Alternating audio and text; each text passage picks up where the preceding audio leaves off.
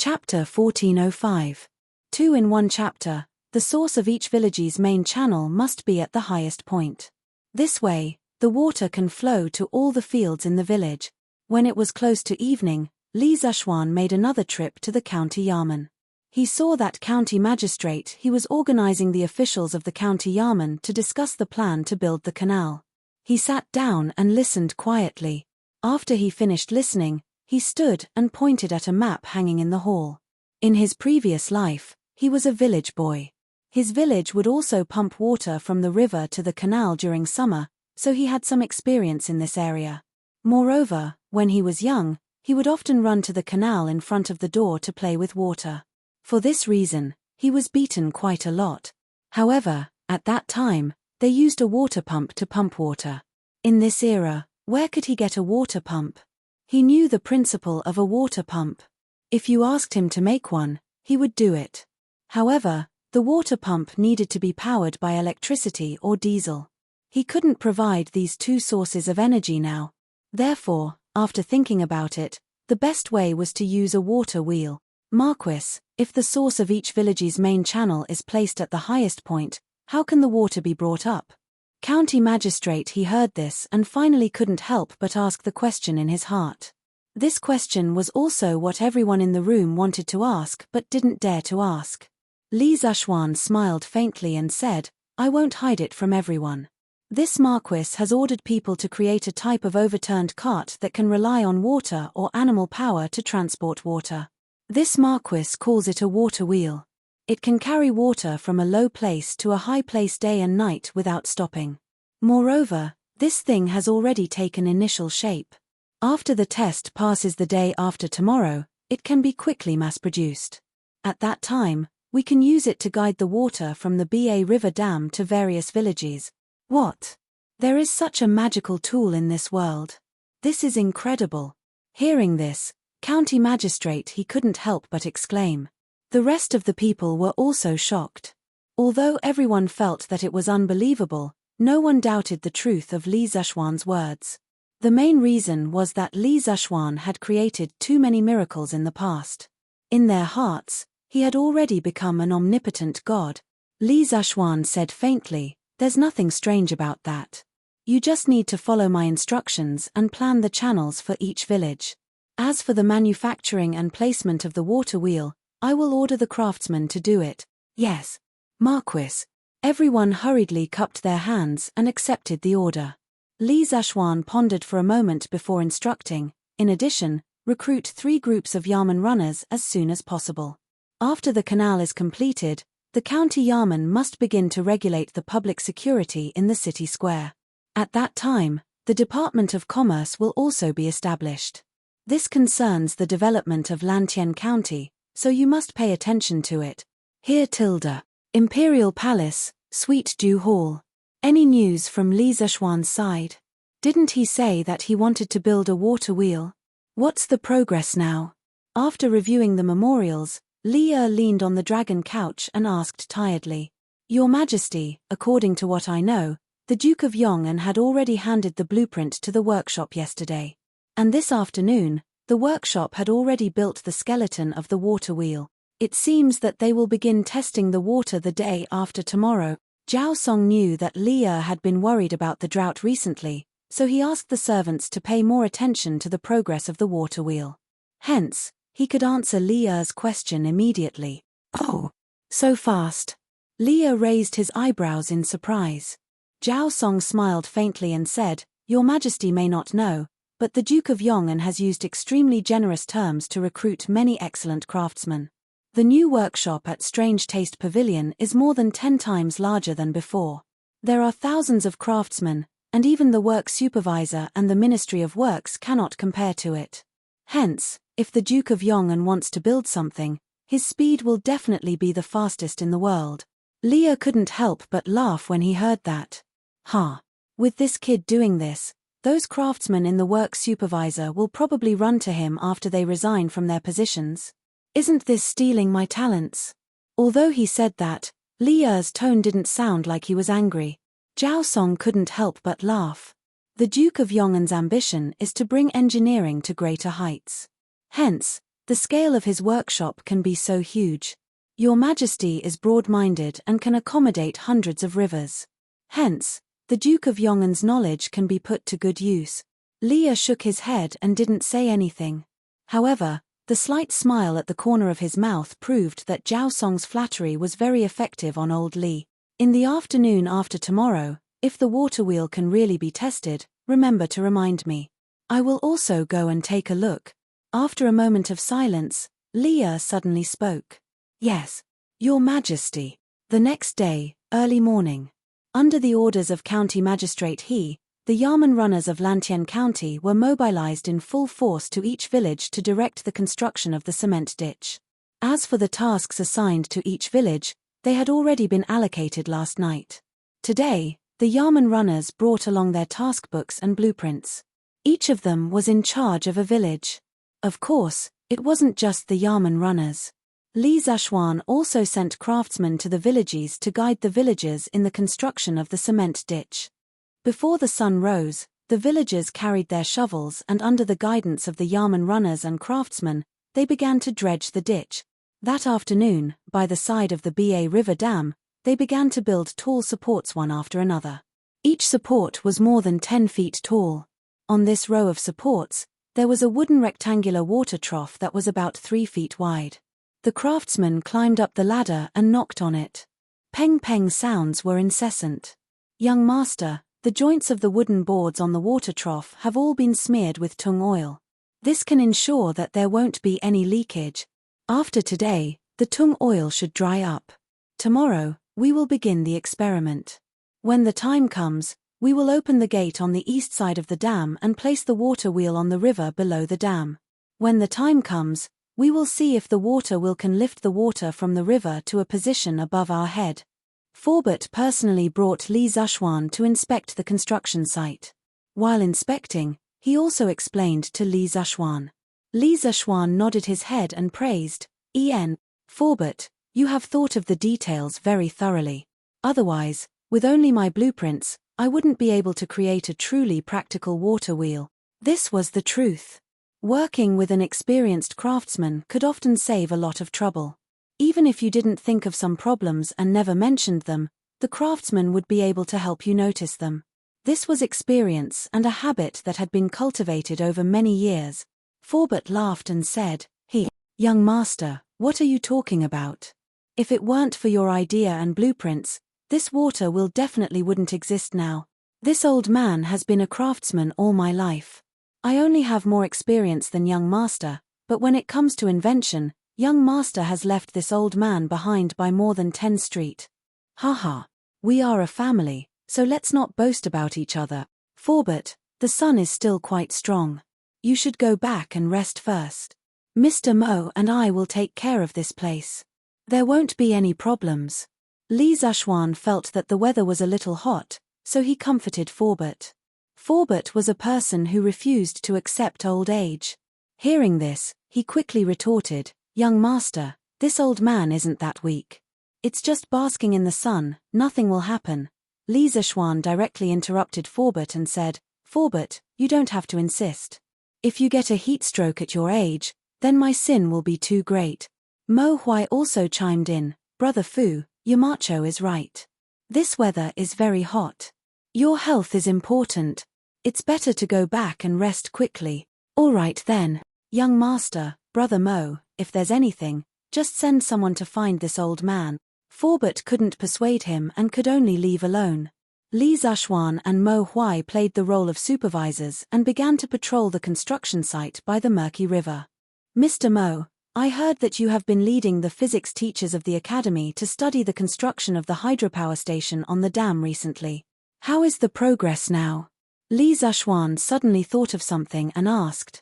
The Murky River Hydropower Station was Yanghuang College's first trump card project.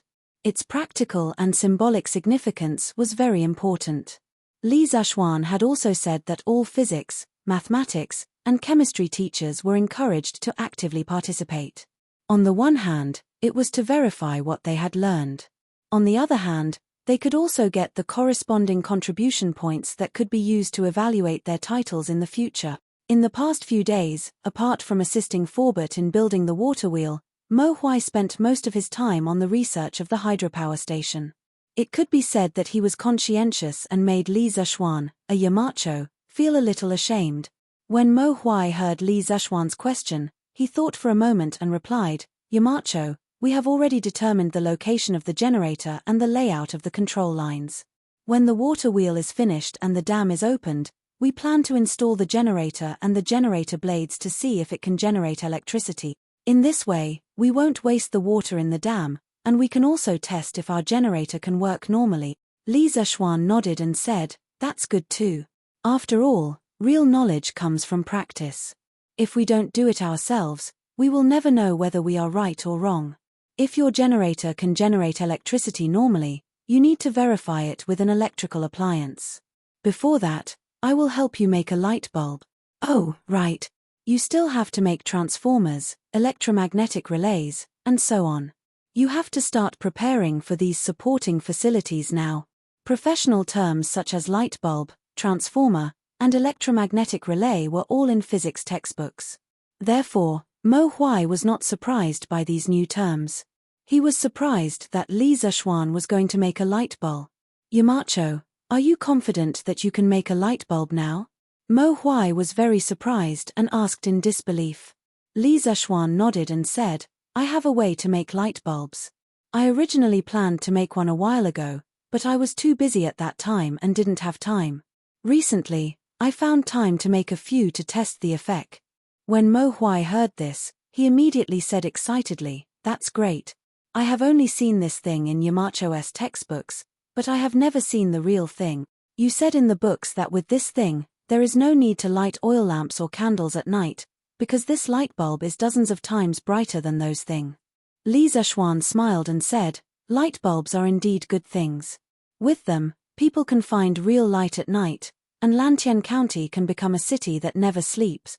The next day, after 2 days of hard work by the craftsmen, the water wheel, the supporting frame, the water trough, and other parts of the water wheel were finally all installed near the downstream of the Ba River Dam. Ever since the Ba River Dam was completed and the sluice gate was closed to store water, the water level of the downstream river was getting shallower by the day. Therefore, the place where the water wheel was placed was more than 1 or 2 feet above the water level. Fortunately, there was a water wheel. Otherwise, even if a ditch was dug from here, the river water would not flow out. "Young master, the water wheel is in place, but the water level of the downstream river is too low, and the river water has almost no flow speed, so the water wheel is not turning. Should we open the sluice gate now and let the river flow downstream?" Forbert came over at this time to ask for instructions. Li Zishuan pondered for a moment and said, "It's fine." Li Zishuan nodded and said, "Just open one sluice gate and test the effect first." "Okay. Then this old man will give the order." Forbert responded and went down. "Haha. At such an important moment, you didn't even send someone to inform me." At this time, a familiar voice came from behind Li Zishuan. Who else could it be other than Li Er? Li Zishuan quickly turned around and saw that it was not only Li Er, but also Fang Xianling, Zhongsun Wuji, Wei Zheng, Cheng Yaojin, Qin Qiong, Niu Jindar, and other trusted officials of Li Er. Such a scene shocked all the craftsmen at the construction site, and they all bowed to pay their respects. "Greetings, Your Majesty." Li Zishuan also hurriedly saluted Li Er. Li Er first said to the craftsman, "You don't have to be so courteous. Just do what you should do and pretend that you didn't see me." After that, he looked at Li Zishuan and said, "All right, you can dispense with the formalities as well." "Huh. Is this the water wheel you mentioned?" At this time, Li Er caught a glimpse of the giant wheel standing on the lower reaches of the Ba River and could not help but be surprised. Cheng Yaojin, Wei Zheng, and other important officials also widened their eyes and stared in that direction. "Your Majesty, this is the water wheel. In a while, when the sluice gate is opened and the river water flows, the water wheel will turn and the river water will be transported to the water trough above us." Li Zishuan cupped his hands and said, "So high." Li Er looked up at the water trough above and could not help but raise his eyebrows. "Then," he said, "then get someone to open the sluice gate. I want to see if this thing can move the river water today." Yes. Li Zishuan cupped his hands and accepted the order. Open the sluice gate. Not long after, Mo Huai's shout came from the dam, followed by a loud rumble. One of the sluice gates of the dam opened, and the river water in the dam rushed out and fell on the river downstream, causing waves of snow-white waves. As the position of the water wheel was not far from the dam, although only one sluice gate was opened, the flow of the river water was still relatively rapid where the water wheel was located. Therefore, under everyone's gaze, the giant wheel finally began to turn, and it turned faster and faster. The inverted bucket on the outside of the wheel poured out bucket after bucket of river water at the top of the wheel. Suddenly, the sound of flowing water came from the water trough. It's out of the water! It's out of the water! At the other end of the water trough, there were craftsmen taking care of it. Not long after, the craftsmen's cheers came from there. All the officials were shocked, and Leah also felt incredulous. Moving the river water, this is a waterway of the heavens. It's like a miracle. Wei Zheng looked up at the water trough above his head and muttered to himself in shock. Chapter 1406. On the bank of the Ba River. Everyone, including Li was stunned when they saw the huge water wheel lifting the river water to a height of more than 10 feet. God had pity on them. If they had used manpower to lift the water, it could have been lifted that high. However, the key was that the water wheel didn't need any manpower at all. It was completely dependent on the water power to move automatically. This was a little unbelievable. After a long time, everyone recovered from their shock. Cheng Yarojin was the first to speak. Haha. I knew that you weren't bragging, Xiaoxian. You said that this water wheel could move the river water automatically, so it must be possible. Now it seems that I, Old Cheng, have the best foresight. As he spoke, Old Cheng walked up to Li Zishuan and patted the latter's shoulder fiercely. He had a smug look on his face, as if Li Zishuan was a talent he had discovered. Everyone was speechless and cursed Old Cheng for being shameless in their hearts. Li Zishuan bared his teeth. If it had been anyone else, they definitely wouldn't have been able to withstand Old Cheng's slaps. It was only because he had a strong martial arts foundation that he could withstand it. Your Majesty is wise. This old subject congratulates Your Majesty. Just as everyone was secretly criticizing Cheng Yarojin in their hearts, Wei Zheng suddenly bowed to Li and said such a sentence without any reason. Li was instantly confused. He thought to himself, I didn't do anything. How is this wise? Wei Zheng, who always liked to find trouble with me, could it be that he took the wrong medicine today? Dear Minister Wei, why do you say that? Li thought for a moment and asked with a frown. Wei Zheng bowed with a serious face and said, Your Majesty has a discerning eye. Back then, you brought the Marquis of Yong'an into the imperial court. You also allowed the Marquis of Yong'an to start engineering schools, run academies, and build workshops. It was because of Your Majesty's wise decision that there was the current Yanghuang College and the current water wheel. This water wheel can support tens of thousands of people. How can this old subject not congratulate Your Majesty? In the past, while Wei Zheng had not explicitly opposed Li Zishuan's engineering, he definitely did not support or like it.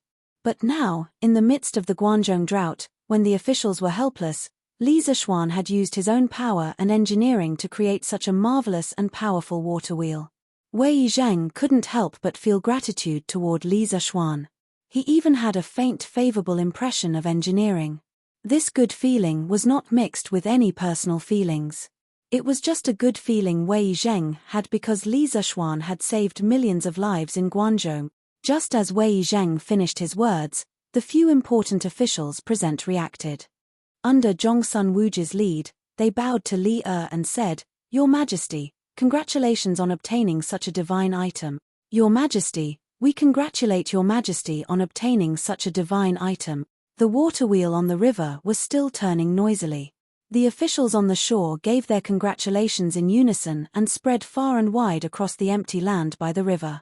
Li looked at the water wheel and then at the surging river water at the end of the trough. He was filled with joy. There was finally a solution to the drought problem that had troubled him for a long time. Speaking of which, he had recently been planning to have the alchemists open altars to pray for rain. But now, It seemed that there was no need because the water wheel Li Zishuan had made was more reliable than praying for rain. Haha. Officials, you should not be congratulating me, you should be congratulating the people of the world. With this water wheel, the Guangzhou drought can be easily resolved. The tens of thousands of people in Guangzhou will be spared from the torment of the drought.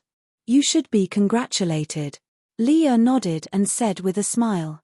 Then he looked at Li Zishuan and said in a low voice, Marquis Yong'en, you should be rewarded for being able to create this kind of water wheel that can automatically move river water and resolve the Guangzhou drought. However, the most important thing now is to quickly mass produce this water wheel. 2 days ago, I ordered all the provinces and counties in Guangzhou to immediately start dredging the canals. When the canals work with your water wheel, it will be able to completely alleviate the drought in Guangzhou. Li Zishuan raised his hands and said, this official obeys the decree. The thousands of workers in the workshop will do their best to make the water wheel day and night. In addition, this official is willing to give the blueprint of the water wheel to the court or make it public. The structure of this water wheel is not complicated. According to the blueprint, any small workshop can make it. However, the bearings and gears used in this water wheel are difficult for private workshops to make. However, they can directly buy them from Chi-Chu Pavilion. This way, the provinces and counties can work together and produce enough water wheels in the shortest amount of time to resolve the drought in Guangzhou. Giving away the blueprint was a decision that Li Zishuan had made after careful consideration. Just like last year's curved plough, when it had just been made, Li Zishuan had directly given the blueprint to the court. This was because he knew that in the face of such a great drought, he could not be selfish. Li Zishuan would definitely not earn this kind of money that went against his conscience. It wasn't that he was noble, but that Li Zishuan only wanted to live in peace. Using water wheels, curved plough, and other things that the common people saw as lifesavers to earn money, Li Zishuan felt that even if he only earned one when from this kind of money, he would not be at peace. There were many ways to earn money. He would definitely not earn money that made him feel uneasy. Also, even though the scale of the workshop was much larger than before, no matter how large it was only a workshop. It only had 1,000 or 2,000 workers. In a short amount of time, it could not satisfy the needs of Guangzhou for water wheels. Marquis Yong'en is righteous. This old man thanks Marquis Yong'en on behalf of the common people. Hearing that Li Zishuan was going to hand over the water wheel blueprint, everyone was stunned for a moment. Wei Zhang looked at Li Zishuan in surprise, then bowed and said with sincerity. Li Zishuan didn't dare to accept Wei Zhang's courtesy. He hurriedly moved aside and said, "What's the matter? Why do you say this, Left Minister Wei? When one is at the top of the court, one worries about the common people. When one is far away from the Jianghu, one worries about the ruler. You and I are in the court, fighting for the common people's well-being.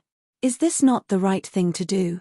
This mere water wheel blueprint can save millions of people. What reason do I, Li Zishuan, have to keep it for myself? Only by giving it away can I live up to His Majesty's expectations. Only then can I live up to the country's salary. When one is at the top of the court, one worries about the common people. When one is far away from the Jianghu, one worries about the ruler." Hearing Li Zishuan's words, Wei Zhang could not help but be stunned. These 2 sentences were Li Zishuan's self-admonition. How was it not Wei Zhang's lifelong pursuit? At this moment, Wei Zhang realized that he seemed to have just gotten to know Li Zishuan. Just based on these 2 sentences, Li Zishuan could be considered his kindred spirit. Thinking back to the few times he had accused Li Zishuan last year, Wei Zhang could not help but feel ashamed. He cupped his hands and said, "Marquis Yong'en is of noble character. Wei Zhang admires you." These words were said with sincerity. Li Er could not help but be surprised.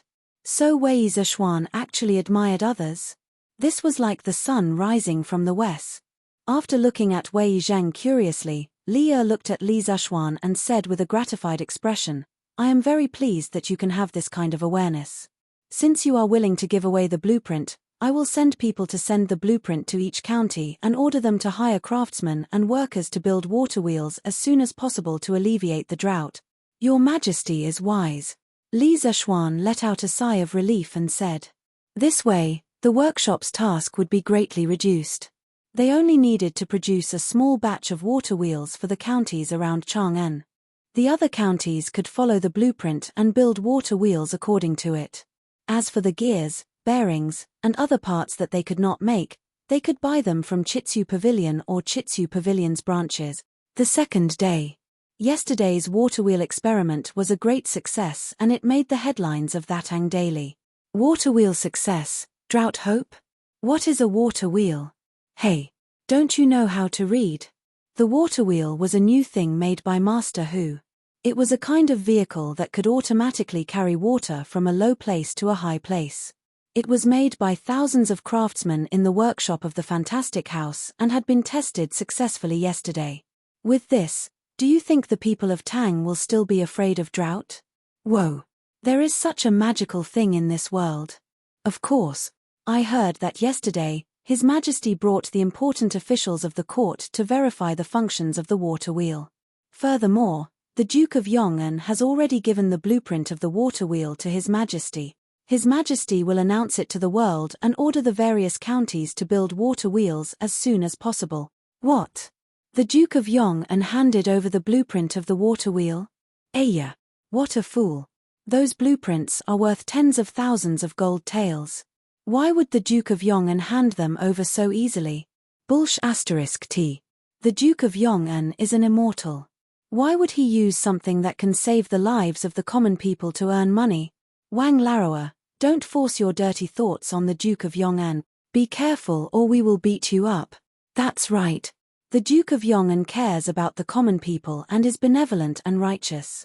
Last year, he didn't earn a single copper coin from the common people and directly made the blueprint public. Wang Laroa, if you dare to speak nonsense again, we will beat you to death. The Duke of Yong'an is benevolent and righteous. If it's really as you say, then this old man's family's fields can be saved. That's right, that's right. May the heavens bless the Duke of Yong'an and allow him to live a long life of 100 years, 1,000 years. Only this way can the common people continue to live good lives. That's right. When this old woman returns, I will erect a longevity stele for the Duke of Yong'an and pray for him every day. The reason Li Zhuan had the editorial department of that Ang Daily spread the news of the water wheel's successful development was to calm the people's hearts and allow them to confidently resist the drought. A while ago, when the land was dry, most of the common people chose the stupidest method, carrying water to irrigate the land. Actually, that was the most instinctive behavior of people when they were in despair. Because they knew that they couldn't resist the drought, they carried the idea of saving as much of the land as possible and carried water to irrigate the land. Now, following the news of that Ang Daily's successful development of the water wheel, the common people were all elated when they heard the news and rushed to spread the news. After the hopeless common people found hope, they exploded with a strong desire to survive. Especially the workers who were building the cement ditch in Lantian County, they worked even harder. Uncle Zhong, good news, very good news At the entrance of the Yu family manor, Zhong Lijing was leading the villagers of the Yu family manor to dig the ditch. Yu Daijing suddenly held a newspaper and ran over in a hurry. Moreover, as she ran, she shouted excitedly. Zhong Lijing had never seen the usually refined Yu Daijing lose her composure like this. He couldn't help but ask curiously, Daijing, what good news is there? Look at how happy you are. The villagers who were digging the ditch couldn't help but stop what they were doing at this moment. They wanted to hear what good news Yu Daijing had brought. Uncle Zhong, it's really good news. Yu Daijing took a breath and said excitedly, today's that Ang Daily said that Marquis built a water wheel that can automatically carry water to a high place. Moreover, it was tested successfully yesterday. His Majesty was also present. Marquis said that the common people of Lantian County can use the water wheel. When the water wheel works with the canal, all the fields in our manor can be irrigated by the river Tilda. After Yu Daijing finished speaking, no one made a sound because everyone was stunned at this moment. After a long while, Zhong Lijing finally reacted. His excited voice trembled a little. He looked at Yu Daijing with trembling lips and asked, "What are you doing?" There's such a magical thing in this world. Well, Daijing, you're not lying to us, right? The rest of the people also looked at Yu Daijing eagerly. Although they felt that it was a little inconceivable, they still hoped that Yu Daijing was telling the truth. Yu Daijing spread out the newspaper and said, "Uncle Zhong, how would I dare to lie to you? What I said is true. Look, it's clearly written in this newspaper. Marquis not only wants to use the water wheel for our Lantian County, he also offered the blueprint so that all the common people in the world can use the water wheel. If you don't believe me, you can go to the bank of the Ba River and take a look. It's said that the water wheel that His Majesty saw yesterday hasn't been removed yet." Hearing Yu Daijing's solemn vow, the villagers finally believed her. "That's great. That's great. Marquis really has a way to move the water from the Ba River to our Yu family manor. The land of our manor can all be saved." Zhong Lijing was so excited that he didn't know where to put his hands. It looked like he was dancing with joy, which was quite funny. However, no one laughed at him because at this time, everyone was trembling with excitement like him. Haha. I said before that since Marquis can fly into the sky and enter the earth, he must have a way to send the water from the Ba River to our Yu family manor. At that time, Uncle Dashan, you didn't believe me, but now you should believe me, right? Yu Daijing couldn't help but laugh. Yu Dashan said with a face full of smiles, "I believe you, I believe you. From now on, I, Yu Dashan, will believe no one but Marquis. Even if Marquis says that he can climb the 9 palaces of heaven and pluck the stars and moon, I will believe him. Dashan is right. In the future, we will believe whatever Marquis says. If anyone doubts Marquis, I, Yu Cheng, will be the first to disagree." "That's right, that's right. Hey, that's not right. Since Marquis can really move the water from the Ba River, then we must quickly fix the canal. Without a doubt, my wife and children will come over tomorrow to help. They don't need to be paid. Yes, yes, yes. My wife and child will also come over tomorrow to help." In an instant, there was no need for anyone to mobilize. The enthusiasm of the Yu family manor's villagers to build the canal suddenly rose to an unprecedented level. They would rather not be paid to fix the canal as soon as possible. Chapter 1407. 2 in 1 chapter. Not only the Yu family manor, but the other villagers in the northern part of Lantian County were also greatly encouraged when they learned that Li Zishuan had built a water wheel that could transport river water. Previously, the county Yamen had gathered the commoners to repair the canals. Due to the higher terrain of these villages, the villagers weren't very enthusiastic about building the canals. Generally, each family only sent out 1 to 2 laborers. The rest of the people were still busy carrying water from the wells and watering the field. However, when the commoners heard this news, their attitudes instantly changed. The villagers who were carrying water from the wells and watering the fields all put down their carrying poles and buckets and joined the army that was digging the canals. Moreover, when the county Yamen counted the number of people who were willing to repair the canals, these people didn't sign up. Therefore, in theory, they wouldn't be paid for helping to repair the canals and wouldn't reduce their corvée labor.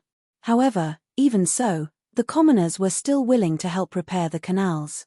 This was because the earlier the canals were repaired, the earlier the villagers' dry fields could be saved. In comparison, the small amount of money they would receive was a small profit. At Strange Interest Pavilion's workshop, all kinds of machinery had been fully activated. Under Forbert's arrangement, the craftsmen began to work in 3 shifts. The morning shift was from 7 to 1, the middle shift was from 5 to 9, and the night shift was from 1 to 5.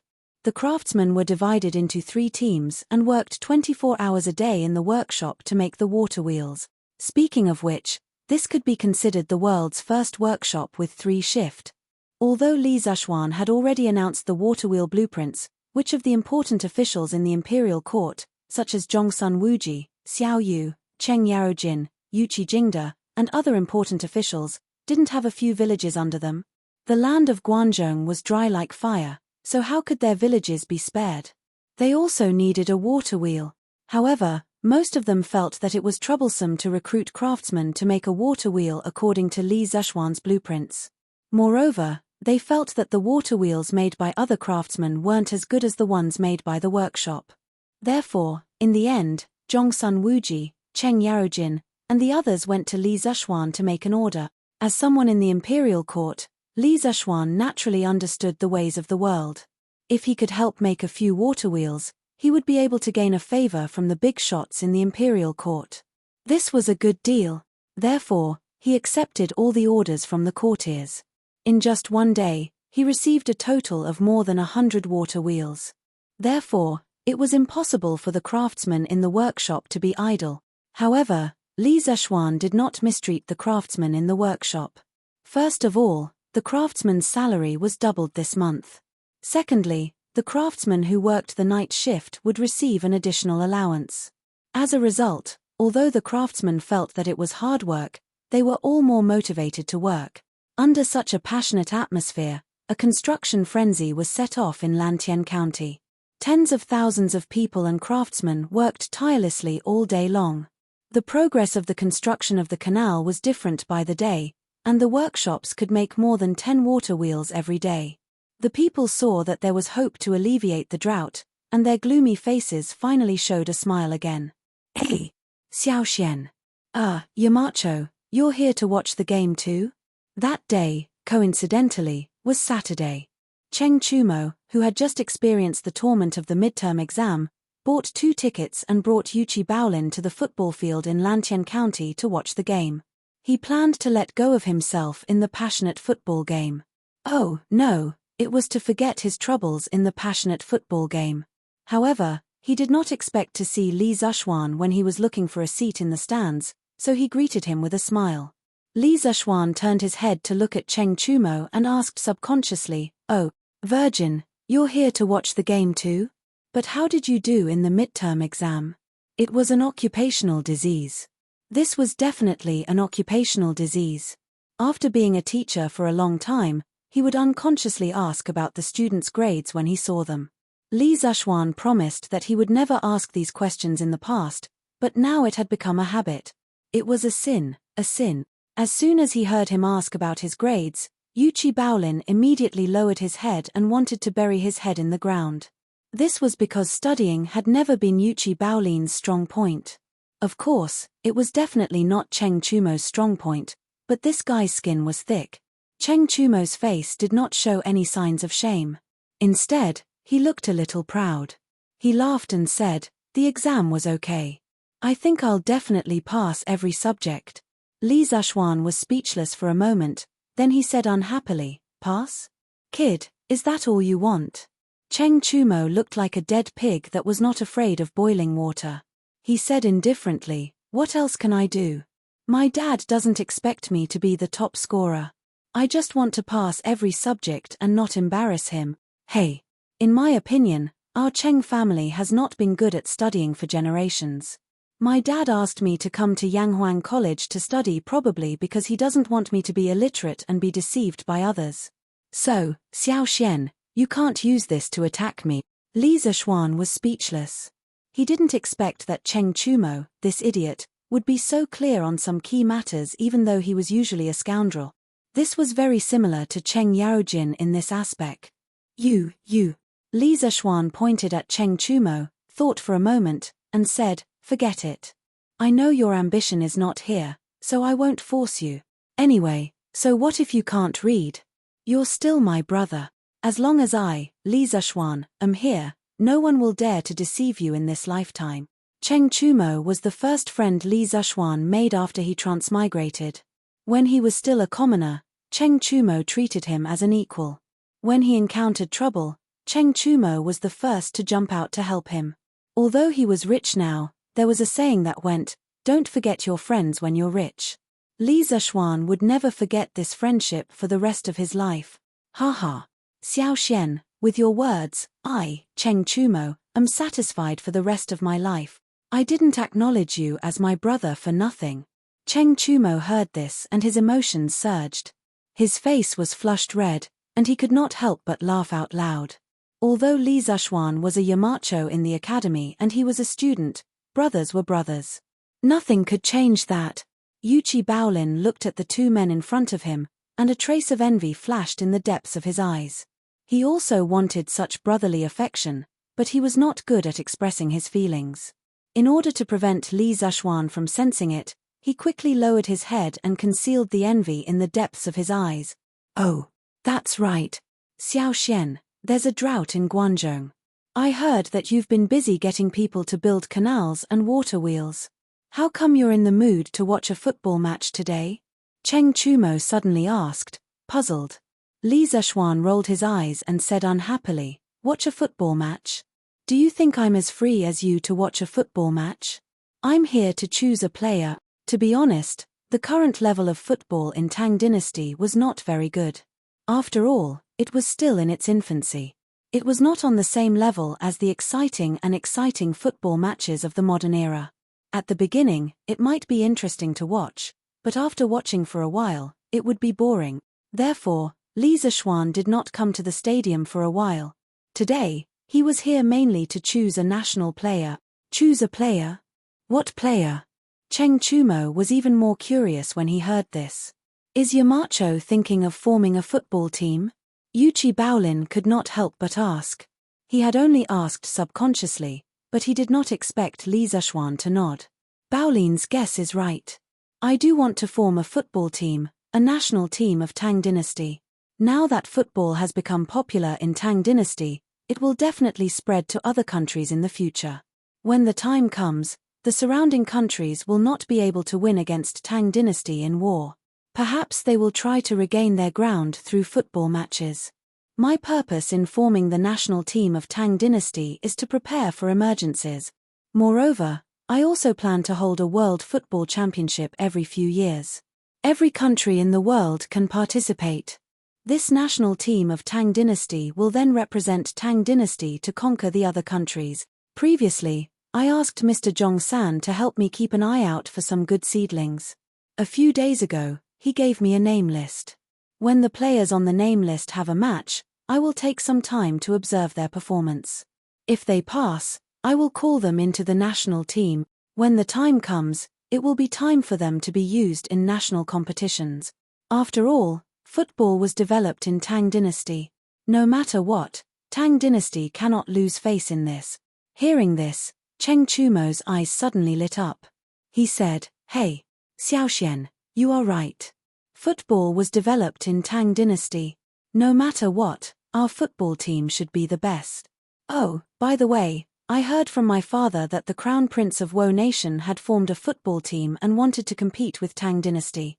Later, because the Wo Nation's queen passed away, the Crown Prince of Wo Nation went back.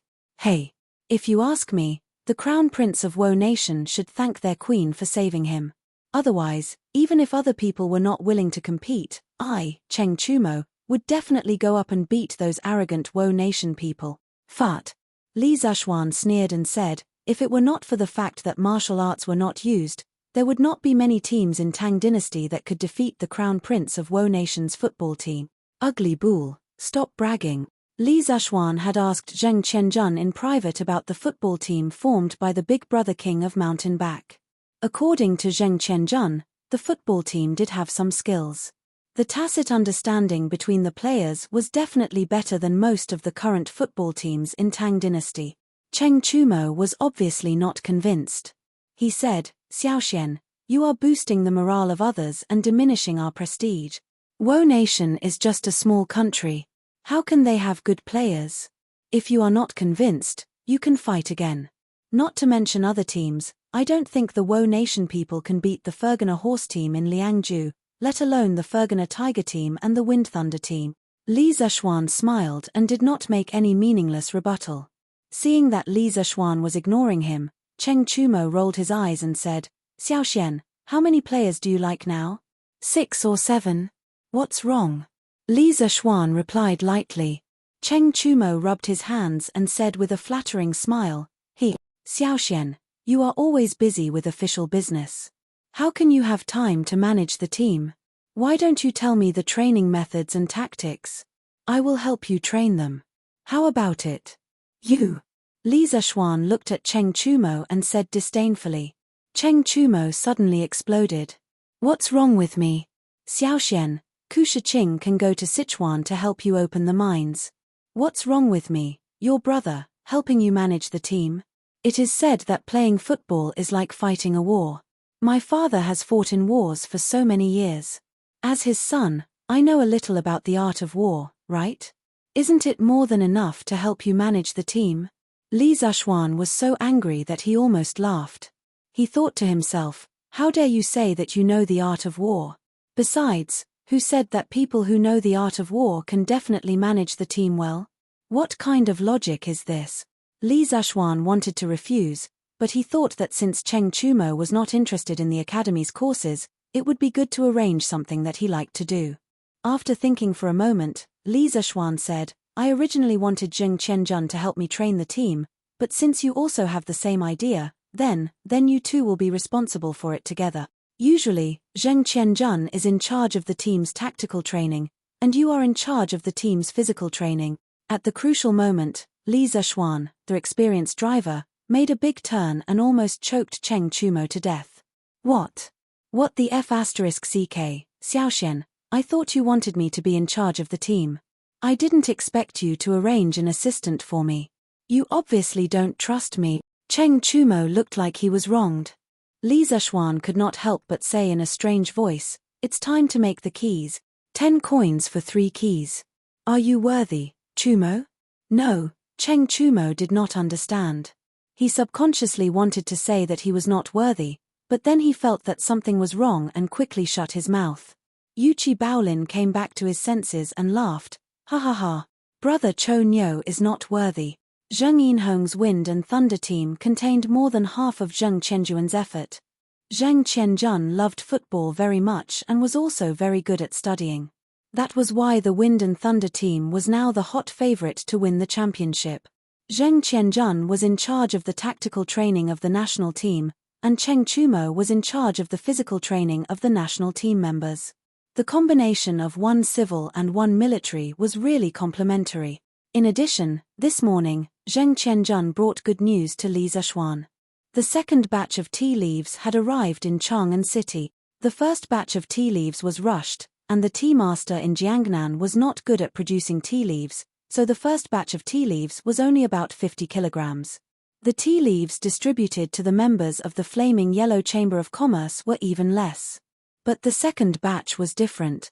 Zhang Yinhong directly sent people to deliver 600 kilograms of tea leaves.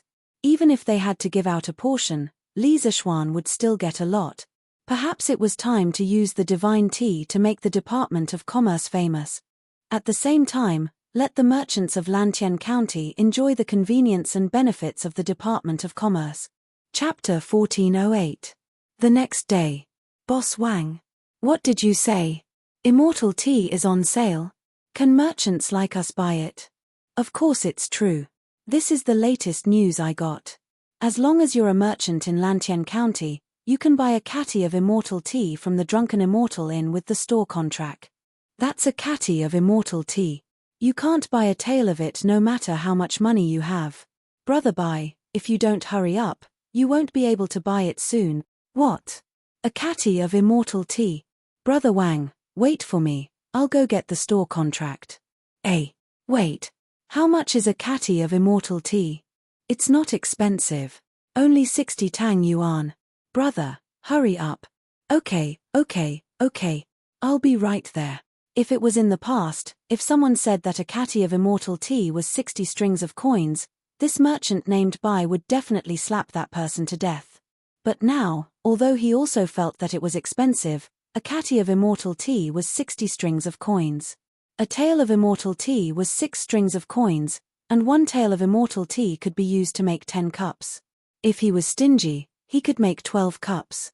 In other words, a cup of immortal tea was at most 300 copper coins, 800 copper coins, or at least 200 copper coins.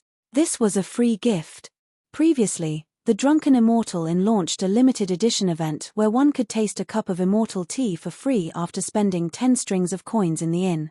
This attracted countless tycoons who loved tea leaves to fight for it.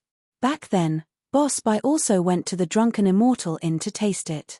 Although he felt a little heartache at the time, after tasting the immortal tea, he felt that it was worth it and was very satisfied. Only after tasting the immortal tea would one understand that the tea leaves they drank before were all rubbish. Once one drank the immortal tea, it was easy to get addicted to it, especially for those who loved the tea ceremony. If they didn't drink the immortal tea for a day, they would feel as uncomfortable as a cat scratching their heart. Unfortunately, Mr. Bai belonged to this kind of people. For this reason, he went to the drunken immortal inn 5 times. In the end, he felt that if he continued drinking like this, the profits of his shop would be gone for a few months, so he could only reluctantly give up. After all, every visit to the drunken immortal inn cost at least 10 strings of coins. Even if he had some money, he couldn't afford to waste. Now that he heard that the drunken immortal house was going to sell immortal tea for only 60 strings of coins per catty, how could Boss Bai not be tempted?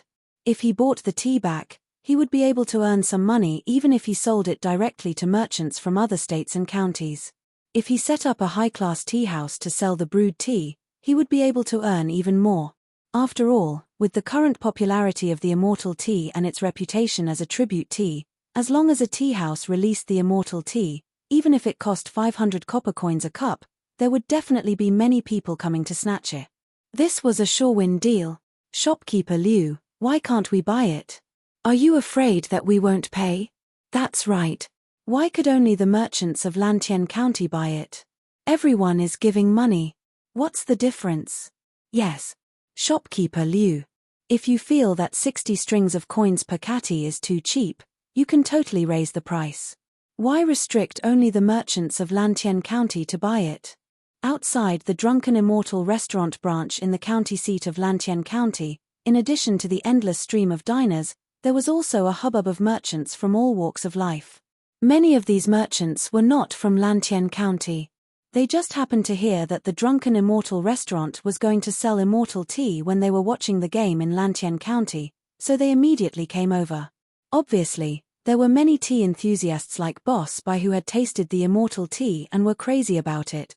But who would have thought that the Drunken Immortal Inn would actually set a rule that the tea leaves would be given priority to the local merchants of Lantian County? How could those merchants who rushed over to snatch the tea endure this? Therefore, they all started arguing with shopkeeper Liu of the Drunken Immortal Inn. This shopkeeper Liu was the same shopkeeper Liu of the Drunken Immortal Inn in Chang'an City. Now, not only did the Drunken Immortal Inn open many branches, but Li Zishuan had also become the Marquis of 10,000 households and was given the fief of Lantian County. Shopkeeper Liu, the shopkeeper of the Drunken Immortal Inn's main branch, voluntarily requested to be transferred to the branch in Lantian County. As for the Drunken Immortal Inn in Chang'an City, it was taken over by a branch shopkeeper recommended by shopkeeper Liu.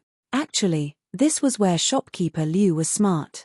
He knew very well that the place where Li Zishuan was could be called the main branch of the Drunken Immortal Inn.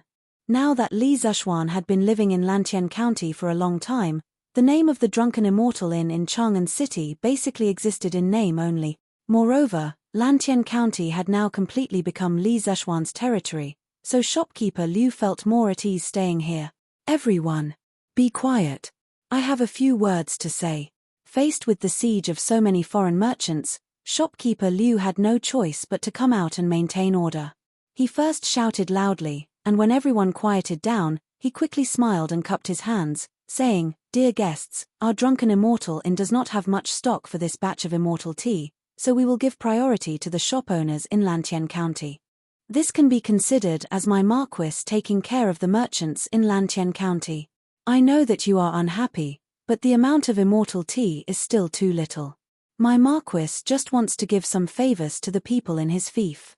Whether it is the farmers, the craftsmen, or the merchants, they are all the people in my Marquis fief. Marquis will treat them equally. Recently, Marquis has been building canals and water wheels for the people.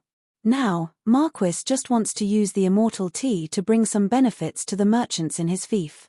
I hope that you can understand. I know that all of you like immortal tea very much, but I ask that you wait patiently. Soon, when the production of immortal tea increases, the various strange taste pavilions will start to provide it. When that time comes, you can buy as much as you want." Cough cough, shopkeeper Liu's words contained a lot of personal information. Many of them were taught to him by Li Zishuan. As soon as shopkeeper Liu finished speaking, the faces of the merchants below were filled with annoyance. Ah, so that's how it is. Marquis treats the merchants in his fief so well. I really admire him. Sigh. So there are such benefits to opening a shop in Lantien County? If I had known, I would have bought 2 shops in Lantien County last year. Hey, brother Sun, it's not too late for you to buy now, right? Too late, too late. Now that the prices of the shops in Lantien County have risen so high, I can't afford to buy even if I want to. The merchants from other places sighed and were annoyed. The native merchants in Lantien County could not help but want to clap their hands and celebrate. Haha. Marquis is benevolent and righteous. Luckily, I had foresight. At the beginning of the year, I came to Lantien County to open a shop. Haha. That's right, that's right. Marquis treats us the same way he treats the commoners. It's so rare. I will stay in Lantien County to do business in the future. I won't go anywhere else. That's right, that's right. I can only hope that such good things will happen a few more times. It will. It will. It'll be best if Marquis can chase away all the hooligans in the market. Since shopkeeper Liu had said so, and there were many shop owners in Lantien County supporting shopkeeper Liu, the merchants from other places, although they were unwilling, they could not say anything. They could only silently retreat to the back of the crowd. As for the local merchants in Lantien County, they happily lined up in a long queue, preparing for the big red packet that Li Zishuan would give to all the merchants in the county. Of course, there were also many smart merchants from other places who stayed behind the queue. After the people in front had finished buying the celestial tea, they went up to ask for a higher price.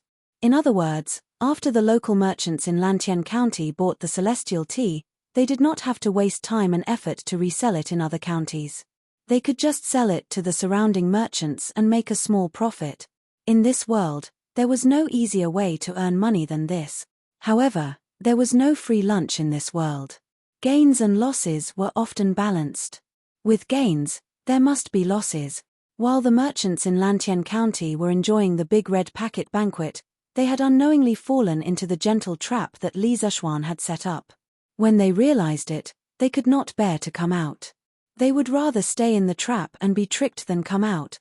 As Lantien County's Drunken Immortal Tower was selling large quantities of celestial tea, it led to many temporary tea houses in the county. The so-called temporary tea houses were in the original shops, temporarily separated into a small room, specially used to invite guests to drink tea. There was a tea house in the silk shop, a tea house in the porcelain shop, and even a coffin shop. They had actually set up a temporary tea house. As for the price of the celestial tea, the bosses with a little conscience would generally sell a cup of tea for more than 400 coins. As for the cruel bosses, they would directly raise the price of the celestial tea to about 500 to 600 coins. Because these people knew very well that although Drunken Immortal Tower sold a lot of celestial tea today, they certainly did not have the ability to sell so much in the short term. In other words, the market stock of celestial tea was so small. When the slightly lower-priced celestial tea was sold out, the customers could only buy the high-priced celestial tea in their shop. It didn't matter if it was 400 coins per cup or 500 to 600 coins per cup. In any case, it was much more direct and practical than the Drunken Immortal Towers spend 10 strings of coins to get a cup of celestial tea activity. Moreover, celestial tea was a rare imperial tribute tea. Was 400 coins per cup really expensive? Last year, a plate of chicken in Drunken Immortal Tower cost 10 strings of coins. At least this price was completely affordable for those petty bourgeois families. Therefore, on the first day, nearly 1,000 diners tasted the legendary celestial tea, and for those who had tasted the celestial tea, none of them said it was good. Through word of mouth, the reputation of the celestial tea exploded, and a storm of celestial tea quickly swept through Lantien County. Diners from Chang'an City and the surrounding counties also came for the tea, just to taste a cup of celestial tea, because in the entire Tang dynasty, only Lantien County had the largest stock of celestial tea. Even Chang'an City was far from it. However, no matter how much stock there was, if there were only sales and no sales, the stock would be depleted sooner or later. 5 days. Only 5 days had passed. Under the crazy consumption of tens of thousands of diners in Chang'an City and the surrounding counties, the celestial tea stock of Lantien County's merchants was completely sold out in just 5 days. Those Lantien County merchants who were queuing up to receive the celestial tea had all earned a fortune. After consuming the celestial tea, they also went to Drunken Immortal Tower to look for shopkeeper Liu, wanting to buy more celestial tea. However, shopkeeper Liu had no stock at all, so naturally, he couldn't take out any extra celestial tea. However, shopkeeper Liu promised them that when the next batch of celestial tea arrived, he would still give priority to the merchants of Lantien County. The merchants were naturally grateful to shopkeeper Liu and Li Zhuan. However, they didn't notice that after they left, shopkeeper Liu's lips curled into a sweet smile. The next day, the constables of Lantien County were all dispatched, and at the most eye-catching places in Lantien County, as well as at the city gates, they posted a notice about the establishment of the Department of Commerce in Lantien County. From today onwards, all merchants, farmers, and craftsmen in Lantien County will be classified as commoners, and the government will treat them equally. Within Lantien County, there will only be commoners and scholars in the future. The children of merchants can also enter the county school and enroll in Yanghuang College. In order to allow the merchants to receive fair and just treatment, Lantien County's county yamen followed the Yong'an Marquis order and officially established the Department of Commerce today. The Department of Commerce specializes in handling disputes between merchants, and its goal is to protect the merchants' private and legal property from being infringed upon, creating a good business environment for the merchants of Lantien County. When any merchant's interests are threatened by others, they can report to the Department of Commerce in Lantien County, and the officials of the Department of Commerce will handle it impartially. In addition, the Department of Commerce will also be responsible for collecting business tax from the merchants. From next month onwards, Lantien County's business tax ratio will be changed from 1 out of 30 to 1 out of 6. All merchants in Lantien County must report their profits for the month to the Department of Commerce before the end of each month. From the total profits, 1 out of 6 will be used as business tax. In order to prevent merchants from underreporting or even evading taxes, the Department of Commerce will organize personnel at the beginning of each month to conduct a spot check on the accounts of the merchants in the county. Once found, they will be punished with 5 times the total amount of tax evaded, and will be listed as a target of focus. Any merchant who evades taxes 3 times will be directly expelled from Lantien County, and will never be allowed to return to Lantien County to open a shop. Hiss. After the merchants in Lantien County finished reading the county yamen's announcement, they all sucked in a breath of cold air. Then, the merchants could not help but discuss among themselves. What? The business tax ratio has been changed to 1 out of 6. Such a heavy business tax is extremely rare even if you flip through the history books. Why is county magistrate he so ruthless towards us merchants? Yeah. When I saw the beginning, I thought that the county yamen was thinking for us merchants, but when I saw the end, I realized that the county yamen wants to suck our blood. Isn't that so? 1 out of 6 of the total profits for the month as business tax. How are we going to live? You can't say that, right? At least in Lantien County, the status of us merchants has become higher, and our sons can even go to the county school. You have to know that in this county school, there will occasionally be teachers from Yanghuang College who come to give lectures. We can't get this kind of opportunity in other counties even if we beg for it. That's right. But this 1 out of 6 business tax ratio is still too heavy. In my opinion, it's not heavy. Didn't you see the announcement that as long as someone endangers our interests, we can report to the Department of Commerce, and the officials of the Department of Commerce will deal with it impartially? Just based on this point, it's much better than other places. In the future, if someone comes to the shops to cause trouble or collect protection fees, we can directly go to the officials of the Department of Commerce for help. This way, our monthly expenses might be less than before. That's right. That's indeed the case. I just don't know if the Department of Commerce is willing to completely clean up those ruffians in the market square. Chapter 1409. The establishment of the Department of Commerce caused a huge uproar in Lantien County. The merchants were all discussing about the new business tax ratio. Most of them were against it. After all, it used to be 1 out of 30, but now it was 1 out of 6. This was a 5 times increase. The merchants found it hard to accept at that moment, but there were also a small number of merchants who agreed. The main reason was that when the government increased the business tax ratio, it also raised the social status of the merchants. Spending money to buy recognition was a good deal in the eyes of the far-sighted merchant. Other things aside, just the preferential policy of allowing the children of merchants to study in the county schools was enough to offset the increase in business tax. Whether it was modern or ancient times, which parent didn't want their children to succeed? Studying was a very good way to stand out. But ever since the rise of the social hierarchy, merchants had always been looked down upon. During the Sui and Tang dynasties, the children of merchants were not allowed to enter government schools or take part in the imperial examinations. This completely blocked the future of the children of merchants. Today, Lantien County treated merchants as commoners on equal footing with farmers. Furthermore, they allowed the children of merchants to study in the county school. This county school was rebuilt by Li Zexuan after he took over Lantien County, spending a lot of manpower and resources. The curriculum within was infinitely close to the engineering taught by Yanghuang Academy. In other words, students in the county school had a higher chance of enrolling in Yanghuang Academy in the future than students outside. This was undoubtedly a fatal temptation to those merchants who wanted their children to succeed.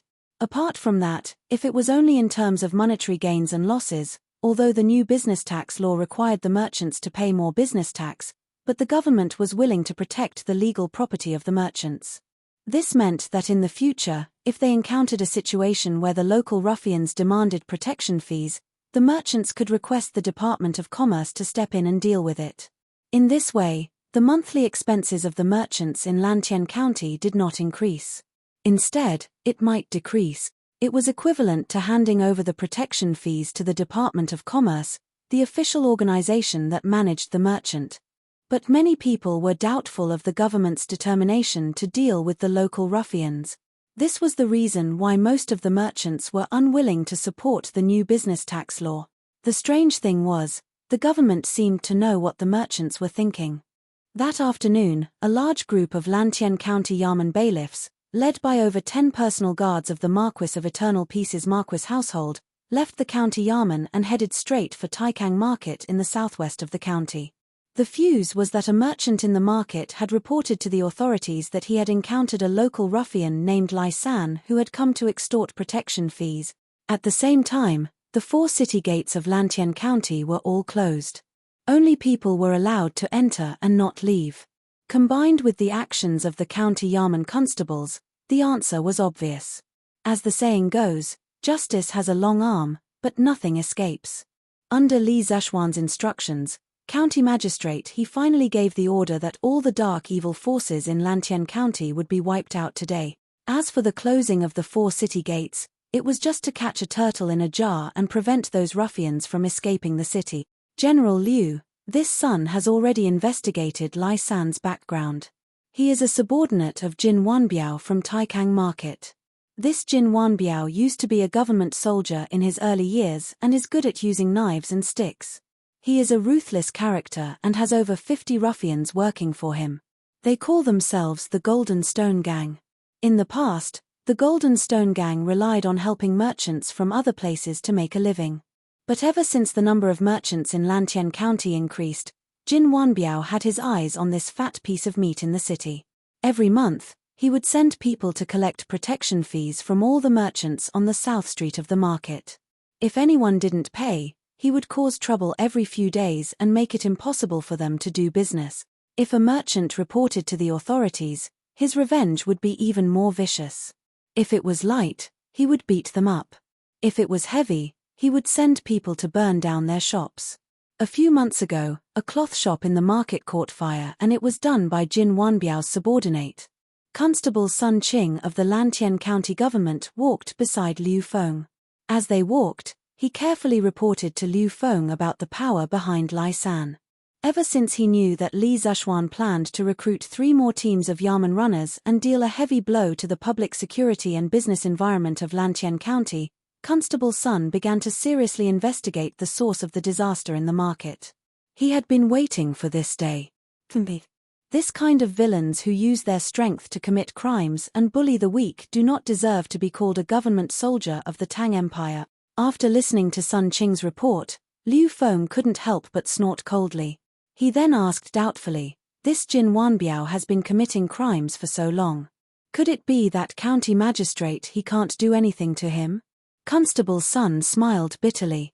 "General Liu, you don't know. Jin Wanbiao's subordinates are very stubborn. Even if they were caught by us, they would never admit that they were ordered by Jin Wanbiao. Moreover, Jin Wanbiao himself is very cunning.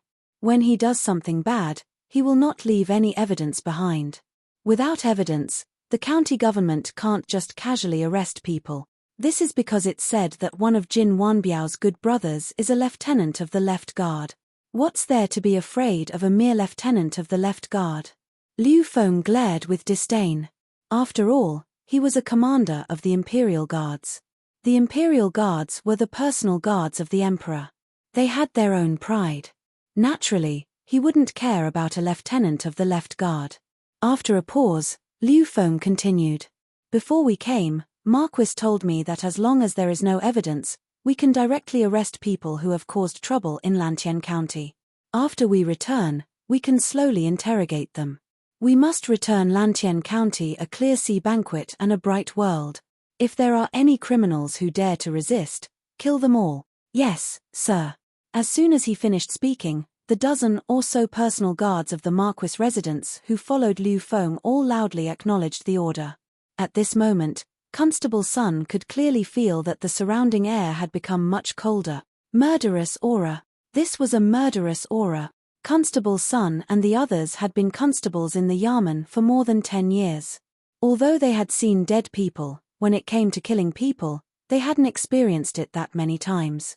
Naturally, they were far inferior to Liu Feng and the other Imperial Guards who had walked out of mountains of corpses and seas of blood.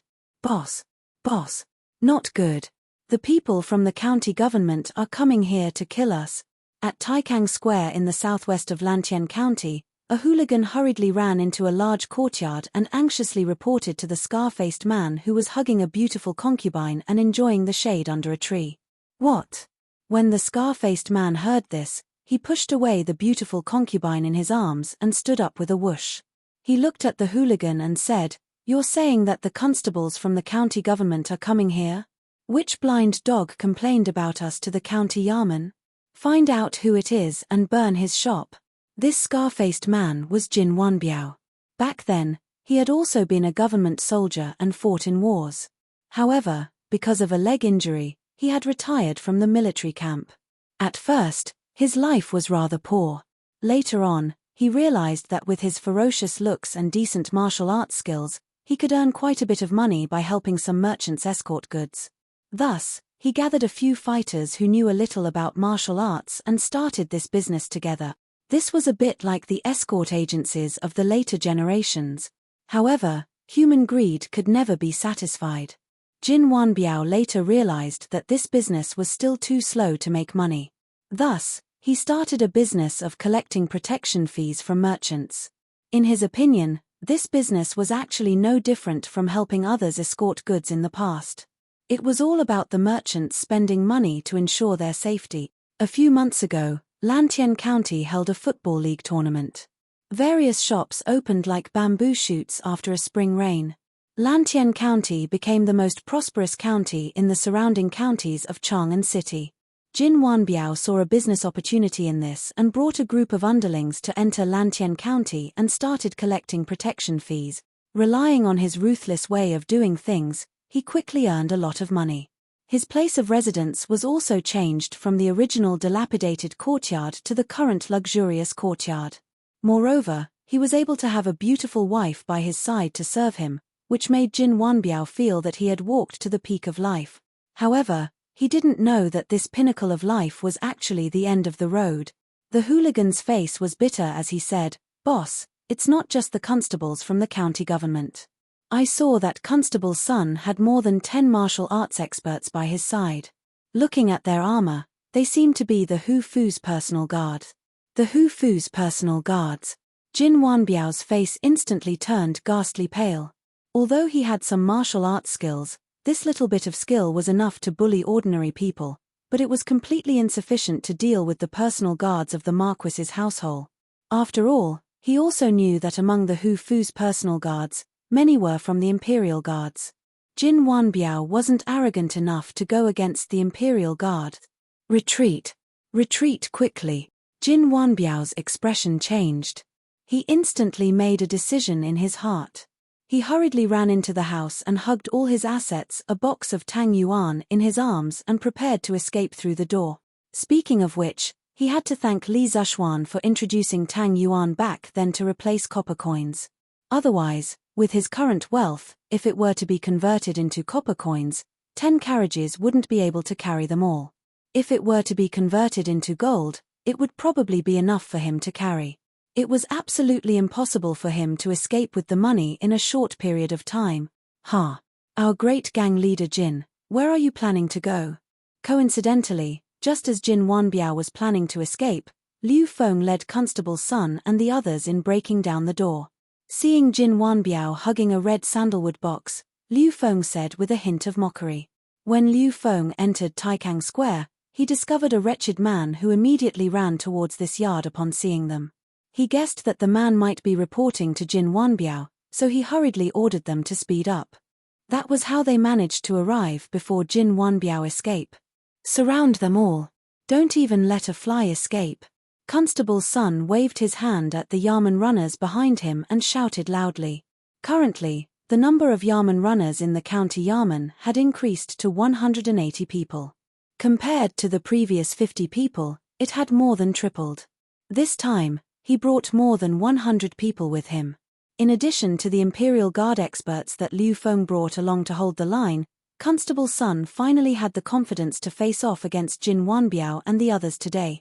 General, Constable's son, what's the meaning of this? I've always abided by the law and have never done anything evil. Why did you bring so many people here?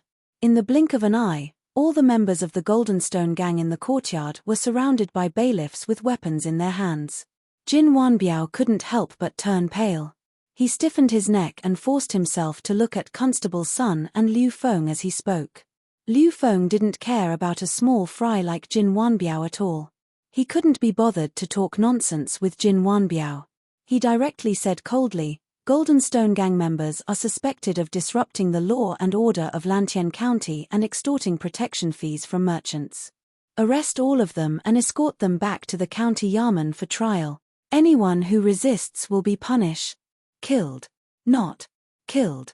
The words kill without mercy came out of Liu Feng's mouth.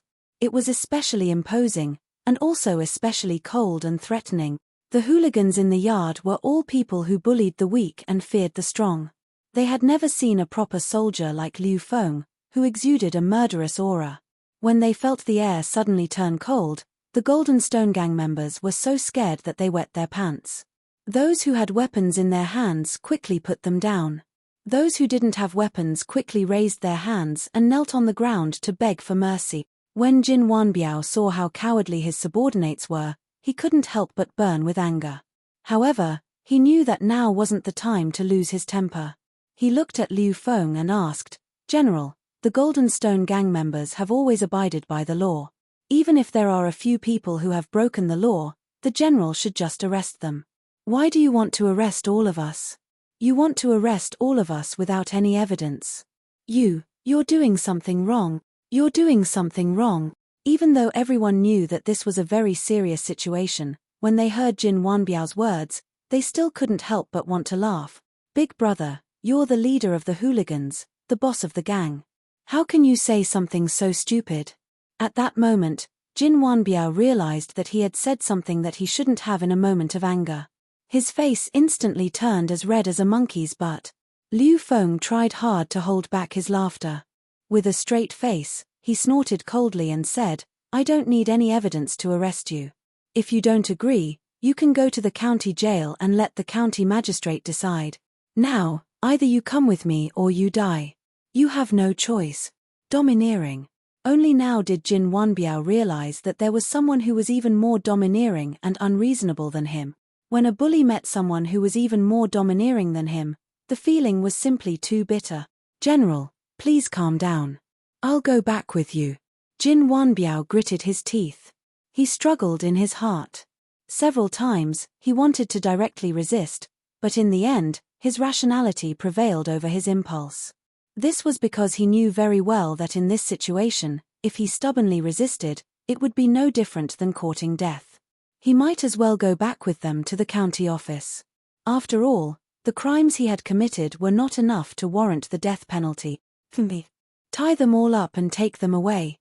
Liu Feng snorted coldly. He released his hand from the hilt of his saber and gave Jin Wanbiao a look that said, "At least you know your place."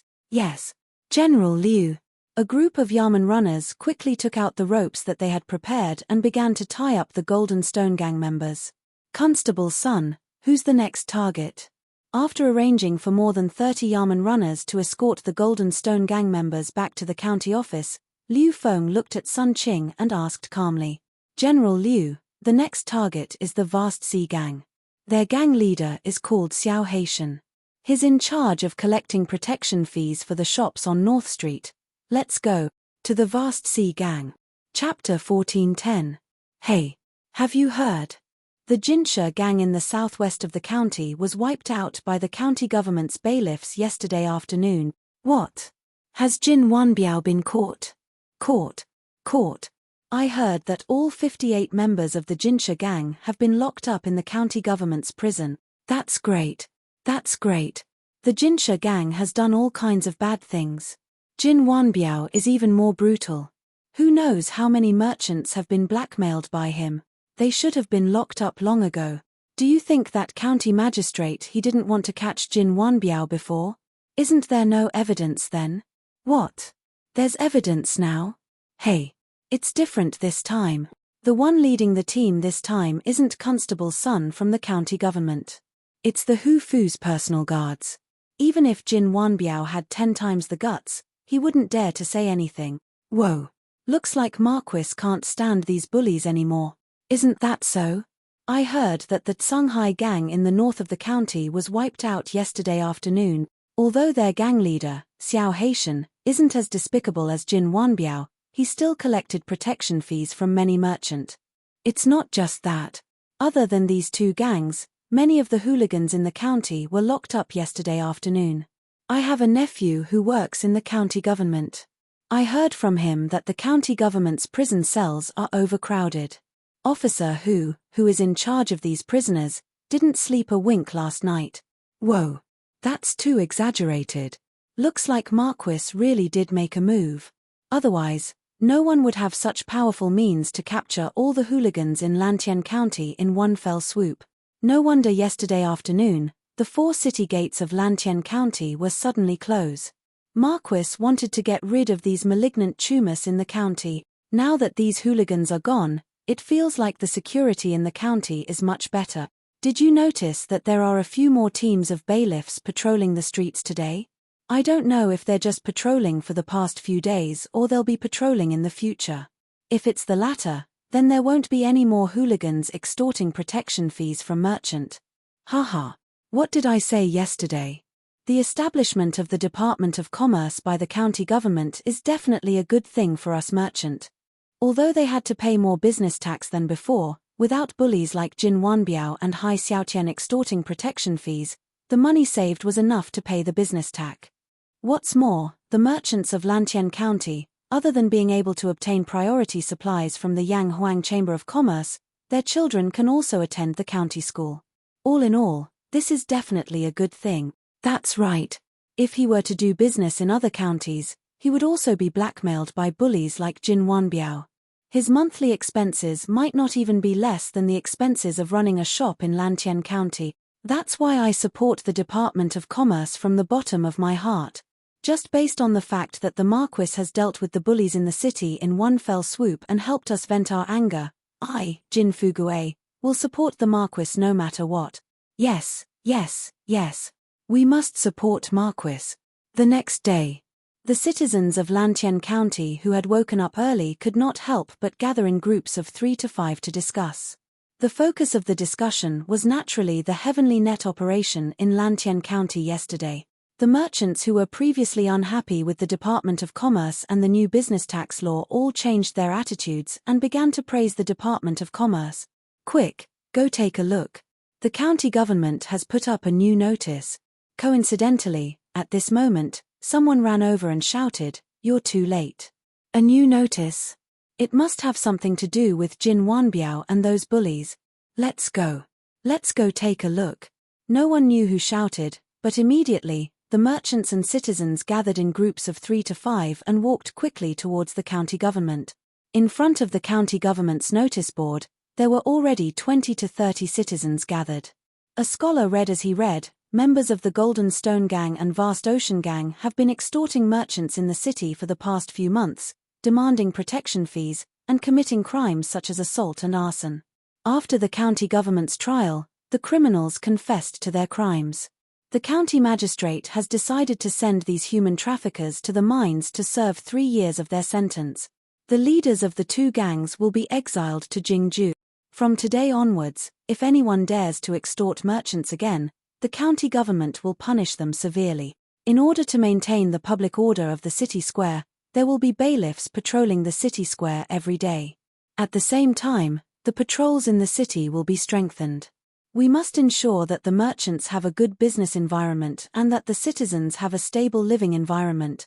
If one looked closely at the relevant laws of the Tang and Song dynasties, they would find that the longest prison term in these 2 dynasties did not exceed 3 years. In other words, criminals would only be sentenced to 3 years of imprisonment or less.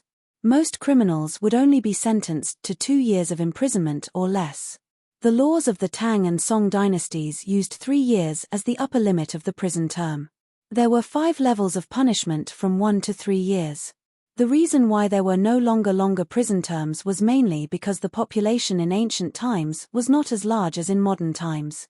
Human resources were also not as worthless as in modern times.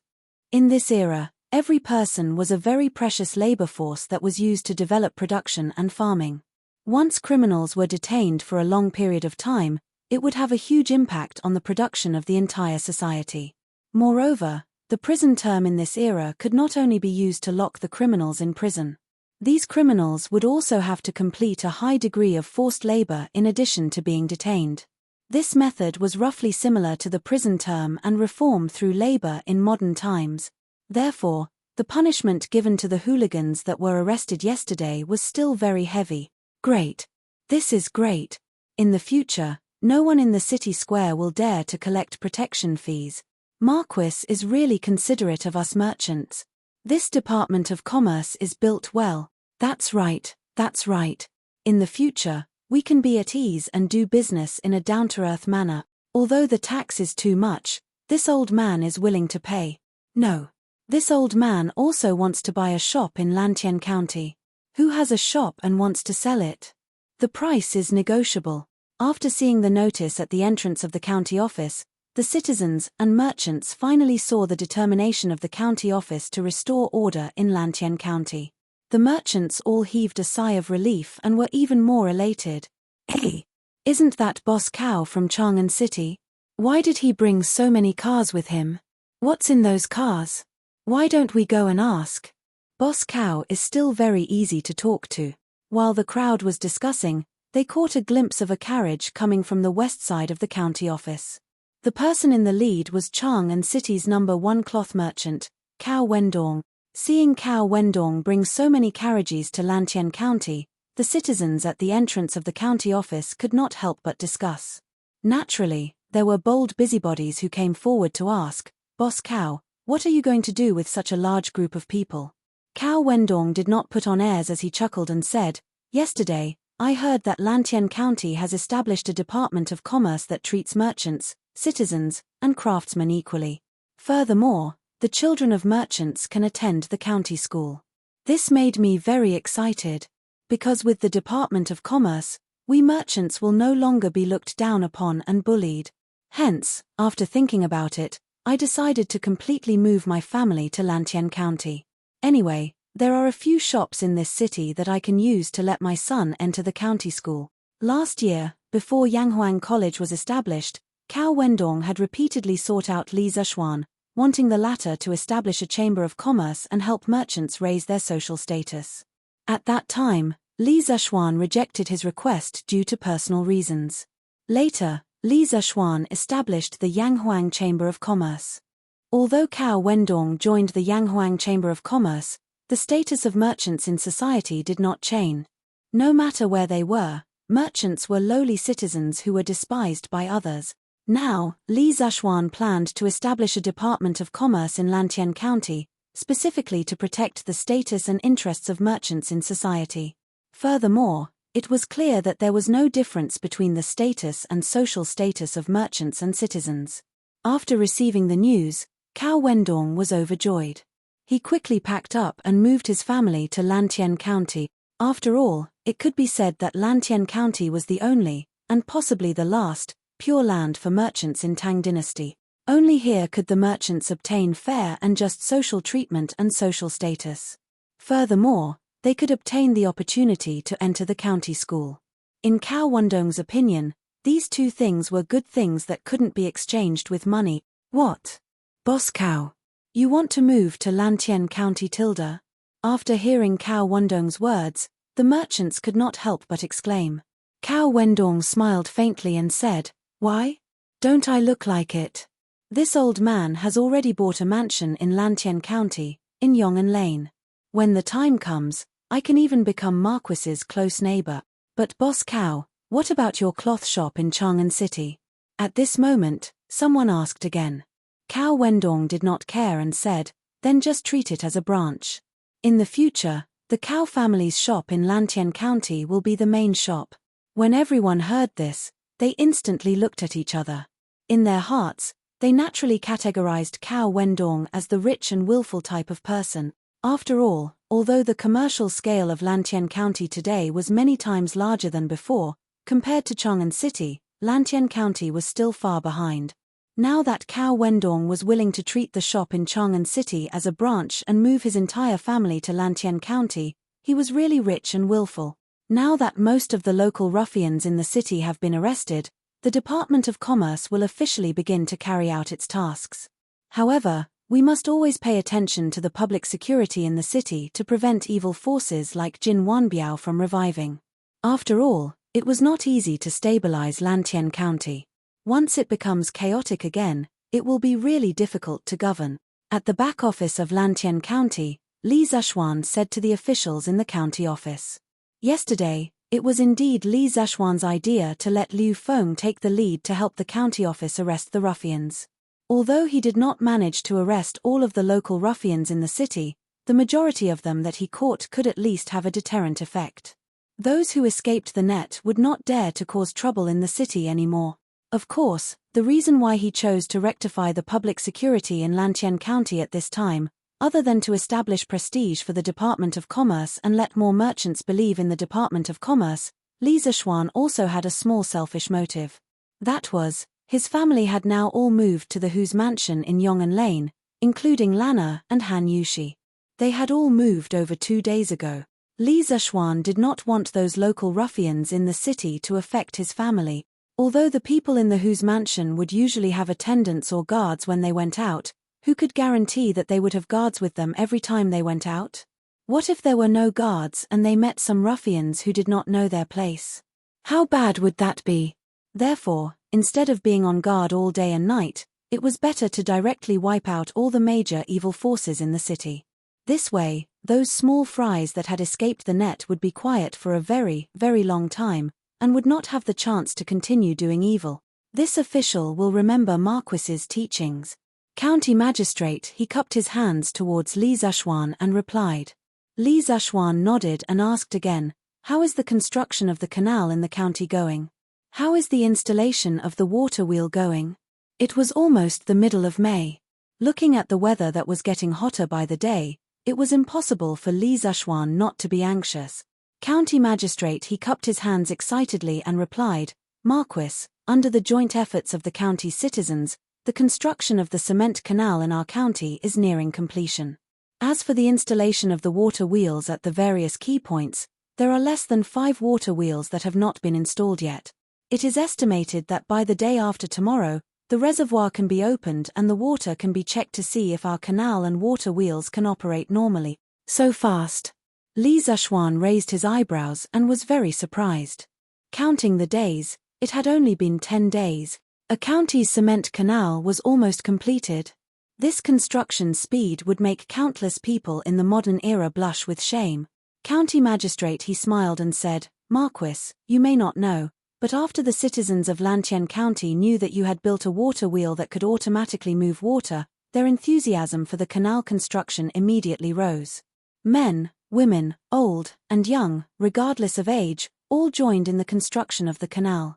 Even if they did not receive wages, those people were still willing to help with the canal construction.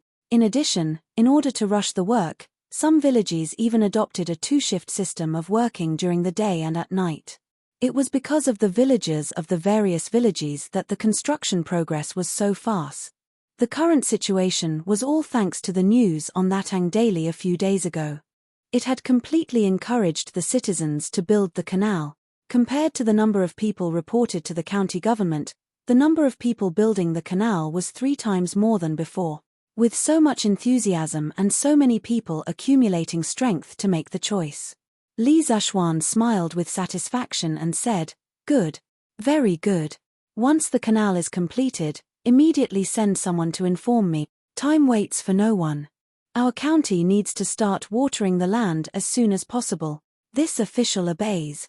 Librarian Hu, Constable's son, County Deputy Meng, County Magistrate Wang, and Registrar Zhong all bowed and replied. Chapter 14:11. Young Master, this is the thin-walled glass bottle that you wanted. In the workshop of the Strange Interest Pavilion, Uncle Fu brought over a glass bottle that was spherical at the bottom and cylindrical at the top. The top part of the glass bottle was engraved with threads, which matched with an iron screw cap. When the cap was tight, it could ensure that the air outside the bottle would not enter the bottle. This was the main body of the light bulb that Li Zhuan wanted. Very good. Forbert, thank you for your hard work. Li Zhuan took the spherical glass bottle and looked it up and down, then smiled at Forbert. Hee. It's a piece of cake, no trouble at all. Forbert smiled faintly. Speaking of which, the glass manufacturing technology in the workshop had matured, and they could manufacture glass of all shapes and sizes. After hesitating for a moment, Forbert asked, I wonder what you intend to do with this glass bottle. Forbert was convinced by Li Zhuan's various strange ideas. Today, Li Zhuan suddenly took out a blueprint and asked him to help him make such a strange glass bottle. Forbert guessed that Li Zhuan must be up to something new. Sure enough, Li Zhuan smiled and said, Forbert, I intend to use this bottle to make a lamp that doesn't need oil or wax. It uses electricity to light it up, so I call it an electric lamp. That's right, Li Zhuan came over today to make an electric lamp. More than 10 days ago, he had promised Mo Huai that when the Ba River Dam in Lantien County was opened, he would make an electric appliance to check if the generator was generating electricity properly, and if the transformer was converting voltage properly. Now that all the canal construction and water wheel installation work in Lantien County had come to an end, he could not go back on his word. So, after leaving the county office, he went straight to the workshop to make an electric lamp. Electric lamp? Wow. Yamacho, you're finally going to make an electric lamp. At this moment, Mo Lingwei happened to pass by the corridor. After hearing Li Zhuan's words, she could not help but push the door open and enter, her face full of surprise. Unlike the old Forbert, Mo Lingwei, who was familiar with physics textbooks, naturally knew what the electric lamp that Li Zhuan mentioned was. Because she knew, she was so excited. Li Zhuan looked at Mo Lingwei, who had broken in the door, and was speechless. He thought to himself, this girl is always so energetic, he did not know when she would become more ladylike. I'm going to make an electric lamp. What? Ink Girl is interested in this electric lamp. After a pause, Li Zhuan said, Yes. Interested. Of course I'm interested. Previously, I heard from my dad that Yamacho, you were going to make an electric appliance when the generator was running. At that time, I guessed that Yamacho, you were definitely going to make an electric lamp. Mo Lingwei nodded excitedly, secretly congratulating herself for her good luck today. She did not miss such a good show. Li Zhuan smiled and said, Since Ink Girl is interested, stay and help me. Wei, where are you? At this moment, Yang Xiaoning's shout came from the corridor outside the house. Now that the work at the hydropower station had basically come to an end, the burden on Yang Xiaoning's body had become much lighter. Only then could he have time to wander around and have time to be intimate with Mo Lingwei. Mo Lingwei could not help but frown when she heard Yang Xiaoning's shout from outside. She snorted a little angrily and did not answer. It seemed that this girl was probably angry with Yang Xiaoning. Forbert was old and experienced. How could he not tell that this young couple was quarreling? He shook his head and smiled and said, "Young master, there are still some things to do at the steel mill. If there's nothing here, I'll go over." After saying that, he gave Li Zexuan an imperceptible look. Li Zexuan's heart skipped a beat and he quickly replied, "Oh, Forbert, if you have something to do, go ahead. But don't tire yourself out." Forbert nodded and pushed the door open. "Ink girl, Xiaoning is calling you. Why didn't you answer?" After Forbert left, Li Zexuan looked at Mo Lingwei and asked with a smile. "That block of wood, whoever wants to talk to him can talk to him. I'm not going to talk to him." Mo Lingwei lifted her chin and snorted with her nose. She said in a bad mood. As soon as he finished speaking, the door was suddenly pushed open. Yang Xiaoning ran in and went straight to Mo Lingwei. He held the latter's hand and said, "Wei, I'm wrong. I'm wrong. Can you forgive me? Don't ignore me." Li Zexuan hurriedly turned around. See no evil, see no evil. In order to prevent these two from taking a step further and doing something out of line, he quickly coughed twice to indicate his presence. Mo Lingwei rolled her eyes at Pang Feiji and quickly pulled her hands back. She took 2 steps back and said, "Why are you still looking for me? I don't want to see you again. Go away." "Oh, right. How did you know that I'm here?" How did he know? Forbert must have told him just now. Li Zexuan couldn't help but curse in his heart. It was said that a woman in love had a negative IQ. If it was in the past, Mo Lingwei would definitely not ask such a stupid question. Forbert used to be the manager of the Yang family's workshop. Needless to say, he had a good relationship with Yang Xiaoning.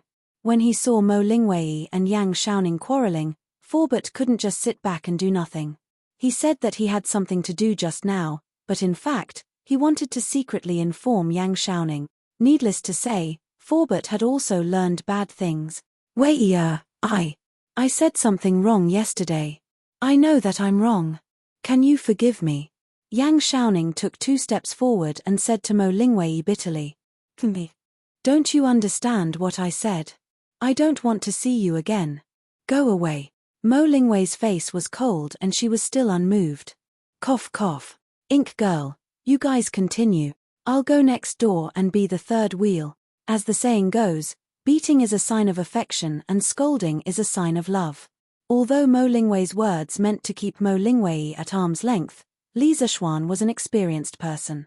How could he not understand that Mo Lingwei was actually full of affection for Yang Xiaoning? Li Zexuan didn't want to stay here and be the third wheel, so he could only go next door and be the third wheel in the laboratory. Yamacho. I'll go too." Mo Lingwei heard and quickly chased after him. I'll go too." "Wei, Xiaoxian, wait for me." Yang Xiaoning saw and chased after them. Li Zexuan, who was outside the room, couldn't help but stop in his tracks. He was speechless. He thought to himself, aren't these 2 clowns here to cause trouble for me? Xiaoning, Ink girl, I can be the third wheel alone. You two don't need to come over and help. Just continue bickering. Li Zexuan turned around and looked at the group of lovebirds. He spread his hands and said helplessly, Who's bickering with him? I don't even know him." Mo Lingwei pouted and said angrily. Yang Xiaoning quickly said, "Xiaoxian, what are you talking about? Who's bickering? I'm on good terms with Wei." "Wei, I heard that there's an opera troupe in the county. Shall we go and take a look later?" The son of the Minister of Works, a straightforward and ruthless technical geek, had now become a little bootlicker. It was really hard to fathom the fate of the world. Li Zexuan shook his head and walked towards the laboratory. He couldn't be bothered with these two anymore. "I'm not going. If you want to go, go by yourself." Yamacho, wait for me." Xiaoning, Go and make 2 holes in this bottle cap. I've already drawn the positions of the holes. As for the size of the holes, you can just use the thickness of this screw. In the laboratory, Li Zishuan passed the cap of the previous glass bottle and a slender screw rod to Yang Xiaoning and instructed him. The workshop didn't have any lathes now, so the screw had to be polished manually. However, since the dam had been built, Li Zishuan might be able to try making all kinds of hydraulic lathe. As for electric lathes, it would probably be a long way to go. Oh, no problem. I'll get it done right away. Yang Xiaoning took the bottle cap and screw and replied. Before he left, he turned to Mo Lingwei and said, Wei-er, I'm going to the workshop in the front yard. I'll be back in a while. Okay. Mo Lingwei replied softly and didn't say anything else. Speaking of which, the two of them had the same hobby. They both liked to tinker with new things. Once they entered the working state, they would forget about other things. Therefore, Li Zishuan brought them here to be third wheels. In another way, it could be said that he was helping Yang Xiaoning. Ink girl, please cut a small section of this candle. It should be as thin as a pencil and as long as the joint of a pinky finger. Li Zishuan took out a candle and a small knife and handed it over. Okay. Yamacho. Mo Lingwei didn't understand why Li Zishuan wanted to cut a candle, but she was smart enough not to ask. After all, the answer would come out in no time. At this time, Li Zishuan wrapped the middle section of the 2 screw rods with a thin rubber ring. After that, he used a pair of tweezers to hold the screw rods and roasted them over the flame of an alcohol lamp. The rubber ring softened quickly and stuck tightly to the middle section of the screw rods. After that, he took out a piece of charred bamboo wire and carefully fixed the 2 ends of the bamboo wire to the lower end of the screw rods with 2 nuts. At the same time, he bent the bamboo wire into a beautiful arc. At this time, Yang Xiaoning came back from outside. Xiaoxian, here, the bottle cap is done. Do you think it's okay? Yang Xiaoning handed over the bottle cap and screw rods and said. Li Zishuan took it and looked at it seriously. He nodded and praised, okay. Not bad. The thickness is just right. Looks like Xiaoning's skills haven't fallen behind. Yang Xiaoning said proudly, of course. In this workshop, other than Forbert and you, my skills are definitely the best. TSK. You're boasting shamelessly again. Why don't we have a competition later? Mo Lingwei rolled her eyes and attacked him mercilessly. She could temporarily put aside the conflict between them, but it didn't mean that she could tolerate Yang Xiaoning's boasting. Yang Xiaoning immediately became listless. He quickly remedied and said, haha, I was wrong just now. I should say that other than Forbert, Xiaoxian, and you, Wei-er, my skills are the best in the workshop. Mo Lingwei snorted. Then, she handed the peeled candle in her hand to Li Zishuan and said, Yamacho, this is the small candle you wanted. Do you think the size is okay? Li Zishuan took it and smiled. Okay. It's perfect. Thank you, Ink girl. Mo Lingwei glanced at Yang Xiaoning proudly and said, did you hear that? It's not bad, and it's perfect. Do you know the difference in your heart? She wanted to say, do you know the difference in your heart? But then she felt that it would be rude to say that, so she removed the word. Ever since Li Zishuan told Cheng Chumo on Arbor Day in March that he would like to plant a tree in your heart on Arbor Day next year, and the name of that tree would be the Force Tree, this phrase became popular in Yanghuang College. Sometimes, even the teachers in the college would say, do you know the difference in your heart? When Li Zishuan found out about this, he felt very helpless. Cheng Chumo was even more unlucky. He was often teased by people with this phrase. God knows how many people in the college had planted a tree in his heart. When Yarojin heard about this, she was depressed. She even called Cheng Chumo to the backyard and asked him why so many people wanted to plant a tree in his heart. This made Cheng Chumo feel very awkward. He wished he could give Li Zishuan a good beating. However, he had to be able to beat Li Zishuan first. I know the difference in my heart. I know the difference in my heart. Yang Xiaoning quickly said when he saw Mo Lingwei looking at him. Li Zishuan sighed. All right. Now, everything is ready. The lights will be ready soon. Hearing this, Mo Lingwei and Yang Xiaoning stopped bickering and turned their attention to Li Zishuan. Li Zishuan put the screw that was connected to the carbonized bamboo wire through the 2 round holes on the bottle cap. Then, he got some rubber, melted it, and stuck it in the tiny gap between the hole of the bottle cap and the screw. This ensured that the bottle cap would remain sealed after it was placed on the glass bottle and would not leak any air. After doing all this, he lit the candle and dropped a few drops of melted wax on the bottle cap. Then, he pressed the candle against the few drops of wax to fix it. Then, he held the bottle cap in one hand and the glass bottle in the other. He quickly turned the bottle cap upside down and tightened it. The oxygen in the air in the bottle was quickly depleted. The burning candle was extinguished as well. This proved that there was no more oxygen in the bottle. Modern light bulbs were filled with inert gas, such as nitrogen, to prevent the filament from oxidizing. Li Zishuan didn't have the conditions to fill it with nitrogen, nor did he have the conditions to empty the air in the light bulb. Therefore, he came up with this simple and convenient method to remove the oxygen in the light bulb. The effect wasn't much different. Yamacho, I understand now. You're doing this to remove the oxygen in order to prevent the carbonized bamboo wire from burning due to the high temperature after it's electrified, right? Mo Lingwei was quick-witted. After seeing Li Zishuan's actions, she thought for a while and understood the key point. She couldn't help but be excited. Hee. Ink Girl's intelligence is outstanding. It's admirable. After the carbonized bamboo wire is electrified, it will indeed emit light and heat. I've experimented with this before. However, when the carbonized bamboo wire is electrified in the air, it will quickly burn out. So, let's see if it can continue to emit light for a long time without oxygen. Xiaoning, bring some batteries over. We'll test it immediately. Chapter 14:12. Last year, when Li Zishuan was making telegraphs and voltaic batteries in the workshop, he had used a charcoal bamboo wire to conduct an experiment. The moment the wire was energized, it would emit a bright light. However, it was only for a moment. After that moment of light, the bamboo wire would burn into ashes due to heat. Although the experiment failed, it at least proved that the charcoal bamboo wire could be used as a lamp wire. As long as it was not exposed to oxygen, it could be used to ensure its lifespan. Today, Li Zishuan used candles to consume oxygen to ensure that there was no oxygen in the light bulb.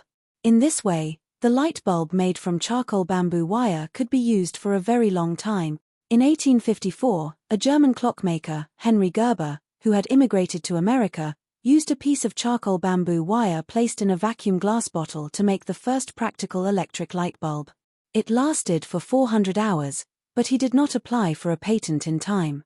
In 1874, 2 electrical engineers in Canada applied for a patent for an electric light bulb. Nitrogen gas was placed under a glass bulb, and the carbon rod was energized to emit light. However, they did not have enough money to continue perfecting this invention, so they sold the patent to Edison in 1875. After Edison bought the patent, he tried to improve the lamp wire. Finally, in 1880, he made a charcoal bamboo wire lamp that could last for 1,200 hours. This was already quite impressive. One must know that the lifespan of a tungsten lamp was only around 1,500 hours. Before discovering and mining tungsten ores, using charcoal bamboo wire to replace tungsten wire was undoubtedly the wisest choice. Xiao Xian. I brought the batteries. Is 5 enough? According to Li Zishuan's instructions, Yang Xiaoning carried 5 voltaic batteries and walked into the laboratory. Li Zishuan frowned and said, "It shouldn't be enough, but let's try it out first." The voltaic batteries made by the workshop to energize telegraphs had a voltage of about 1 volt and a current of about 500 milliamperes. 5 of them in series only had a voltage of about 5 volts. However, the light bulb in his hand was not small. The charcoal bamboo wire inside was wound into a spiral shape, so the length was longer and the resistance was higher. 5 volts and 500 milliamperes of current were probably not enough to light it up. After saying that, Li Zishuan connected the 5 batteries in series. Then, from the top of the light bulb, he pulled out 2 copper wires. One end was connected to the positive electrode, the other end was connected to the negative electrode. Suddenly, the charcoal bamboo wire in the light bulb lit up faintly. This light was not as fleeting as the previous experiment. Instead, it lasted for a long time. Seeing this, Lisa Schwan could not help but breathe a sigh of relief. It's lit. It's lit. Yamacho. The light bulb is really lit. In the laboratory, Mo Lingwei saw the faint light from the electric lamp and couldn't help but cheer excitedly. Yep. It just feels like the brightness is not enough. Yang Xiaoning looked up and down for a while and said regretfully, "That's because the voltage is too low. If we increase the voltage, it will definitely be brighter. At least, it will be brighter than a candle." Li Zishuan smiled and said, "Yep. Then can't we just ask Xiao Ningzi to bring a few more batteries?" "Xiao Ningzi, go quickly." Mo Lingwei pouted and ordered Yang Xiaoning. Okay. Then I'll go get 5 more batteries." In the face of the goddess's will, how could Yang Xiaoning dare to disobey? He quickly stood up and was about to walk out of the house. Speaking of which, the voltaic batteries made of salt water had a very low efficiency. Therefore, every voltaic battery was integrated with many small compartments to ensure that the voltage of each battery could be used. In this way, the weight of each battery was not light. The 5 batteries added together weighed about 10 kilograms. Speaking of which, it was quite difficult for Yang Xiaoning. Seeing this, Li Zishuan quickly said, "Forget it. There's no need. Since the light bulb can keep on, it means that our idea of making the light bulb is correct. It won't be too late to do the experiment when the dam is opened and the generator is officially generating electricity the day after tomorrow. Taking advantage of this time, we need to make a few sets of light bulbs with different voltages and leave them for the experiment with the generator and transformer the day after tomorrow. After all, no one knows what the voltage of the generator is. What's the voltage after the transformer conversion? Speaking of which, what did the Academy lack the most? That would be all kinds of instruments and measuring tools. First of all, due to the limitations of the technological conditions, the various measuring tools in ancient times were actually not accurate. Although the precision of things like rulers, scales, and measuring buckets could meet the daily needs, if used for precision manufacturing, it was far from enough. Now, because of the Bo hydropower station, Lantian County would be able to use electricity very soon. When it came to electricity, it would require measuring instruments such as voltmeters, ammeters, and ohmmeters. These things were not easy to manufacture. Furthermore, the unit standards for these new physical quantities had to be carefully considered and approved by the majority.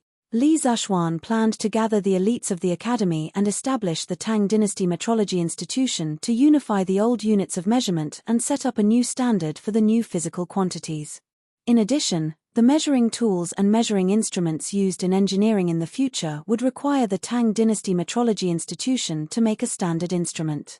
All the related instruments would have to be calibrated according to this standard instrument to ensure that the error was within an acceptable range.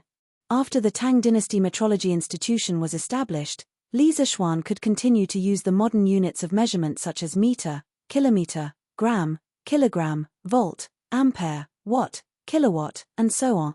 Furthermore, to engage in precision manufacturing in the Tang Dynasty, the first step was not to build machines, but to unify the measurement standards and create more precise measuring tools. Only then could they create more precise machine tools and more precise part.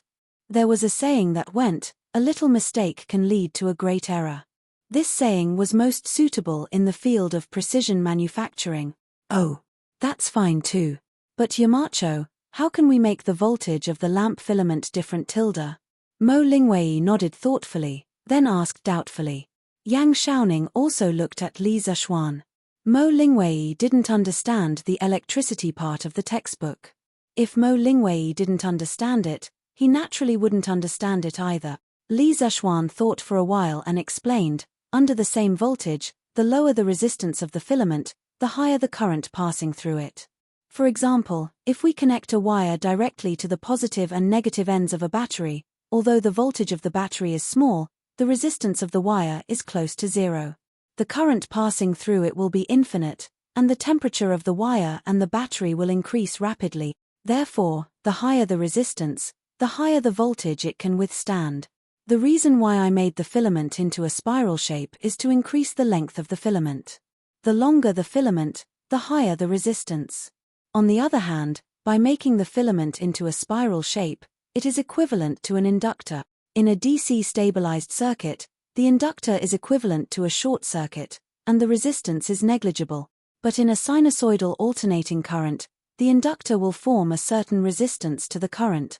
There will be voltage on both sides, and there will also be current passing through. The lower the frequency of the sinusoidal alternating current, the lower the resistance of the inductor, which is equivalent to a low-pass filter. Therefore, by making the filament into a spiral shape, it is more beneficial to increase the voltage of the bulb. Mo Lingwei listened and digested it seriously for a while, then nodded and said, "Yes, Yamacho, I understand. Then let me make the electric lamps with different voltage values." She saw the whole process of Li Zishuan making the electric lamps. Overall, it wasn't difficult, so she took the initiative to ask. Li Zishuan nodded and stood up. "That's good. Then I'll have to trouble Ink Girl." After he finished speaking, he glanced at Yang Shaoning and walked out of the door. Hee. Wei, I'll help you. Me.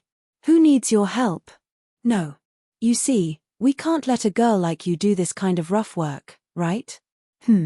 That makes sense. Outside the house, Li Zishuan heard the conversation between the two and could not help but shake his head. He sighed as he walked. Sigh. What a pair of quarrelsome lovers. Open the gate. Let the water flow. 2 days later. All the construction of the canals and the installation of the water wheel in Lantien County had been completed. In Lantien County, hundreds of thousands of acres of fertile land that had been dry for more than half a month could finally be nourished again. Next to the Ba River Dam, under Li Zishuan's command, a gate of the dam was opened. The surging river water in the dam rolled down, and the water flowed directly into the canals through the water wheel. Then, it flowed along the canals happily and surged forward. There's water. There's water. There's finally water flowing into the fields. That's great. That's great. Marquis is merciful. Otherwise, with this year's drought, our crops might not be harvested at all. Yes. I heard that Marquis spent hundreds of thousands of strings of cash to build this dam, and this canals. I heard that the cement used in it was all provided by Marquis himself. This stuff can't even be bought outside, but Marquis used it to build our canals. We must remember Marquis's kindness for the rest of our lives. That's a must. To have such a good Marquis, our ancestors must have burned incense to thank them. Whoever doesn't remember Marquis's kindness is an ingrate and should be poked in the back. Looking at the large amount of water flowing into the newly built cement canals, the onlookers on the banks of the Ba River burst into cheers. County Magistrate He immediately send people to each village to see if there's any problem with the water. If there's any problem, report to me immediately. On the bank, Li Zishuan ordered with his hands behind his back. It was said that Lantien County was the first county around Chang'an City to divert water into the fields.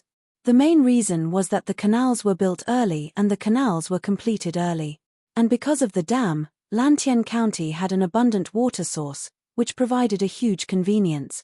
So, while other counties were busy building canals and loading water trucks, Lantien County had already diverted the water from the Ba River Dam into the field. County Magistrate his face was glowing. Lantien County was the first county to divert water into the fields. As a county magistrate, he was also proud. In the end, it was not in vain that he had led all the officials in the county yamen to work hard for the past few days. Hearing Li Zishuan's order, he quickly cupped his hands and said, "Marquis, don't worry. I've already arranged for people to be stationed at each village.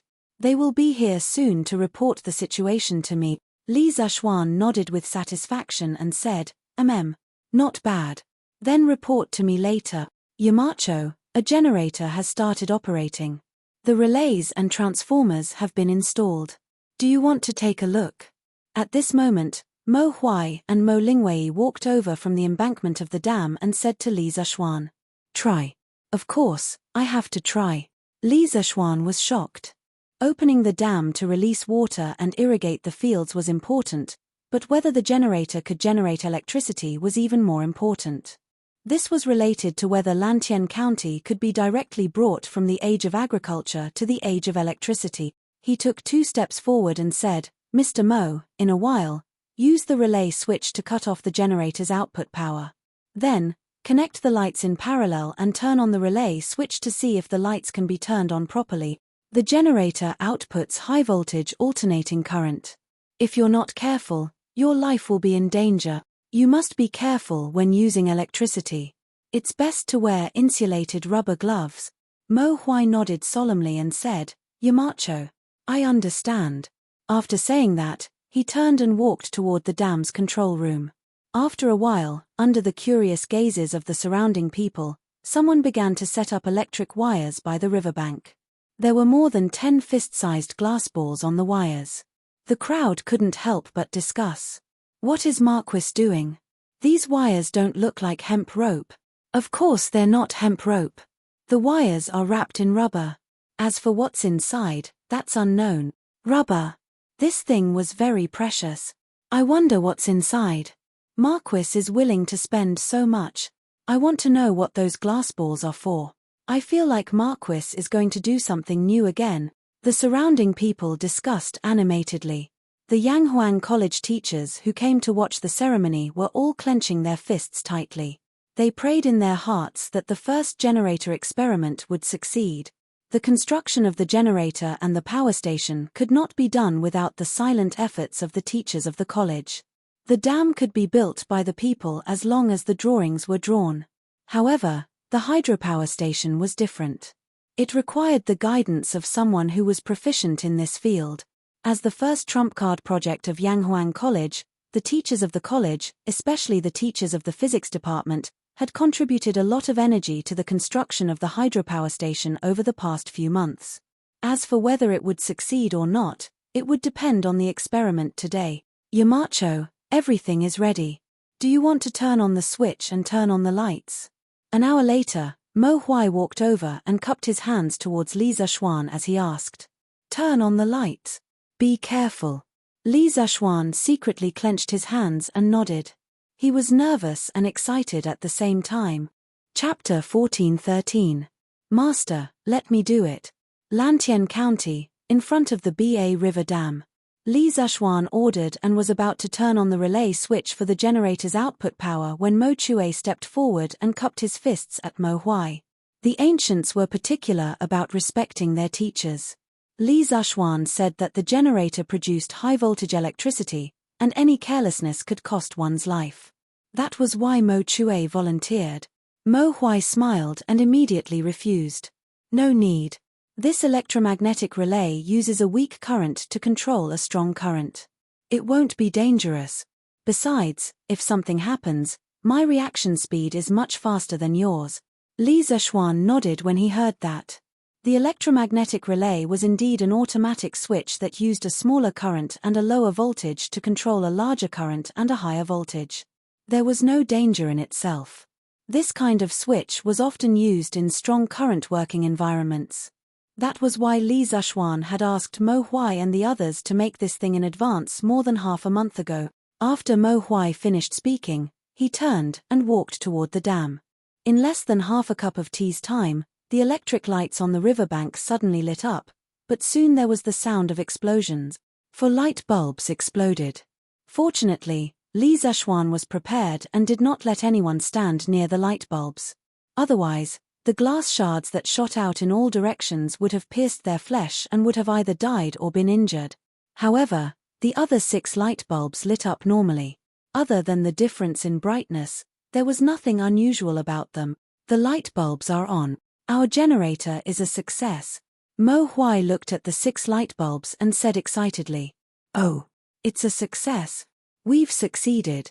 The teachers of the Yanghuang Academy burst into loud cheers at this moment. They had succeeded. Under Li Zishuan's guidance, they had successfully created electricity. This achievement was enough to go down in history.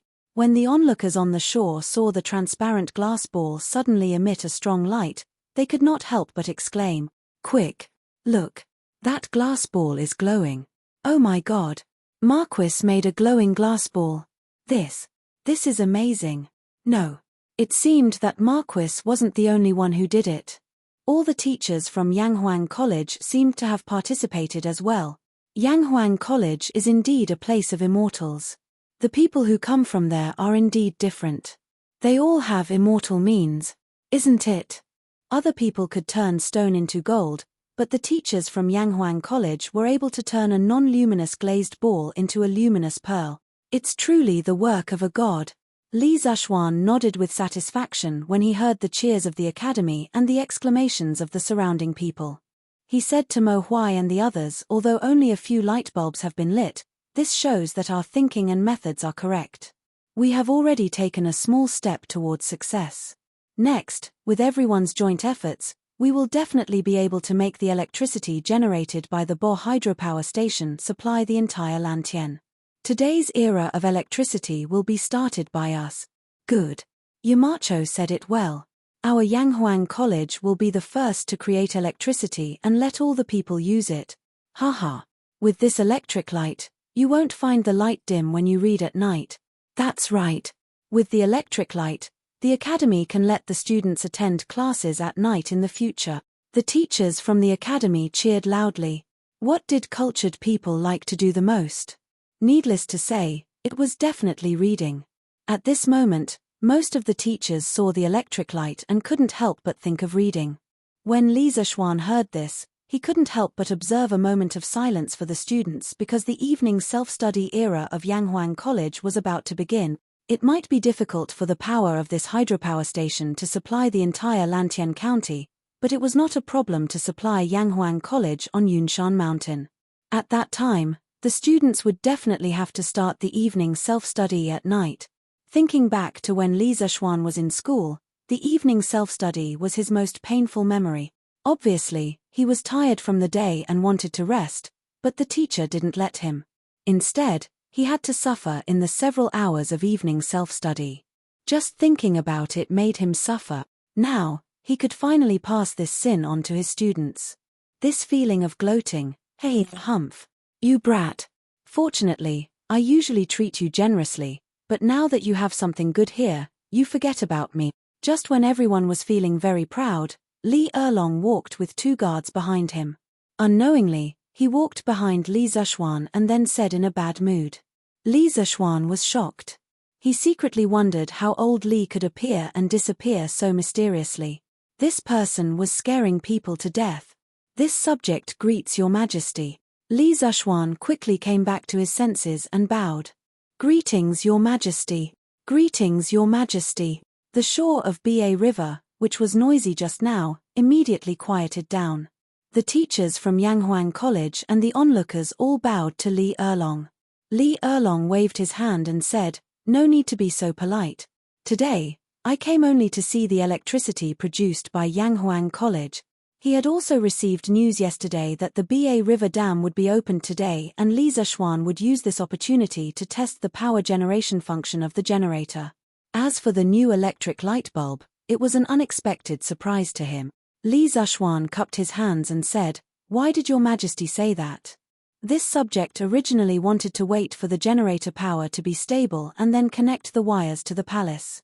At that time, the palace can also use electric lights. The relevant technology is not mature yet, and the palace is an important place in the empire. This subject does not dare to take the risk. These words were obviously nonsense that he had spouted on the spot. But to be honest, Li Erping had always treated him well. His stubborn temper had caused him quite a bit of trouble, but Li Erping had always forgiven him. Not only that, he had become a marquis at such a young age. In addition to his official position, he had also received many other rewards, such as mineral resources. Even if Li Erping didn't mention these things, Li Zishuan would still be grateful. It was said that the imperial family was the most ruthless, but Li Erlong was impeccable to his subject. Most of the time, Li Zishuan was more like an elder in his heart, not the ruler of a country. Therefore, when the power generation technology of the hydropower station matured, it would definitely be connected to the palace. Hearing this, Li Erlong nodded in satisfaction and said, "It doesn't matter if it's true or not, but with your words, Jin's heart feels a little better. This electric light can really be called a divine object." This thing is brighter than candles and oil lamps. With it, the night can be as bright as day. Oil lamps burn oil and candles burn wax. Could it be that this electric light burns electricity? Li Zishuan nodded and replying to your majesty. This electric light consumes electricity and does not burn electricity. This subject has said before that in the universe, energy is conserved.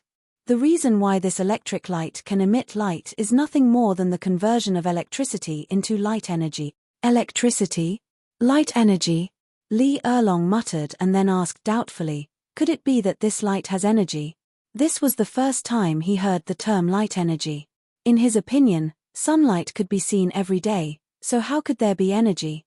Li Zishuan smiled and said, Your Majesty, this light is originally a type of energy.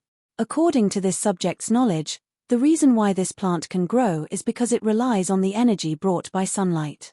It combines a component in the air with water to form organic matter that is beneficial for plant growth. Therefore, plant growth generally cannot be separated from water and sunlight. Li Erlong raised his eyebrows in surprise. This was the first time he heard that plants relied on the absorption of light energy to grow. Although he was somewhat skeptical, he did not delve deeper into this issue. He turned to look at the electric light that was hung up. The more he looked at it, the more he liked it. He could not help but say, good stuff. Good stuff. Quickly set up all your power stations. We look forward to the citizens of Tang Empire being able to use electricity and electric lights. At that time, you will become a subject that brings light to the citizens of this world, and we will become an emperor that brings light to the citizens of this world. Ha ha. Li Zishuan bowed and said, this subject obeys your majesty tilde. Bringing light to the people of this world, what a heavy and great ideal. At this time, Li Erlong looked at the surging river water in the ditch and said with emotion, back then, you spent a huge amount of money to build this dam. Who knows how many people talked about you being a wastrel behind your back. Today, no one would have thought that because of this dam, hundreds of thousands of acres of fertile land and tens of thousands of citizens of Lantian County were saved. Today, Lantian County has become the first county in the entire Guangzhou region to successfully divert water from a ditch. Marquis Yong'an, your contributions cannot go unnoticed. Li Zishuan smiled and said, Your Majesty's words are too serious. The reason why Lantian County was able to successfully divert water so quickly was definitely not because of this subject's efforts alone. The officials of Lantian County and the tens of thousands of citizens of the 50 over villages of Lantian County all contributed greatly. Without their hard work and rushing work day and night, even if this subject had the ability to reach the heavens, it would be impossible for this subject to clear the ditch and successfully divert water in such a short time. When County Magistrate He and the rest heard Li Zishuan mention themselves in front of Li Erlong, all of them stood up straight. Their hearts were also in their throats and they were extremely excited. When Li Erlong heard this, he looked indifferently at County Magistrate He and the rest of the people standing by the side. He nodded lightly and said, who has contributed and who has not contributed, we know in our heart. However, this cement ditch of yours does indeed look much better than normal ditches. If it wasn't for the limited amount of cement produced by your workshop, we would have planned to promote this cement ditch in other places. Li Zishuan smiled and said, Your Majesty, rest assured. In less than 2 years, the cement produced by Lantian County will definitely be able to satisfy the needs of the entire Tang Empire. Here, he played a little trick. He said Lantian County and not the workshop of Strange Interest Pavilion. The deeper meaning in his words could only be understood by those who were as meticulous as hair. Good. Then, we shall wait for your good news. Hee. Shouting, did you quarrel with Ink Girl again recently? After Li Erlong left, the riverbank of Ba River also began to clean up the area. The light bulbs and wires were all removed. Otherwise, if some naughty child accidentally touched the wires, the consequences would be unimaginable. On the way back to Cloud Mountain, Li Zishuan walked to Yang Shaoning's side and asked with a smile. No. We are all fine. Yang Shaoning was startled and quickly replied. Li Zishuan obviously did not believe him and said, Hey, Shaoning, why aren't you telling me the truth? Both of you are straightforward people. How can I not tell if you are quarreling or not? Tell me. Maybe I can help you and give you some advice. Otherwise, if that girl goes crazy, you won't be able to afford it. Don't blame me for not reminding you when that time comes. Sigh. Nothing can be hidden from your eyes.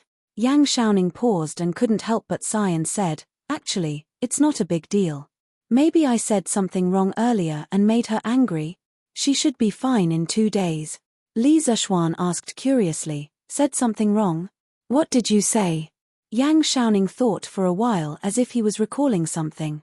After a while, he said, that day, Wei Yi suddenly told me that she had a dream the night before.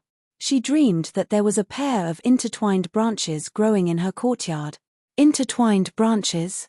Could it be that the Mo family's girl wanted to get married? Li Zishuan couldn't help but be surprised. Intertwined branches referred to a kind of plant where the branches of 2 trees grew together. It was also known as the acacia tree, the husband and wife tree, and the life and death tree. It was a metaphor for the love between husband and wife. In the natural world, this kind of tree was quite rare. Then what did you say to her at that time? Li Zishuan asked. Yang Xiaoning scratched his head awkwardly and said, at that time, I just remembered that I had a strange dream the night before, so she asked me to tell her about it. I clearly remember that before I told her about it, her face was full of happiness.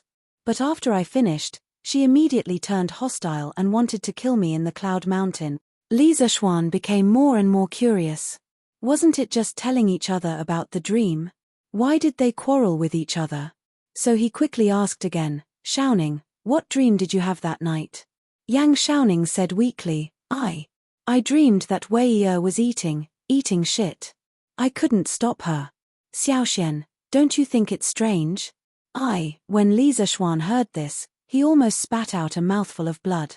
He thought to himself, although I know that Yang Xiaoning is a straight man, I didn't expect you to be this straight. You really dare to say anything. After you said this sentence, Ink Girl didn't kill you. You're really lucky. After a long silence, Li Zishuan sighed faintly and said, no, Xiaoxian. I was just telling the truth. I didn't deliberately distort the truth. Why are you blaming me? Yang Xiaoning said anxiously. Li Zishuan said angrily, if I were Ink Girl, even if I didn't beat the shit out of you, I would have said sorry, I stole your food. What do you mean? F***ck, Xiaoxian, are you scolding me? Yang Xiaoning was stunned when he heard this, but he quickly reacted and immediately jumped up. Li Zishuan sighed helplessly. No matter what, Yang Xiaoning was still his brother. If he needed to help him, he had to help him. Thus, he said with a serious expression, Xiaoning, before the 2 of you fell out, did you and Miss Mo experience anything out of the ordinary? No. We usually only wander around the Cloud Mountain. What's different about it? Yang Xiaoning shook his head without thinking. Li Zishuan rolled his eyes and said, think about it carefully. It doesn't matter if you encountered anything unusual. Yang Xiaoning frowned and fell into deep thought. After a while, he suddenly said loudly, oh, I remember now. The day before, I went to the Han family manor with Wei Yi and happened to bump into Xiao Xian's guard, Pang Feiji, and his fiancée. At that time, they were busy preparing for the wedding. He even invited us to attend the wedding banquet together on the day of the wedding, but Wei Yi seemed a little unhappy at that time. That's right. Li Zishuan clapped his hands and then said something earth-shattering. Xiaoning, it's not that I want to criticize you, but Miss Mo and you are congenial. The 2 of you have been together for so long, so you know each other's backgrounds and understand each other's intentions. Now that she saw someone else getting married, Ink Girl definitely wants to get married too. I didn't expect you to be so unromantic. No wonder she was so angry. Chapter 14:14. Get married Tilda. After hearing Li Zishuan say that Mo Lingwei wanted to get married, Yang Xiaoning couldn't help but be startled. He frowned and fell silent. Humans weren't plants and couldn't be emotionless. No matter how low his EQ was, he could still feel Mo Lingwei's feelings for him. However, even though they usually got along well, it was hard for Yang Xiaoning to accept it when it came to marriage. Or rather, his brain couldn't wrap itself around it and he wasn't mentally prepared. Seeing this, Li Zishuan frowned slightly and said, Shouting, do you want to let Ink Girl down? Even though Ink Girl usually orders you around, she never allows anyone to speak ill of you behind your back. Everyone can see her feelings for you. If you let her down, I'll be the first to look down on you as a brother. Yang Xiaoning quickly waved his hand and said, no. How would I dare to let her down? I'm just worried that if I marry her, with her personality, I'll be bullied by her every day in the future.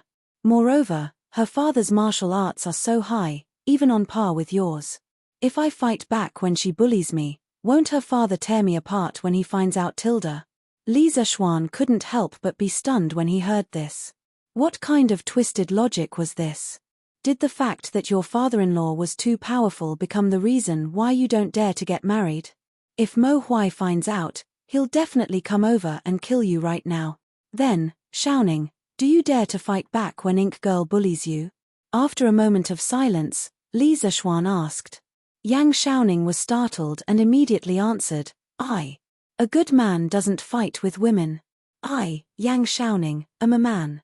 Why would I stoop to the level of a woman? Li Zishuan smiled and asked again, if another woman bullies you like Ink Girl, would you be willing? Yang Xiaoning glared and said, Xiao Xian, what are you talking about? I don't even know other women. Why would they bully me for no reason? Besides, I'm not a masochist. After hearing what you said, I'll have to endure anyone's anger, right? Let me tell you, that's not it. Can. At this moment, Li Zishuan clapped his hands and laughed. Haha, to sum up what you said just now, you're willing to be bullied by Miss Mo, but you're unwilling to be bullied by other girls. Since that's the case, why are you still hesitating, Xiaoning? Hurry up and marry Ink Girl. Otherwise, if your father takes a fancy to another noble young lady and proposes marriage to her, then wouldn't you be unwilling for the rest of your life, Tilda? Yang Xiaoning was stunned. Although he felt that there might be something wrong with Li Zishuan's words, he couldn't find anything to refute at the moment. Instead, he faintly felt that Li Zishuan's words made sense. Seeing Li Zishuan's burning gaze on him, Yang Xiaoning was silent for a moment and said in a muffled voice, that's reasonable. Then I'll go back and discuss it with my father. I'll ask him to propose marriage to Mr. Mo. Haha, that's right. Xiaoning, I'll definitely give you a big gift on your wedding day. Li Zishuan laughed heartily when he heard this. Whether it was for business or personal reasons, he was happy to see Yang Xiaoning and Mo Lingwei get together. Moreover, these two people were the bystanders. Although they were in love with each other, if others didn't speak up, they wouldn't know when they would get together. Although Mo Lingwei's personality was a little domineering, this was a case of one willing to be beaten and the other willing to be beaten. Yang Xiaoning's eyes were a little blank as he stood there in a daze. Li Zishuan patted his shoulder and walked forward with a smile. Hey, that's not right. Xiao Xian. Why do I have to be bullied? I can. Haha. Wang Er is here. Everyone, splash him. Yes. Splash him. Who asked him to be the last? No. My mother didn't let me play in the water. I waited for a long time before sneaking out. Haha. I don't care. Everyone, let's splash him together. In the evening, Li Zishuan accompanied Han Yushi for a walk in the fields. As the sun was setting, the cement ditches in Lantian County were all filled with water. Seeing this scene, Li Zishuan couldn't help but think of his previous life when he was young. Every summer, the farmland in the village needed to be irrigated by water from the river. The village's canal just happened to pass by his house, and he would often play with his friends in the canal for the whole afternoon. Of course, playing with water was fun for a while, but after playing, he would definitely get beaten up when he returned home. Haha. Wife, do you think these children will be beaten when they come home drenched? Looking at the scene in front of him, Li Zishuan's lips curled into a smile, and then he said to Han Yushi who was beside him. In his words, there was more of a gloating element. As someone who slept beside him, how could Han Yushi not hear the gloating in Li Zishuan's tone? She rolled her eyes at Li Zishuan and said, Husband, why do I feel that you'll still be happy when these children get beaten up when they return home? Heh. My wife is indeed smart. Li Zishuan squeezed Han Yushi's little hand and said with a smile, Heaven has always been fair. Some people work hard when they're young, but they won't suffer in their old age. Some people only know how to eat, drink, and play when they're young, but they can only suffer in their old age.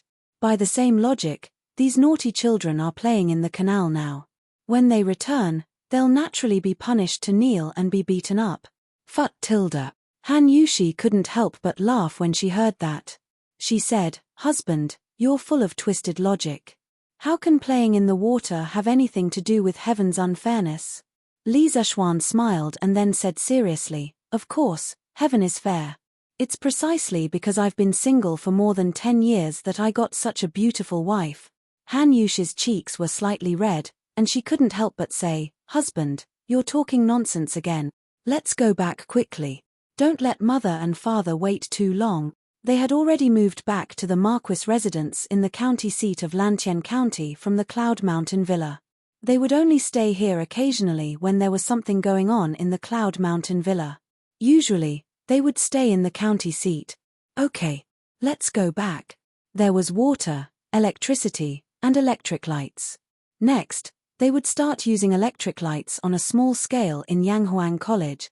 Previously, when they were doing experiments on the banks of the Ba River, 4 of the 10 light bulbs had exploded. The impedance of the 4 light bulbs was too small, and a large amount of heat had accumulated inside the light bulbs in a very short period of time. Naturally, they would explode. Li Zishuan later asked someone to record the technical parameters of the light bulbs with stable brightness. He also asked the workshop to produce a batch of light bulbs of this standard with all their efforts. In recent days, the teachers of the physics department of Yanghuang College had also begun to teach the students about the safety of electricity use from time to time. The purpose was to ensure that when electric lights were introduced to the college, the students' lives wouldn't be in danger because of improper electricity use. At the same time, on the side of the road from the Ba River to Yanghuang College, electric poles made of cement and steel were erected. After the poles were erected, they began to set up the electric wires. Speaking of electric wires, it was really a troublesome matter. Although Yunshan was less than 3 miles away from the Ba River hydropower station, in this less than 3 miles distance, the copper core in the photoelectric wires weighed more than 2,000 pounds.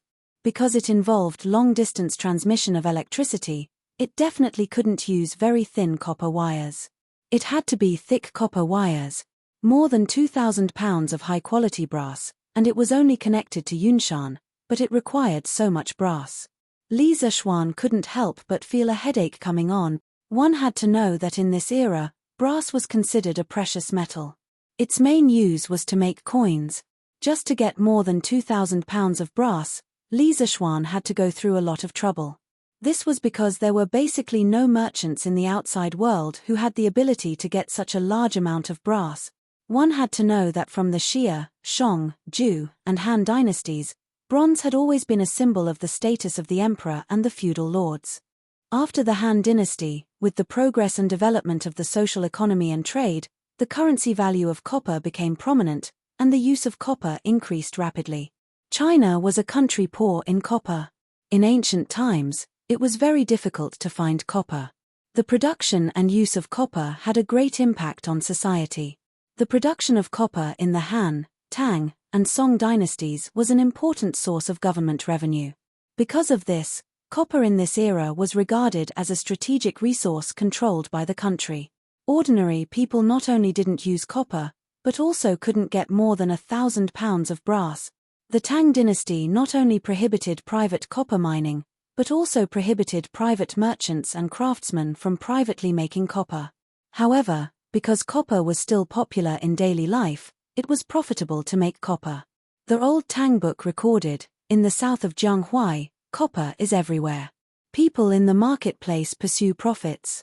A single coin can be used as several vessels, and the profit is 3 to 4 times.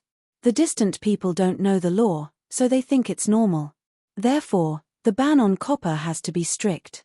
Every 1,000 pounds of copper sold is 6 catties of copper. If it's used to make miscellaneous vessels, it's more than 6,000 pounds. The profit is great, so it's easy to sell. The general idea was that the profit of destroying copper coins to make copper could be 3 to 6 times. 6 catties of copper coins were worth 1,000, and the vessels could be sold for 6,000. The face value of the currency was not as good as the value of the raw materials, so some people specialized in the business of destroying money to make vessels. From this, it could be seen that in this era, brass was not only a rare item, but also a noble item. It was impossible for people to take out more than 1,000 pounds of brass. Even if someone could, they wouldn't use this expensive brass to make wires. Although Li Zhaoxuan could also throw all 2,000 pounds of copper coins into the furnace to be recast, he didn't do so because he felt that it was disrespectful to the currency itself. Moreover, destroying copper coins without permission was against the law in the Tang dynasty. He didn't want to be caught by his political enemies. In the end, Li Zhaoxuan had no other choice but to go to the palace to see Li and ask for the brass. This was because he remembered that when the Wo nation's diplomatic mission met Li they had once offered tens of thousands of pounds of brass.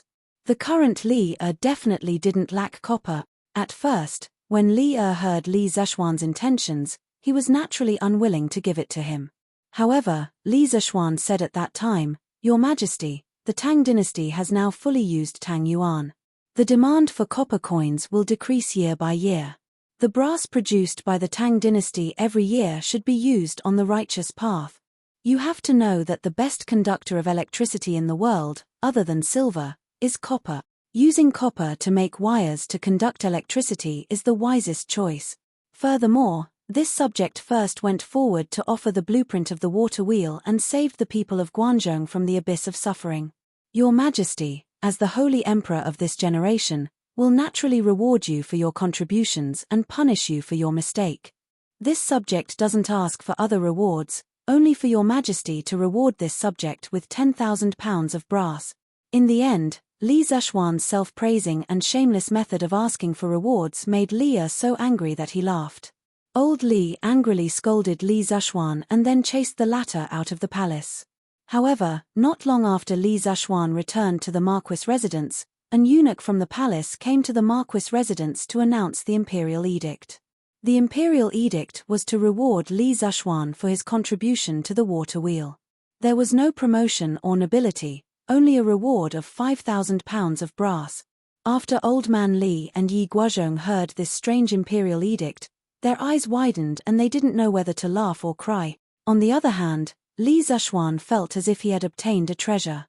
Although old Li didn't give him 10,000 pounds of brass and only 5,000 pounds of brass, 5,000 pounds was enough.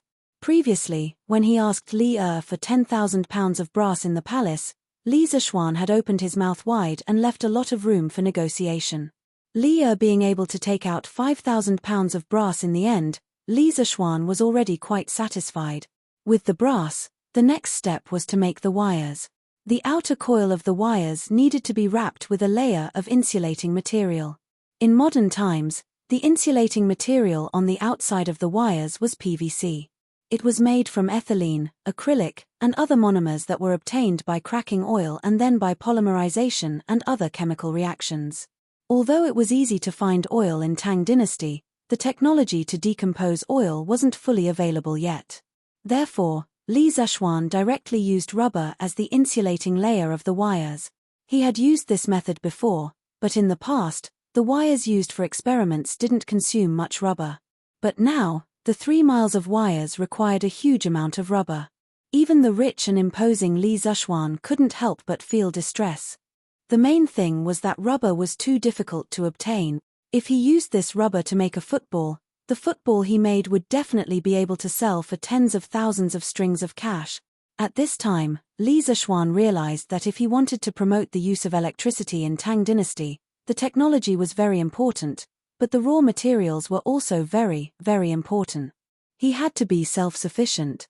If he blindly relied on imports, not only would it cause the cost to soar, but it would also allow others to easily choke him. This was something Li Zhaoxuan was very unwilling to see. Prepare the horse. This Marquis wants to go to Chang'an. Thinking about the source of rubber, Li Zhaoxuan suddenly thought of a person. He quickly ordered the 2 brothers behind him, Liu Feng and Liu Yun. In the future, he would definitely organize the elite forces of the academy and the workshop to overcome the difficulties and extract oil. However, he had to be self-sufficient with rubber too. He had to grasp both sides. Yes, Marquis, Chapter 14-15.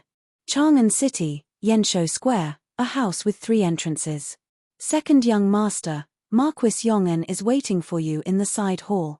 At noon, Feng Zhidai came back from his duty in the palace. As the vice minister of the guard, he had to accompany the emperor every day, but he still had more than 2 hours of rest in the afternoon. At this moment, Feng Zhidai had just walked into the courtyard when his guard, a mu, hurriedly came forward and greeted him. Marquis Yong'an. Feng Zhidai was startled and said, "How long has he been here? Why didn't you inform me in the palace?" Mu cupped his fist and said, "Young master, Marquis Yong'an has been here for an hour. He didn't allow me to inform you, saying that I can't delay your work in the palace." Feng Zhidai was filled with questions, but he knew that Mu wouldn't be able to answer some of them. He could only nod and said, "Okay. I got it. Quickly prepare the tea." Prepare the tea. Haha. Isn't it boring to have tea but no wine? The best tea in the world is the immortal tea. This immortal tea is a rare treasure to others, but to me, it's very common. Vice Minister Feng, why don't you get someone to bring a pot of iced tea and we can chat while drinking? How about that? As they were talking, Li Zishuan's sharp ears heard the commotion outside.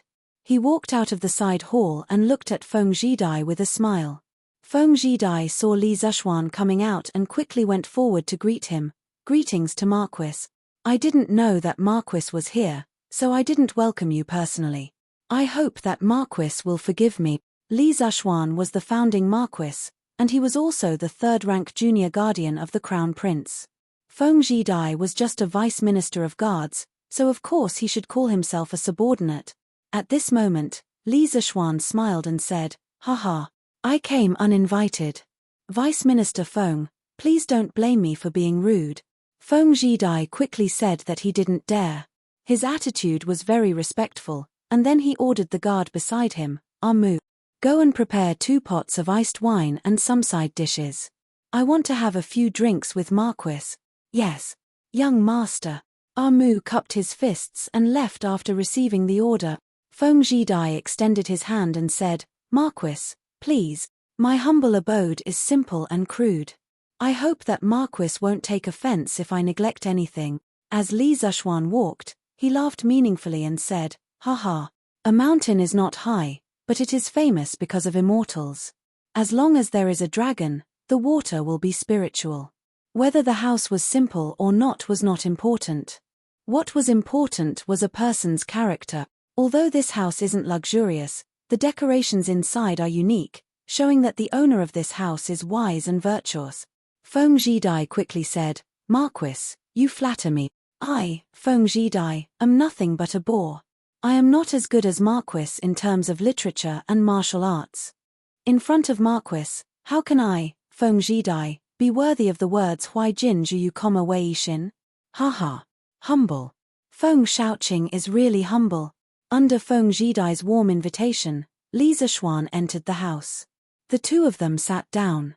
After a while, the dishes were served. It was noon. Feng Zhidai thought about what Mu said earlier. Li Zishuan had been waiting here for more than an hour. From Lantian County to Chang'an City, it would take at least an hour. So, he guessed that Li Zishuan must have not had lunch. So, he invited Li Zishuan to have lunch together. Li Zishuan didn't refuse. He picked up his chopsticks, raised his wine cup, and drank with Feng Zhidai. For a moment, the atmosphere was quite lively. However, from the beginning to the end, Feng Zhidai did not ask Li Zishuan about his intentions. He was a smart person. He knew that if Li Zishuan was willing to say it, he would definitely say it himself. If he was not willing to say it, then it would be pointless to ask. Today, drinking with Feng Shaoqing reminded me of an interesting story. I wonder if Feng Shaoqing has heard of the story of Cao Cao discussing heroes while drinking wine? After 3 rounds of wine, Li Zishuan suddenly looked at Feng Zhidai with a burning gaze and asked in a serious tone, "Cao Cao discussing heroes while drinking wine?" Feng Zhidai's eyes flashed. He thought for a while and shook his head. "Marquis, forgive me for my lack of knowledge. Although I have read the records of the 3 kingdoms, I have never heard of the story of Cao Cao discussing heroes while drinking wine. If Marquis is willing to explain, I will listen with all ears. This time, it was Li Zhuan's turn to be stunned. Never heard of discussing heroes while drinking wine? It shouldn't be. Brother, haven't you read history books? Oh, that's not right. Li Zhuan suddenly realized that regarding the history of the Three Kingdoms, the records of the Three Kingdoms was the official history. The romance of the Three Kingdoms was at most a story that contained the author's strong personal feelings. In the records of the Three Kingdoms, there was no such thing as discussing heroes while drinking wine. The author of the Romance of the Three Kingdoms was from the end of the Yuan dynasty and the beginning of the Ming dynasty. At that time, he was not even born yet. It was normal for Feng Zhidai not to have heard of this story. Ahem. This is just a small story that I heard on the street. Since Feng Shaoqing is in the mood today, I will tell you about it. Li Zhuan recovered from his contemplation and coughed lightly. He organized his thoughts and began to speak. After Cao Cao killed Liu Biyu at the White Gate Tower, he brought Liu, Guan, and Zhong back to Xuchang. At that time, Liu Bei said that he was the descendant of Prince Jing of Zhongshan and the great-great-grandson of Empress Xiaojing. Emperor Xian and Liu Bei were relatives and called Liu Bei imperial uncle. At that time, Emperor Xian realized that Cao Cao was not loyal to him. Therefore, he sent an edict to Dong Chongyi to get rid of Cao Cao. Dong Chongyi secretly collaborated with Liu Bei and other officials to get rid of Cao Cao. Cao Cao's advisors advised Cao Cao to get rid of Liu Bei as soon as possible so that Liu Bei would not become powerful in the future. Cao Cao said, "Everything is within my control. Why should I be afraid?" In reality, he still had some concerns. Liu Bei's benevolence and righteousness were known throughout the world. On the other hand, Guan Yu and Zhong Fei were ferocious generals. Therefore, Cao Cao invited Liu Bei to a small pavilion to drink wine and chat. Green plums were placed on a plate and a bottle of wine was boiled. The two sat across from each other and drank to their heart's content. Halfway through the wine, dark clouds suddenly appeared and rain gathered. Cao Cao and Xuanda leaned against the railing and watched from afar. Cao Cao said, "So that you can know the changes of the dragon?" Xuanda said, "I don't know the details." Cao Cao said, "The dragon can be big or small. It can rise or hide. When it is big, it can rise and breathe out fog. When it is small, it can hide. When it rises, it can soar in the universe. When it hides, it can hide in the waves. In the depths of spring, the dragon took the opportunity to change." At first, Feng Zhidai did not pay much attention to this story. He felt that this story was really something that Li Zhuan heard from the streets. This was because there were many places in the story that did not fit the historical facts. It was as if the original narrator of this story was intentionally belittling Cao Cao. Therefore, Feng Zhidai only treated this story as a joke and did not take it to heart. However, after Li Zhuan's narration, Feng Zhidai's expression turned serious. This was because he vaguely felt that Li Zhuan was insinuating that Li Zhuan was using Liu Bei, who kept a low profile and pretended to be a fool. He was insinuating that his father, the chief steward of Gaozhou and Duke Geng, Feng Ang. Feng Shaoqing, do you think Liu Bei is really afraid of thunder or is he just pretending? After a few cups of wine, Li Zhuan finally finished telling the story of discussing heroes while drinking wine. Then, he looked at Feng Zhidai and asked meaningfully. Feng Zhidai knew that he had to make his stance clear. Otherwise, he would also become the Liu Bei who pretended to be a fool and conspired to become the ruler of the world. Marquis, Liu Bei may seem like a righteous person on the surface, but he is actually a scheming and despicable person who covets the throne. The people of the Feng family are all honest and upright and have been loyal for generations. If we were born a few hundred years earlier, the people of the Feng family would never associate themselves with Liu Bei. Previously, when I was in Lingnan, my father had admonished me more than once. He said that in today's world, the four seas were at peace, and the common people were living and working in peace. They could finally enjoy the peace of the Golden Age. As His Majesty's subjects, the people of the Feng family must be loyal and responsible to protect the peace of His Majesty and the Great Tang. There are many tribes in Lingnan and it has always been difficult to manage them. My father is the chief steward of Gaozhou. Normally, the way he handles matters may cause some people to criticize him, But my father doesn't care. My father believes that the current emperor is wise. He believes that as long as he can protect Lingnan for his majesty, all criticism will vanish in front of his majesty. Clap, clap, clap. Good. Well said, Feng Zhidai. I have heard that Duke Geng's loyalty is unparalleled and that the people of the Feng family are all good men. Let's drink to these words. Li Zishuan clapped and laughed. Actually, the reason why he told the story of Cao Cao discussing heroes while drinking wine was to secretly test Feng Zhidai. Although it was impossible to accurately gauge a person's character and inner thoughts through words, a person's eyes would not lie under normal circumstances. When Feng Zhidai was speaking just now, Li Zishuan had focused 120% of his attention on observing Feng Zhidai's eyes. When the latter was speaking, his eyes were sincere and there was no evasiveness at all. Theoretically speaking, what he said was what he really thought. Unless his acting skills had reached the level of an Oscar for Best Actor, everything he said was from the bottom of his heart. Thank you for your praise, Marquis. To be able to have a confidant like Marquis, I am also very happy. Come, come, come. I will drink to show my respect. Feng Zhidai secretly heaved a sigh of relief. He raised his wine cup and toasted to Li Zishuan from afar. Then, he tilted his head back and downed the wine in the cup in one gulp. Haha. To be honest, I came to visit Feng Shaoqing today because I have a favor to ask of you. Since Feng Zhidai had passed the test and according to Li Zishuan who was far away in Lingnan, Feng had always been dutiful in Lingnan and had never done anything out of line, Li Zishuan decided to tell him the purpose of his visit. It was not that he was being superfluous, but he had to be very careful when looking for a partner. If one day the partner he found did something disgraceful, even if he was not involved, he would at least be accused of not knowing the right person. In any case, he definitely did not want to mix with a future rebel. Before cooperating, he had to investigate what should be investigated.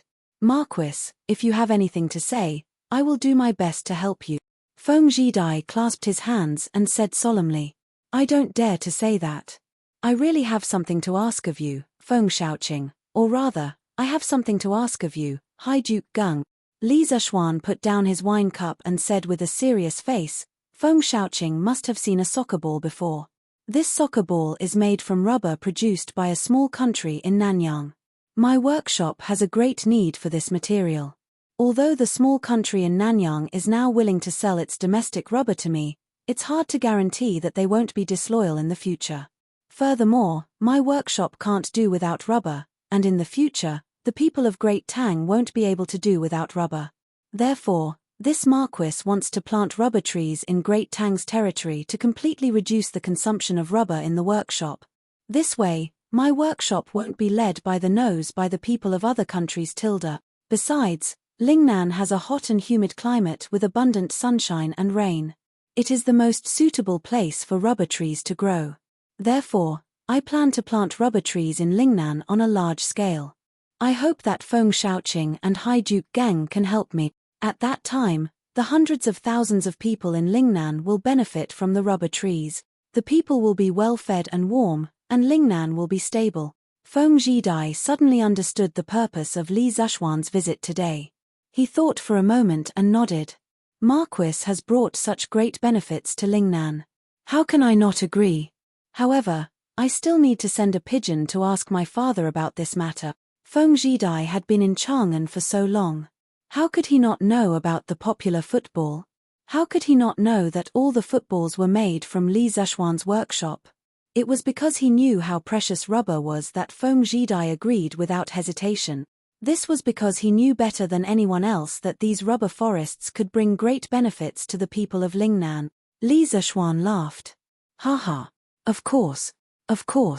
I will wait for your news. 2 days later, in the evening, as the sun set, the sky gradually turned dark. The people under the sky were about to welcome the night. However, Yanghuang College tonight was the most unique existence in the world. Push the guillotine and power the entire college. In the past few days, all the wires from Bo to Yanghuang College had been set up. Not only that, all the wires inside Yanghuang College had been set up.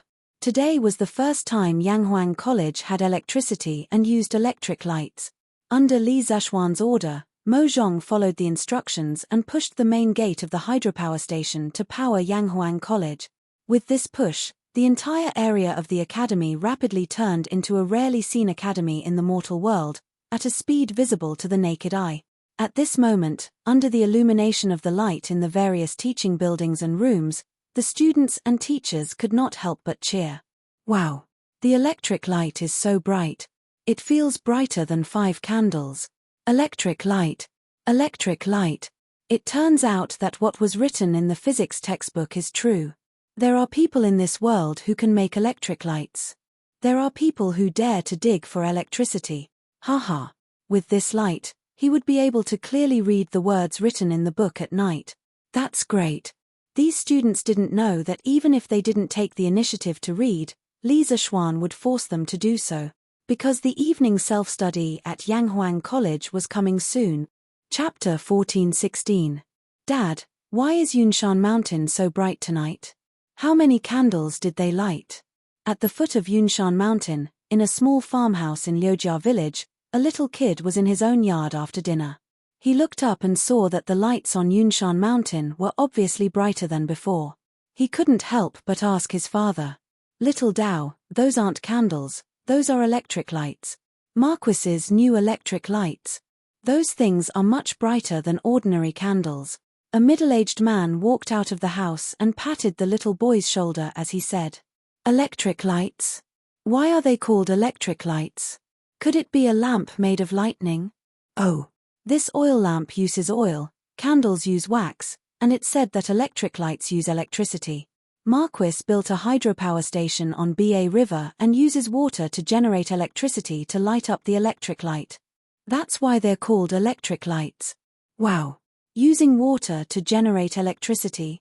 Marquis is amazing. Yanghuang College is also amazing. Dad, how much does one electric light cost? When will our house be able to use electric lights? This electric light can only be used by a godly school like Yanghuang College. Ordinary people like us can't afford it. Little Dao, if you want to use electric lights, the easiest way is to get into Yanghuang College. You know Hu Zhun from Han Village, right?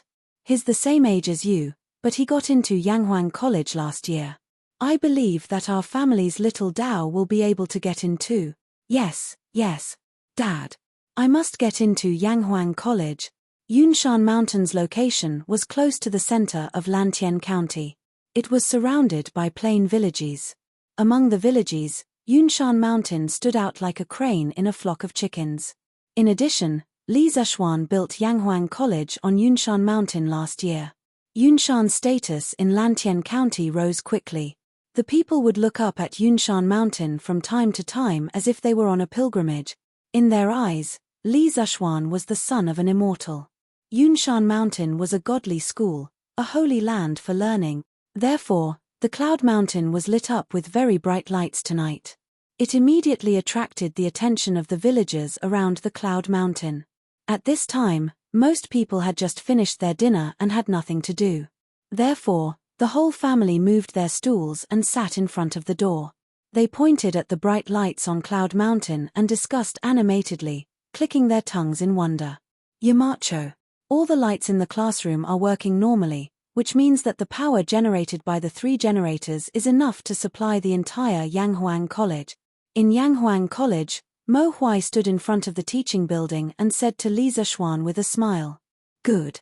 If that's the case, I can be at ease. However, we can't neglect the education of electricity safety in the academy. Let's continue for another 2 weeks. We must let the students truly understand electricity and learn how to use it correctly." Li Zishuan heaved a sigh of relief and nodded to Mo Huai. Mo Huai smiled and said, "Yamacho, don't worry. The teachers in the physics department will definitely perform their duties well. However, with the lights, can the students read in the classroom at night before going to bed?" Li Zishuan smiled and said, "Mr. Yang has already mentioned this to me. Recently, the Academic Affairs Office will set a new class schedule for all classes. In the future, after dinner, the students will have 2 more classes. They will focus on their own studies and the teacher will explain it to them. I call this evening self-study. After the evening self-study, The students can go to the dormitory to sleep. The dormitory's power outage will be postponed to midnight. Mo Huai said with a gratified expression, "That's great. Young people should be diligent and eager to learn." Yamacho has now created the conditions for the students to study hard. The students must cherish it. Li Zishuan nodded and said a few more words to Mo Huai.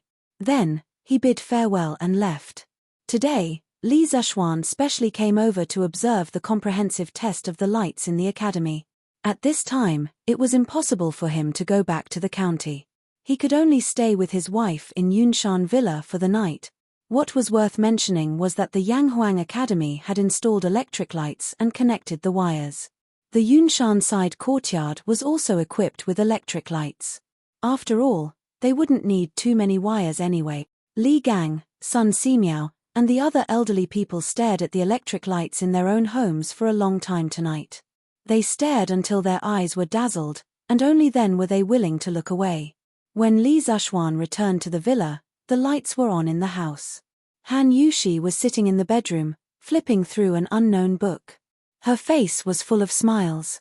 It was obvious that she was very happy at this time. Today, she expected that Li Zishuan would definitely not return to the county after finishing the matters in the academy. So, she came with him. "Husband, you're back." Hearing the movement at the door, Han Yushi quickly raised her head and saw Li Zishuan walking in. She got up and greeted him. "En. My wife is still reading." Li Zishuan smiled and asked casually. Han Yushi helped Li Zishuan take off his coat and smiled. "En. It's too early. I'm not sleepy yet." "Husband, this light is really good. Usually, after we eat dinner, we can only go to bed after a short while. But with the electric light, it's different. After dinner, we can read books. The girls can also embroider under the light. After working for a while, we can rest. I feel that this day is much more fulfilling than before." Li Zishuan couldn't help but laugh. "Hey, a small light is actually so good in your mouth," Han Yushi said with sparkling eyes. "Of course. Husband, don't you think that the nights in the past were much more boring than the days? Other than sleeping, it's still sleeping. If you sleep too much, it's easy to be listless. Now that there's light, people can also do things at night that they do during the day. Whether it's reading or needlework, it's much more meaningful than lying in bed and not being able to sleep." Li Zishuan smiled and scratched Han Yushi's white and tender nose. "Hee. Wife, you're right. However, other than reading and needlework, there's something more meaningful waiting for us to do tonight. Wife, do you want to know what it is?" Looking at the naughty smile on Li Zishuan's lips, Han Yushi quickly reacted. Her tender face blushed and she hurriedly said, "I don't know, and I don't want to know." "Husband, quickly wash up and sleep." Hee. "If we're going to sleep, of course, we'll wash up together and sleep together." "Ah. No." Electricity and light were used on Yunshan Mountain. Even at night, it was as bright as day. This news seemed to have grown wings. By the next day, it had spread throughout the entire Chang'an, as well as more than 20 provinces and counties near Chang'an City. The people were discussing it in private. After all, the appearance of the light was too unbelievable. Everyone was doubting whether the rumors were true or false. But soon, the official announcement came. It was today's Thatang Daily. The headline was about the news of Yanghuang College's official electrification last night. The title was, "An epoch-making event. That man brought light to the world's dark night." The writer was the famous Thatang Daily gold medal reporter, Li Yu. After reading the newspaper in black and white about everything that happened in Yanghuang College last night and the introduction of the light's principle, people finally believed that Yanghuang College had mastered the method of generating and using electricity. They also believed that there really was a light that was several times brighter than candles and oil lamp. It was human nature to seek the light and avoid the dark. No one liked the dark. Therefore, thousands of people couldn't help but yearn for the light that was mentioned in the newspaper. Some wealthy businessmen who thought that they were wealthy began to send people to Chitsu Pavilion to inquire if they could buy the light that was mentioned in the newspaper. But without exception, they all received the same answer. That was that it was easy to buy light, but it was difficult to find electricity. Currently, in the entire Tang Empire, only the Bo hydropower station in Lantien County could generate electricity. If they wanted to use the light, it wasn't just about buying a few light bulbs. They also had to ask the Marquis of Yong'an to provide electricity to their homes. As a result, those wealthy people who were eager to try and use the light in their homes all retreated. It was true that their families were rich, but in front of Li Zhuan, they could only be considered poor. Lord Marquis, ever since the Department of Commerce was established, it has tried 23 cases of merchant disputes. This lowly official has personally taken part in every case, and every case was only decided after multiple sources of evidence and conclusive evidence. This lowly official is willing to guarantee that not a single one of these cases was unjust or misjudged. Moreover, all the officials of the Department of Commerce have treated these merchant disputes the same as ordinary civil cases. In the Lantien County Yamen, County Magistrate he was reporting to Li Zhuan with a serious face. After Li Zhuan woke up this morning, he had a simple breakfast and brought his wife back to the Marquis residence in the county. Thinking of the vigorous business tax reform and the crackdown on evil campaign that had been carried out in Lantien County a few days ago, Li Zhuan didn't even warm his seat after returning to the Marquis residence before rushing to the Lantien County Yamen to find County Magistrate he to understand the situation. This is the correct way for the government to treat the businessman. Li Zhuan nodded his head and praised, "We have collected heavy taxes from the businessmen, so we have to provide them with protection."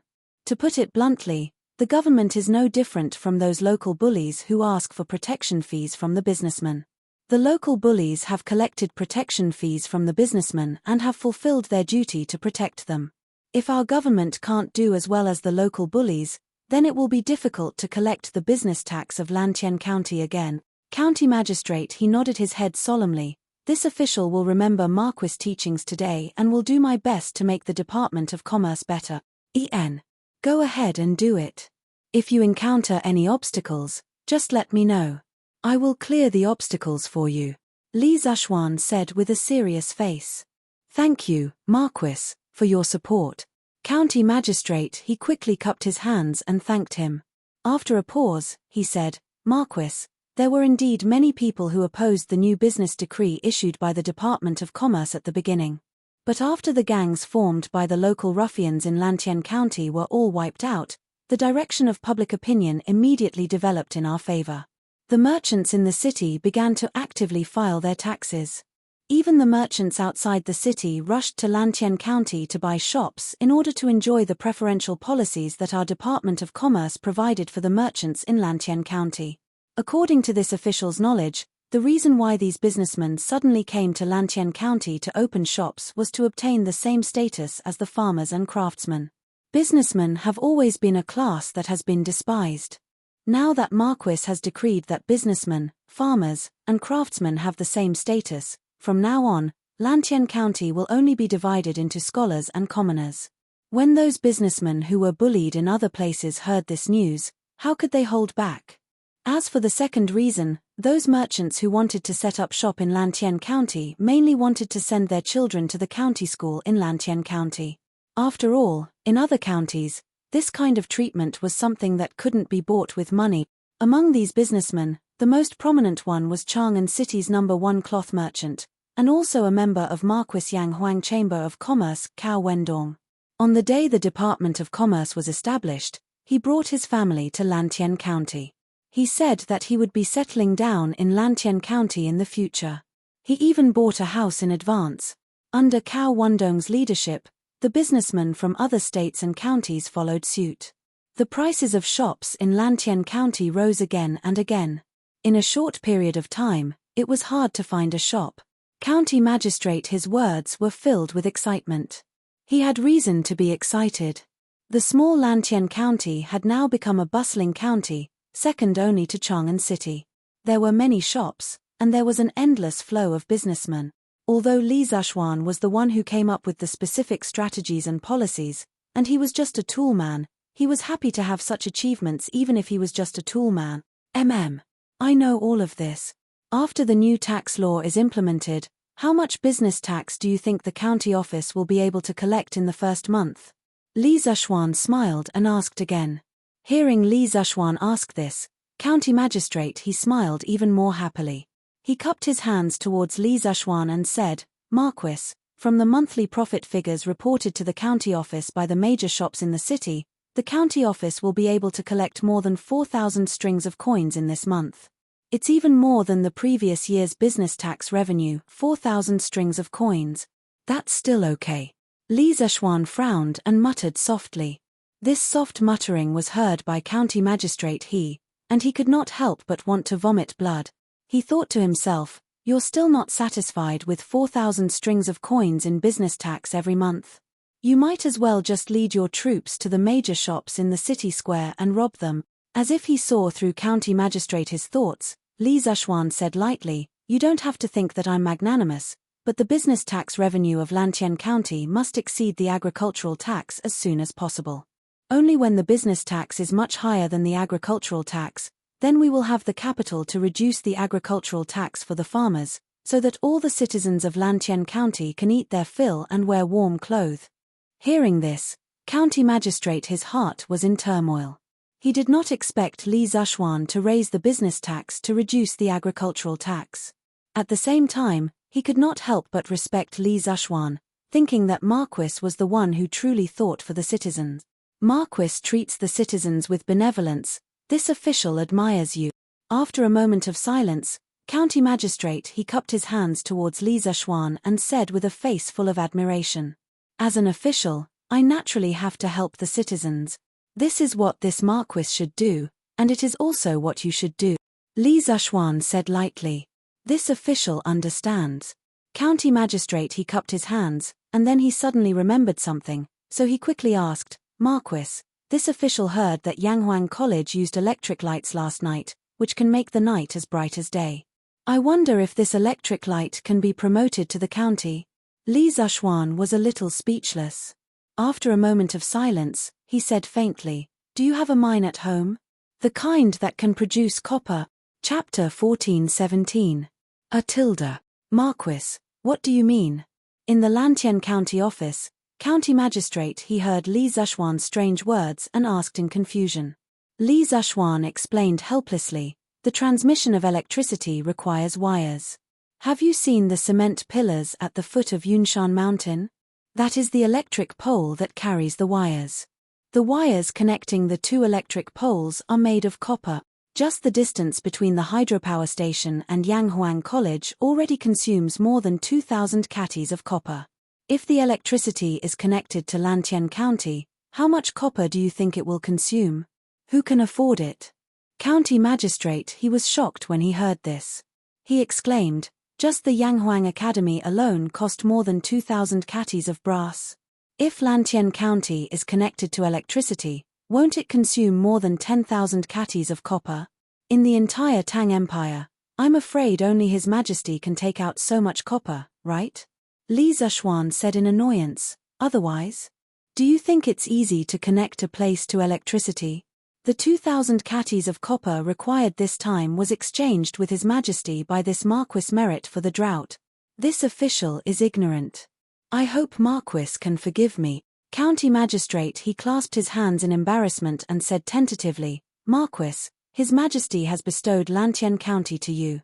Logically speaking, all the mineral veins in Lantian County should belong to you. You can send people to search for mineral veins in Lantian County. Perhaps you can really find a copper mine. Li Zishuan frowned and said, you have been an official in Lantian County for many years. Have you ever heard of a copper mine here? County Magistrate he said hesitantly, this official has never heard of it. But this official heard that Marquis is good at searching for dragons, so you want this Marquis to send people to search for mineral veins in Lantian County? Li Zishuan rolled his eyes and said, this official doesn't dare. This official doesn't dare. County Magistrate he hurriedly cupped his hands and said, I'm just hoping for a fluke. What if Lantian County has a copper mine? That way, our Lantian County can be connected to electricity. Marquis, didn't you say before that you wanted to turn Lantian County into a commercial city? If we can get electricity and use electric lights, then the night in Lantian County will be as bright as day, and we can open a night market. Night market. Li Zishuan's eyes lit up, and he was suddenly interested.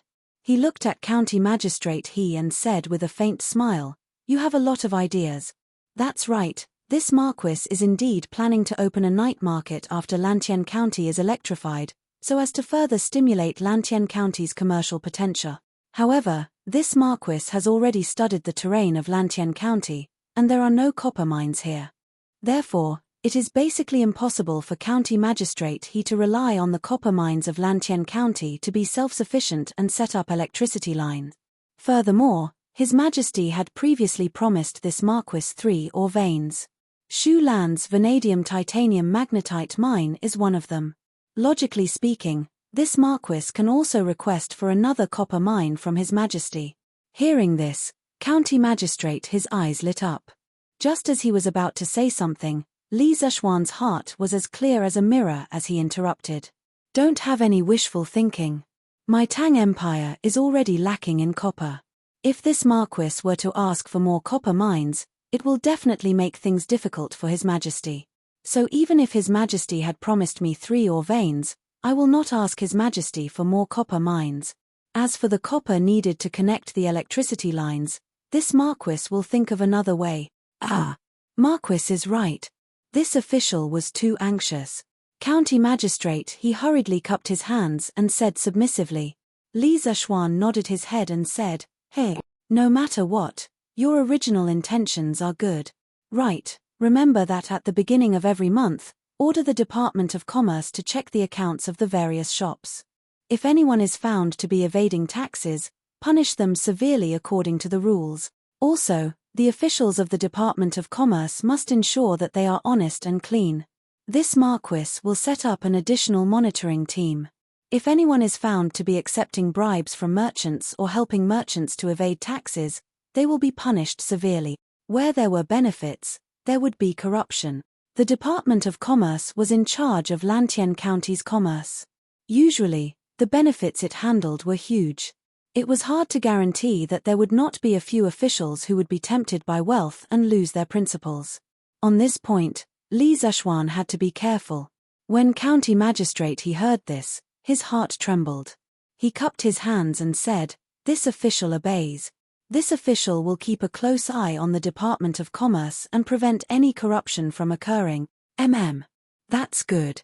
Li Zishuan nodded his head and left. Regarding the electric lamp, it was not only County Magistrate He who wanted it. Li Zishuan also wanted it. Even Li Zishuan's father and mother wanted it. After lunch, Father Li, Mrs. Li, Yi Guochong, and Old Madam Yi wanted to go to Yunshan Villa to stay for 2 days to experience the magical electric lamp. This was because in the morning, Han Yushi had told them a lot about the advantages and magical aspects of the electric lamp in front of them. It made them very curious and they all wanted to see and experience it for themselves. Li Zishuan thought that there were still some things to do at Yanghuang College, so he brought Han Yushi and a few elders with him. The group of people and 3 carriages quickly left the county and arrived at the foot of Yunshan Villa. After Li Zishuan sent his family to Yunshan Villa, he went to Yanghuang College by himself and met Li Tai, Cheng Chumo, and the others. "Yamacho, the electric lamp last night was really bright. You have brought a magical item to the college. I just don't know when Chang'an City will be like Yanghuang Academy, where there will be electricity and electric lights. The little fatty, Li Tai, said excitedly when he saw Li Zishuan. At this time, he was really glad that he had chosen to follow Li Zishuan to Yanghuang College to study.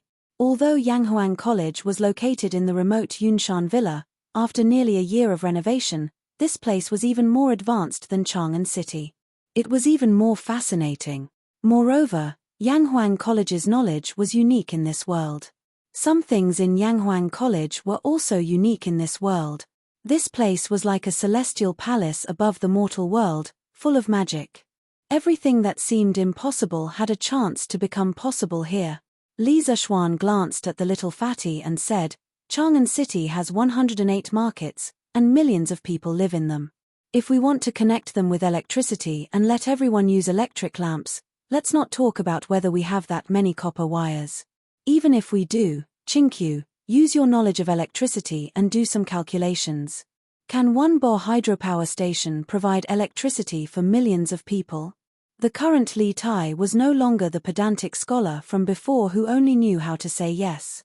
When he heard this, he quickly reacted and said with an embarrassed expression, "Ahem. Yamacho is right. But if one hydropower station is not enough, then we can just build a few more, can't we? The electric lamp is so useful. The officials in the imperial court will definitely support my father's construction of the hydropower station." Li Zishuan said unhappily, "Do you think building a hydropower station is as easy as eating a meal? Doesn't it cost money? Many people in the Tang Empire still have problems eating. The officials will not allow His Majesty to do such a wasteful and costly thing." Li Tai also knew that Li Zishuan was telling the truth, so he could only nod awkwardly. Cheng Chumo said at this time, "Xiaoxian. Yamacho, I heard that the academy is going to change the class schedule and add 2 classes every night. Is it true?" Yes. "Yamacho, is it true?" Sun Zifan also quickly asked. Li Zishuan crossed his arms in front of his chest and said, "Of course it's true. Now that the academy has electric lamps, the night is as bright as day. If we don't make use of such a good condition, wouldn't it be a waste of God's gift?" Cheng Chumo widened his eyes and said bitterly, "Tilda? Damn. Yamacho, you want the academy to use electric lamps just to add 2 classes for us. Isn't this too much? If we knew this was the case, we wouldn't have wanted you to install electric lamps in the academy." Li Zishuan said unhappily, "That's because you don't want to. It doesn't mean that others, Yamacho, Duke Lu, Duke Yi, and the other dukes are here." At this time, Mo Zhong came over and cupped his fists. Before Li Zishuan could say anything, Cheng Chumo trembled and quickly said, "Cough cough. Yamacho, I still have something to do, so I'll go back to the dormitory first." Then, without waiting for Li Zishuan to say anything, he ran away as fast as he could. The main thing was that Cheng Chumo often warned him, so Cheng Chumo was worried that he would be punished by his father in front of so many people and lose face. Li Tai, Sun Zifan, and the others were not used to appearing in front of these old generals, mainly because they did not like to be restrained, so they also left behind Cheng Chumo. Li Zishuan shook his head helplessly, then turned around and went to greet Cheng Chumo, Qin Qiong, and the others. "Uncles, why are you so free today to come to Cloud Mountain personally?" After Li Zishuan welcomed them into the academy and greeted them, Li Zishuan asked. "Haha. Today, the few of us old fellows came here especially to thank you, little Xian Tilda." Cheng Chumo laughed and said in a rough voice, "Xiao Xian, the water wheel you gave us earlier is a great help to us. Our villages together have a population of more than 10,000 people and tens of thousands of acres of fertile land. If it weren't for your water wheel, the villages might have had no harvest this summer. It's a small matter if we don't receive rent, but if the villagers don't have food to eat, that's a big matter." As Li Zishuan had always been close to the Cheng, Qin, Niu, Yuqi, and Li Jing families, when the workshop produced the water wheel, it was sent to them immediately.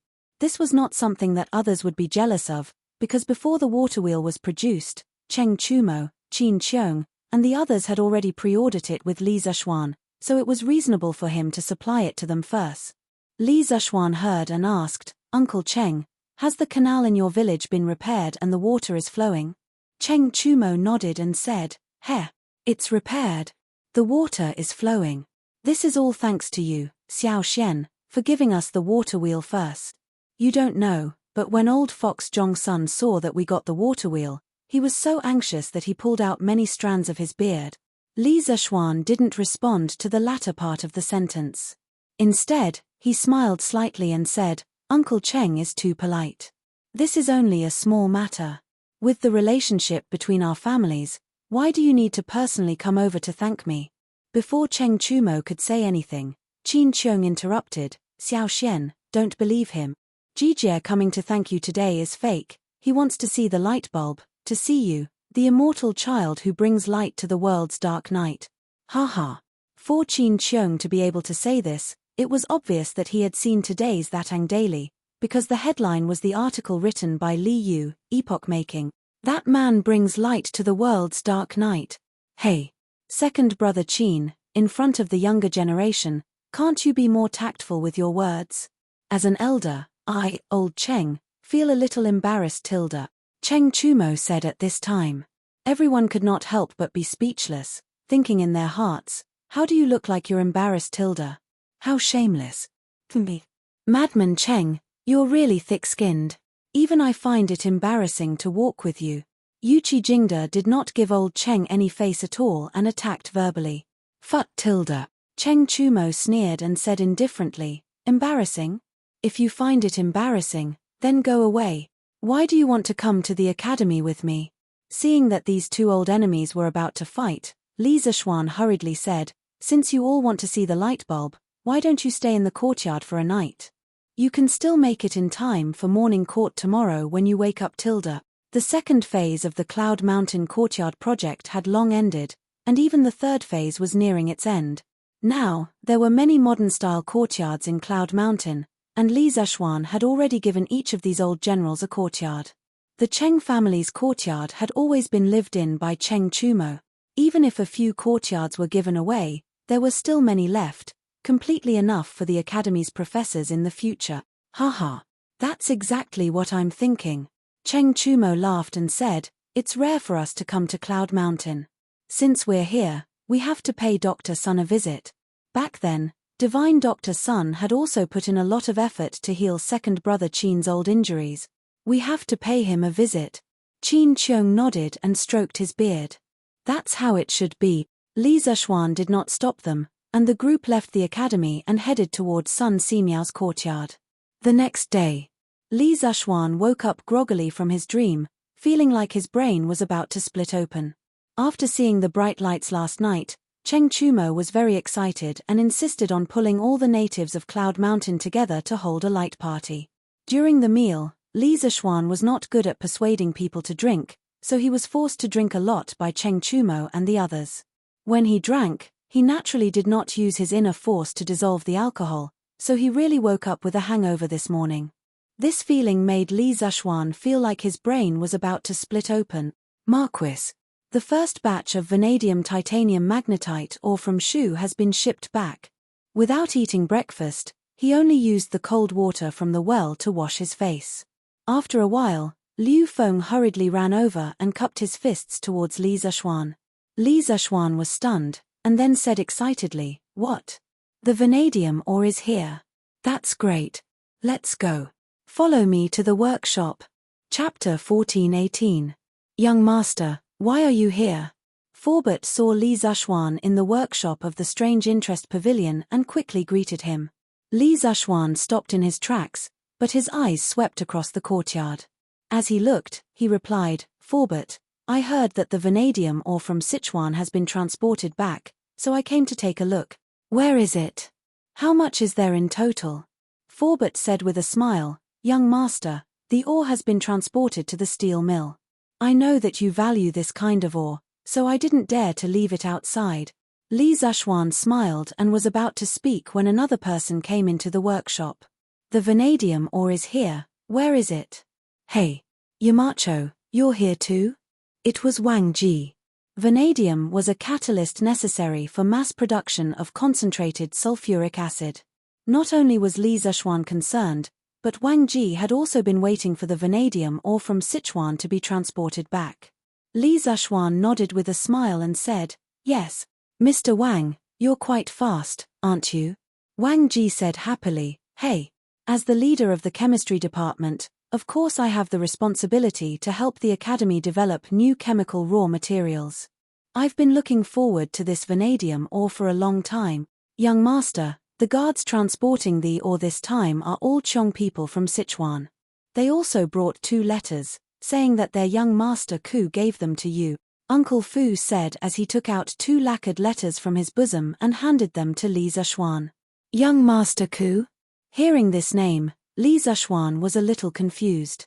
After a moment, he came back to his senses and couldn't help but laugh. It should be Ku Shiqing, right? Oh, it seems that this young man is doing well in the Qiong tribe. He's even called Young Master. Wang Ji stroked his beard and smiled proudly. The students of our Yanghuang College will always be the center of attention no matter where they go. This old man has some impression of Ku Shiqing. He is indeed a diligent and studious child. The old man's current appearance was exactly the same as those old teachers in modern times when they found out that their students had made a name for themselves. They were obviously very pleased with themselves, but their mouths and faces were still rather reserved and self-restrained. Seeing this, Li Zishuan couldn't help but want to laugh. Haha. Let's go. Mr. Wang, why don't we take a look at the quality of this batch of vanadium ores? Li Zishuan saw that Forbert was secretly curling his lips at the arrogant Wang Ji, so he quickly pulled Wang Ji towards the steel mill. Whoa! With so many ores, you should be able to extract a lot of vanadium, right? Walking into the yard of the steel mill, they saw a large pile of light grey ores of various sizes under a cloth shed. At a glance, there were at least 500 kilograms. Wang Ji's eyes widened and he couldn't help but exclaim in surprise. Li Zishuan walked closer and casually picked up a piece of ore from the pile. He brought it closer to him and looked at it seriously for a moment. The quality is very good. Mr. Wang, this pile of vanadium titanomagnetite can produce at least 300 kilograms of vanadium. With so much vanadium, it should be enough to cover the recent consumption of sulfuric acid in the workshop. You'll have to work a little harder these days. Get the craftsman in the workshop to modify the boiler and build a small vanadium workshop. Then build a workshop for sulfuric acid production. Quickly produce a batch of concentrated sulfuric acid. I have great use for it. Wang Ji replied excitedly, yes, Yamacho. Even if Li Zishuan didn't say it, he would have taken the initiative to volunteer. After all, it wasn't easy to get so many vanadium titanomagnetite ores. If he couldn't refine it himself, he would grow hairs on his back. Oh, that's right. Yamacho, according to the textbook chemistry, sulfuric acid is highly corrosive. It can react with iron to form ferrous sulfate and hydrogen. So, what will we use to store concentrated sulfuric acid in the future? Wang Ji paused for a moment and suddenly said. Li Zishuan thought for a moment and replied with a smile, Mr. Wang, dilute sulfuric acid can dissolve iron and release hydrogen. The reaction mechanism is that the hydrogen ions in the dilute sulfuric acid reacts with iron. But when concentrated sulfuric acid comes into contact with iron, it will not, or very rarely, react with iron. Because concentrated sulfuric acid has a very high purity, sulfuric acid exists in the form of covalent compounds, not ionic compounds. When its purity is high, it will ionize very little hydrogen ions, almost none. So, it won't corrode ironware. Instead, it will passivate the iron and form a dense oxide film on the surface of the iron. This oxide film is very dense and prevents concentrated sulfuric acid from entering the iron to continue the reaction. However, although concentrated sulfuric acid can be stored in carbon steel, it is best to store it at room temperature and pressure. This way, the corrosion rate of carbon steel will be the lowest. This is because the hot concentrated sulfuric acid will also react with iron. In order to ensure the safety of concentrated sulfuric acid storage, we need to use horizontal storage tanks and build leak-proof walls around the tanks.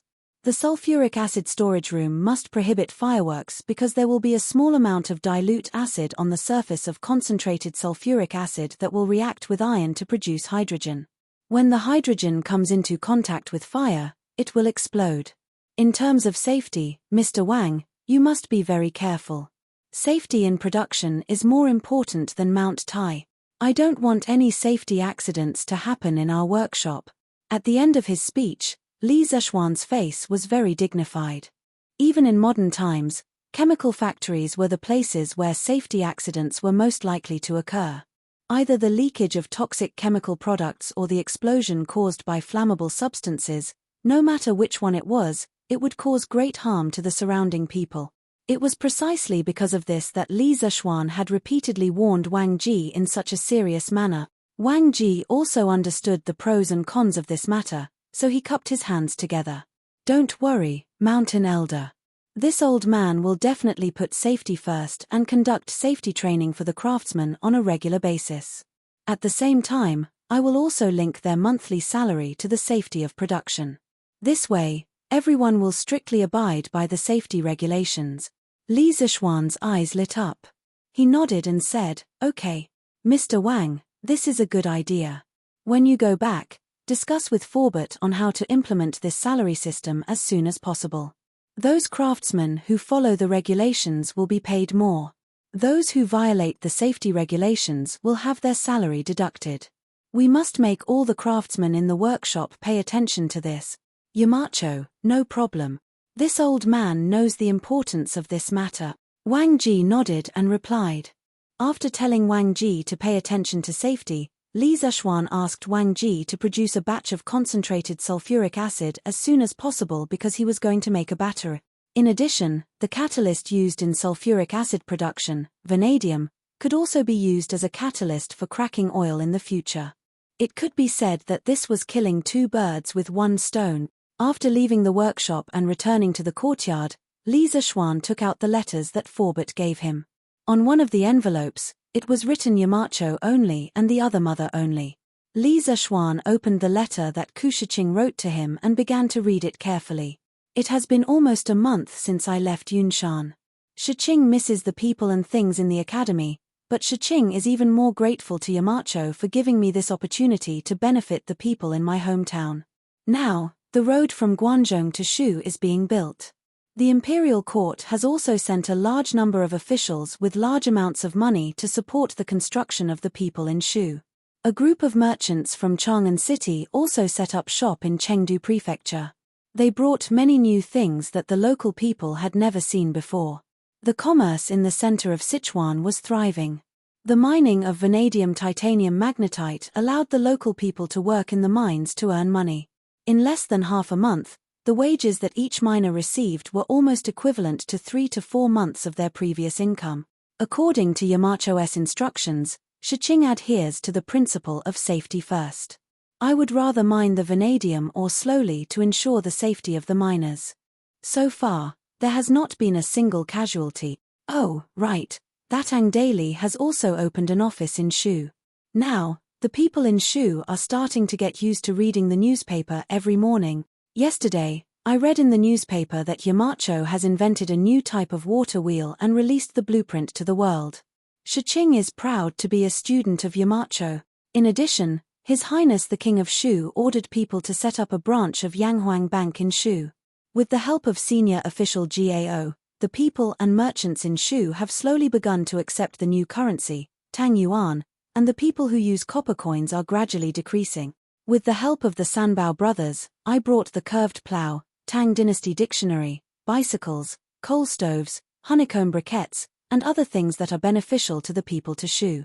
With the support of senior official GAO, I opened the people's wisdom, promoted agriculture, and promoted business. Now, Shu is undergoing earth-shaking changes. How lucky I am to be able to witness the prosperity of my hometown and the people's lives are getting better. I remember Yamacho once said, "The knowledge on paper is shallow, but the knowledge must be experienced." In the process of leading the people in my hometown to become rich, I understand the true meaning of this sentence. Some things seem simple, but when you really do it, you will often encounter many unexpected difficulties. Fortunately, I have survived those difficulties. Now, I have become the young Master Ku in the hearts of the people in Shu province. Yamacho, rest assured, I will not be arrogant in victory and will not be discouraged in defeat. I will lead the people in Shu province to become rich. I will not lose face for Yamacho and will not smear the reputation of Yanghuang College. I, Ku Shiqing, wish Yamacho success in everything and good health. Husband, what are you looking at? Why are you so happy? Li Zishuan had just finished reading the letter and was about to sigh when Han Yushi walked over and asked softly with a smile. Haha. Nothing. It's a letter written by a student of the academy. Li Zishuan said with a smile as he pulled his wife to his side. A letter from a student? Aren't all of your students in the academy? Why do they need to write to you? Han Yushi frowned her beautiful willowy eyebrows and asked doubtfully. Li Zishuan smiled and asked, Wife, do you still remember the student named Ku Shiqing who volunteered to go to Shu province? Han Yushi frowned and thought for a moment, then said with a smile, Oh, I remember now. His mother came to Cloud Mountain to deliver a letter to you. It's him. This child is now doing well in Shu province. As a teacher, I am very gratified to see it. Li Zishuan handed the letter to Han Yushi and smiled. I see. I was wondering why my husband was smiling so happily. Han Yushi took the letter, swept it aside, and said happily, my husband is benefiting the people of Lantian County, but Ku Shiqing is benefiting the people of his hometown. This student is very similar to you, my husband. The Yanghuang Academy has produced many talents. In the future, if the students of the academy can be like Ku Shiqing and use their own knowledge to bring prosperity to the world, then my husband will truly have students all over the world and your name will go down in history. Li Zishuan couldn't help but feel excited when he heard this. He patted his wife's shoulder and sighed. That's why Yanghuang College is the greatest wealth and support of the Tang Empire and our family. Instead of studying the art of intrigue and mingling in the imperial court, it's better to open the school and teach thousands of students what I have learned. In the future, I will have students all over the world. Even if you are the Prime Minister or the Emperor, you will have to respect me. These were the words from the bottom of his heart. When Li Zishuan first established the Yanghuang Academy and spread the knowledge of engineering, it was to benefit the people of the world and to seek a little bit of welfare for the toiling masses of this era. However, at the same time, Li Zishuan established the Yanghuang Academy to seek support for himself. The support that would allow him to establish a foothold in this feudal era of the emperors, establish his family, and establish his life so that others would not easily touch him. Only when the students of Yanghuang College became more and more promising, and when there were more and more promising students in the academy, would his support become more and more reliable. The reason why Confucius shone in the world and his name went down in history was not only because of his own greatness, but also because he had 3,000 students who spread his teachings and sent him to the altar in one fell swoop. Li Zishuan knew that he couldn't be a saint like Confucius. He only wanted to seek a solid support in this feudal era. That was all. My husband, you have worked hard for this family. Han Yushi caressed Li Zishuan's forehead with some heartache, then leaned on his shoulder and said softly, He. I don't have to suffer. In this life, I have a wife who understands me and parents who love and protect me so much. I don't have to suffer. Li Zishuan caressed Han Yushi's long hair and comforted her softly. After a while, he said, Oh, Shiqing also wrote a letter to his mother. I have to get someone to send the letter to Chang'an. My wife, you should also pack up. We will return to Lantian County in a while. Oh, right, my husband, it seems like we can't go back today. Han Yushi nodded first, then shook her head and said. Li Zishuan was suddenly puzzled and asked, Why is that? Does my wife have something to do in Yunshan? Han Yushi saw that Li Zishuan really couldn't remember what it was and could only helplessly say, My husband, have you forgotten? Tomorrow is Pang Feiji's wedding. Pang Feiji has followed my husband all the way and has risked his life several times. Even if he didn't make any contributions, he has worked hard. Tomorrow is his wedding. Shouldn't my husband make a trip there? Li Zishuan opened his mouth and suddenly understood. Liu Feng had mentioned this to him before, but he had too many things to do on a daily basis and accidentally forgot about it. At this time, he smiled a little embarrassedly and said, Yes. Ah, look at my memory, I almost forgot about this. Thank you for reminding me. Then let's not go back to the county tonight. Let's go to the wedding banquet tomorrow. Han Yushi smiled sweetly and nodded in agreement. Chapter 14:19.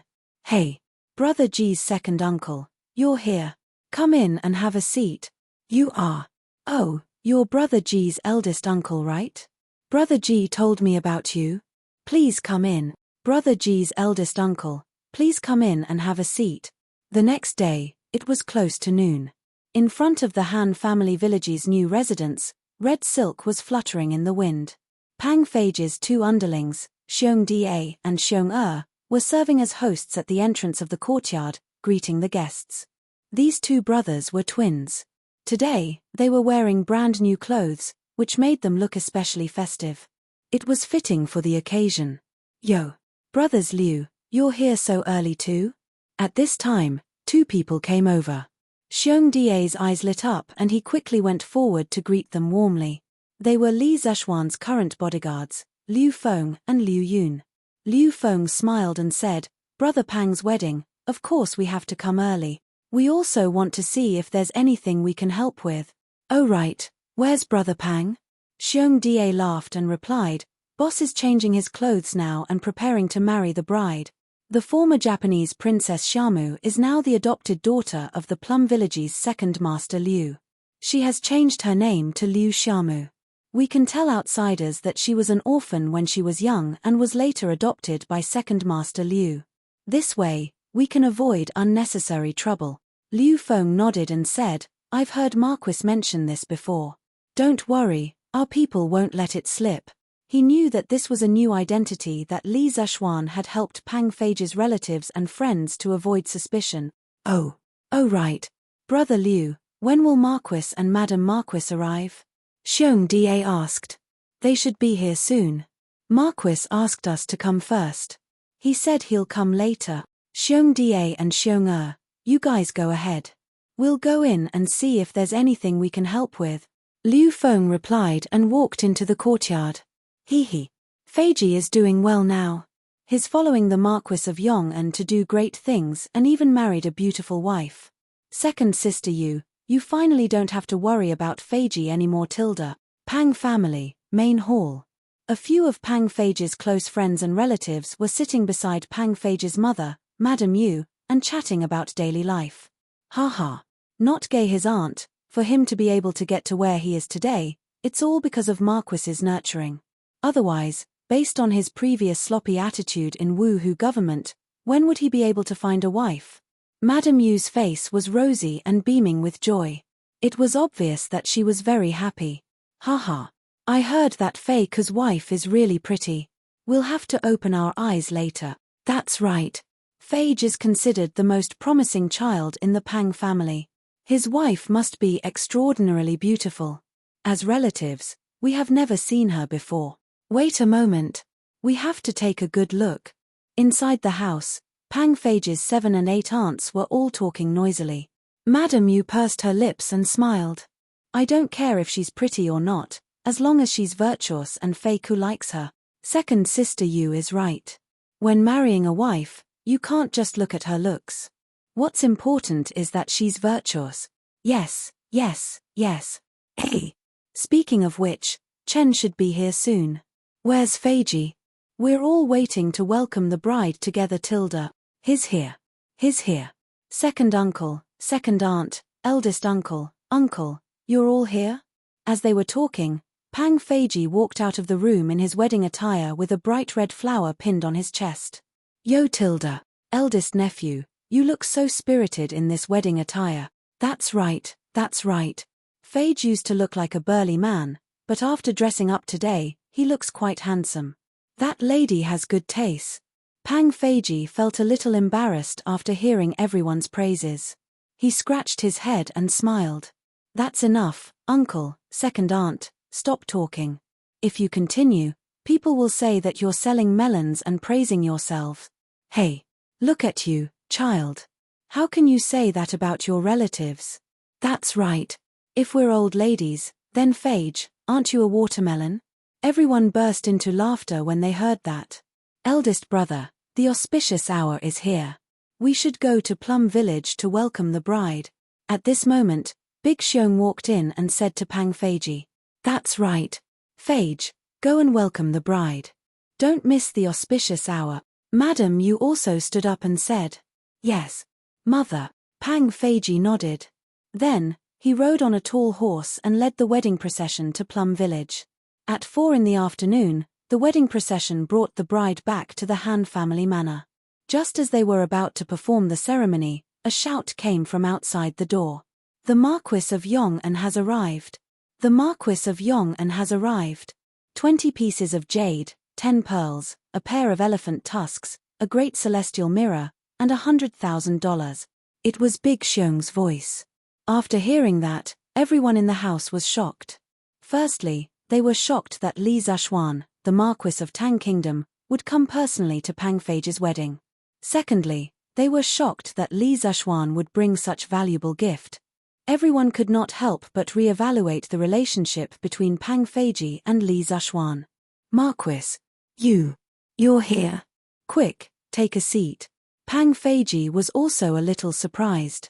In his mind, Li Zishuan coming to attend his wedding banquet was already giving him face. He didn't expect Li Zishuan to not only come, but also bring so many congratulatory gifts. If you treat me like a country knight, I will repay you like a country knight. At this moment, he thought that even if Li Zishuan asked him to die immediately, he would be willing to do so without a frown. I was delayed by some things on the way. I should not have missed the timing. Otherwise, I would have sinned greatly. Li Zishuan nodded and said with a smile. Greetings, Marquis Yong'an. Next to Pang Feiji, the bride, Suo Xiamu, who was dressed in red and covered with a veil, quickly came over and bowed to Li Zishuan. She did the standard etiquette of a Han woman.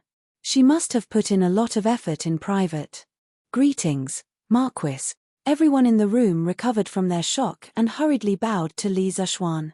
Among Pang Feiji's friends and relatives, some were from Lantian County, some were from Chang'an City, and some were from other counties around Chang'an City. However, no matter where they came from, they had all heard of Li Zishuan's name without exception. Most of them had even received favors from Li Zishuan. However, most of them had only heard of Li Zishuan's name in the past. Now that they were able to see him up close, they couldn't help but feel excited. At the same time, they couldn't help but secretly praise Pang Feiji for being so successful. Li Zishuan had personally come to support his wedding with a huge gift. There's no need to be so polite. I brought my wife here today to drink a cup of wine. We can't steal the limelight. Those who are supposed to get married, get married. Those who are supposed to get married, get married. There's no need to care about me. Don't miss the time. Li Zishuan waved his hand and said with an easygoing expression. Everyone could not help but breathe a sigh of relief when they saw Li Zishuan being so easygoing. Pang Feiji's mother, Madame Yu, walked over and bowed to Li Zishuan. I, Madame Yu, greet Marquis. It is the Pang family's honor that Marquis can attend my son's wedding. How can my son accept Marquis's generous gift? Li Zishuan turned his head to look at Han Yushi. Han Yushi understood and went forward to help Madame Yu up. Li Zishuan then said, Madame Yu, Feiji has done his best by my side. It can be said that he has worked hard and contributed a lot. I have never treated him as a servant. A mere gift is nothing. Don't decline anymore. Today is Feiji's wedding day. There are more important things to do. Seeing Li Zishuan's sincerity, Madame Yu could not decline anymore. She thanked him and then turned to look at Pang Feiji. She said seriously, my son, the Pang family has to have a conscience. Marquis has treated you so well. If you can't serve Marquis wholeheartedly in the future, I won't acknowledge you as my son. Do you hear me? Pang Feiji nodded heavily and said, Mother, you don't need to say this. I know. Don't worry. All right. Hurry up and get married. The guests are getting impatient from waiting. Li Zishuan urged at this moment. Madame Yu smiled and agreed. She also invited Li Zishuan to sit on the left side of the main hall. However, how could Li Zishuan be willing to sit there? This seat was usually reserved for the parents of the married people. He could not break the rules. All right. Deacon, please take your seat. The first gong, pray for good luck and eternal peace. The second gong, bless the newlyweds. The third gong, the auspicious time has arrived. Lanterns and colored banners will be hung and the auspicious stars will shine. Let's invite the bride and groom to the flower hall. Xiong Da started to preside over the wedding ceremony. Li Zishuan, who was sitting at the head of the hall, almost spat out the tea in his mouth when he heard this. He thought to himself, where did this guy learn this from? It looked like it was true. However, this guy had to straighten his tongue when he spoke. Otherwise, it would sound too funny. First, bow to the heavens and earth to thank our marriage. Bow to thank the heavens for the auspicious signs. Bow to the heavens and earth for a long time. Pray for happiness and good health. Bow to the heavens 3 times. Rise. Bow to the parents for raising us. Bow to the heavens and earth. Thank the parents for raising us. Bow to the heavens and earth. Bow to the heavens and earth. Bow to the heavens and earth. Bow to the heavens and earth. Pray for the heavens and earth. Bow to the heavens and earth. Rise. After the 3 bows to the parents, Pang Feiji paused. Then, he pulled Xiaomu and walked to Li Zishuan. The two of them knelt down together. Pang Feiji said, "This bow is to thank Marquis for giving me a new life and for raising me. Feiji will go through fire and water for Marquis in the future." "I won't hesitate," Xiaomu said. "Thank you, Marquis Yong'an, for saving my life and giving me a good partner. Get up." Li Zishuan helped the two of them up. Then, he smiled meaningfully and said, "Since the two of you are together, then live a good life. There is a saying, if you marry a chicken, follow the chicken, if you marry a dog, follow the dog. Let's not delve into the past for now. But Xiaomu, since you are married to Pang Feiji, then you have to think about your husband's family. Feiji, if Xiaomu is really a virtuous and virtuous wife, then you have to treat her well. With a harmonious and stable family as your backing, you can do things for me wholeheartedly. Do you hear me?" The meaning behind these words was to warn Xiaomu that after marrying Pang Feiji, she had to completely become a Tang. She had to completely forget her identity as a Japanese. She had to forget about her country and her people. She had to think about her husband's family and the Tang Empire. She had to not do anything that would harm the interests of the Tang Empire. "We will remember Marquis's teachings," Pang Feiji and Xiaomu said in unison. "All right. Let's continue with the wedding ceremony." Li Zishuan waved his hand and said. The two of them hurriedly agreed. Xiongda then shouted, "Husband and wife, bow to each other. 100 years of cultivation to cross the sea together. 1,000 years of cultivation to sleep on the same pillow." The bride and groom face each other. Husband and wife bow to each other in front of the flower hall. Kneel. Heaven and earth meet, the zither sing in harmony. Kowtow. Mandarin ducks wing to wing, husband and wife of one heart, kowtow again. Husband and wife sing together, "You have a son early, kowtow thrice. Rise." The ceremony is complete, send the bride to the bridal chamber. After the wedding ceremony, it was time for the banquet. Li Zishuan had originally planned to drink a cup of wine before leaving with his wife. Many guests could not eat freely with him around. However, just as he was about to leave, he saw two familiar faces at the table beside him, Yang Shaoning and Mo Lingwei. "Little Ningzi, look at Pang Feiji and then look at yourself." "Me? Me? What's wrong with me?" "Me? What's wrong with you?" "Oh, I understand now. Don't worry, Wei. I'll find a chance to talk to my father about us. I'll ask him to send a matchmaker to your house to propose marriage as soon as possible." "Bah. Who? Who wants you to propose marriage? You're really shameless. I'm going to ignore you." "No. No, didn't Yamacho analyze me like this the last time? Wei, don't you want to marry me?" Hearing this, Li Zishuan was speechless.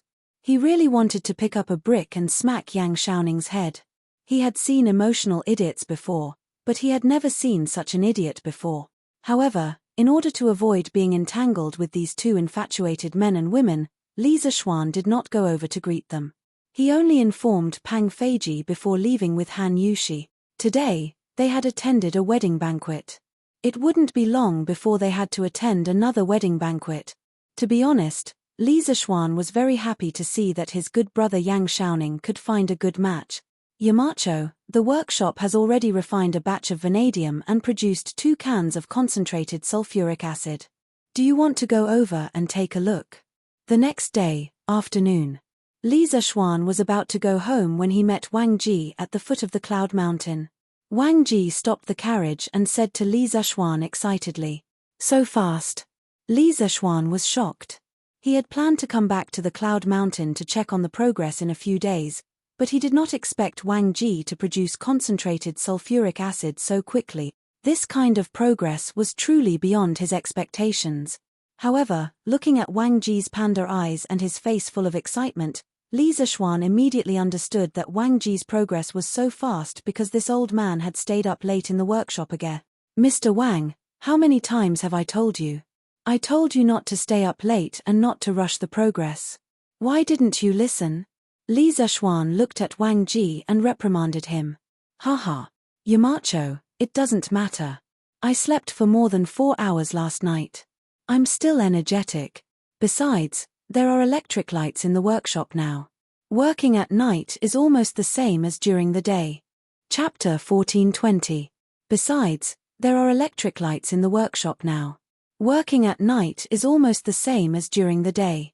Li Zishuan staggered and almost fell to the ground. He thought to himself, so I invented the electric light just to make you stay up all night to work? Now that you mention it, I'm a bit like a black-hearted capitalist tilde. Mr. Wang, listen to my advice. Staying up all night is bad for your health. Don't stay up all night anymore. Whether it's the refining of vanadium or the production of sulfuric acid, you don't have to work so hard. If you hurt your health, it will be the greatest loss to the academy tilde. Li Zishuan looked at Wang Ji and persuaded him earnestly. Wang Ji looked troubled. Yamacho, it's not that I like to stay up all night, but when I see those good materials, I feel a little itchy. If I can't refine these good materials into the things I want, I will feel uncomfortable all over. This is an old problem that can't be changed. But don't worry, my health is definitely fine. I know what to do tilde. Li Zishuan was instantly speechless. He thought of his previous evaluation of Wang Ji, an alchemy warlock who was obsessed with alchemy. This evaluation was very appropriate. This old man used to love alchemy and did things that were superficial in the eyes of others. Now that he had entered the academy's chemistry department, he had completely found his organization. Because the way of material transformation in chemistry was similar to alchemy, it was not difficult to understand why Wang Ji was crazy about it. Li Zishuan knew that no matter how he persuaded this crazy person, he would not be able to persuade him. He sighed and simply stopped persuading him. He walked to the front of the carriage and said to Han Yushi, "My wife, there are some things in the workshop. I won't return to the county today. I'll ask Liu Feng to escort you back tilde." Han Yushi lifted the curtain and came out from inside. She said softly, "Since my husband has something to do, then go ahead and do it. I'll stay in the Yunshan residence for the next 2 days and take care of my husband's food and daily life tilde." Li Zishuan thought for a while and nodded. "That's good too. I'll send someone back to the county to inform my parents. My wife, you can go back to the residence tilde." "Okay tilde."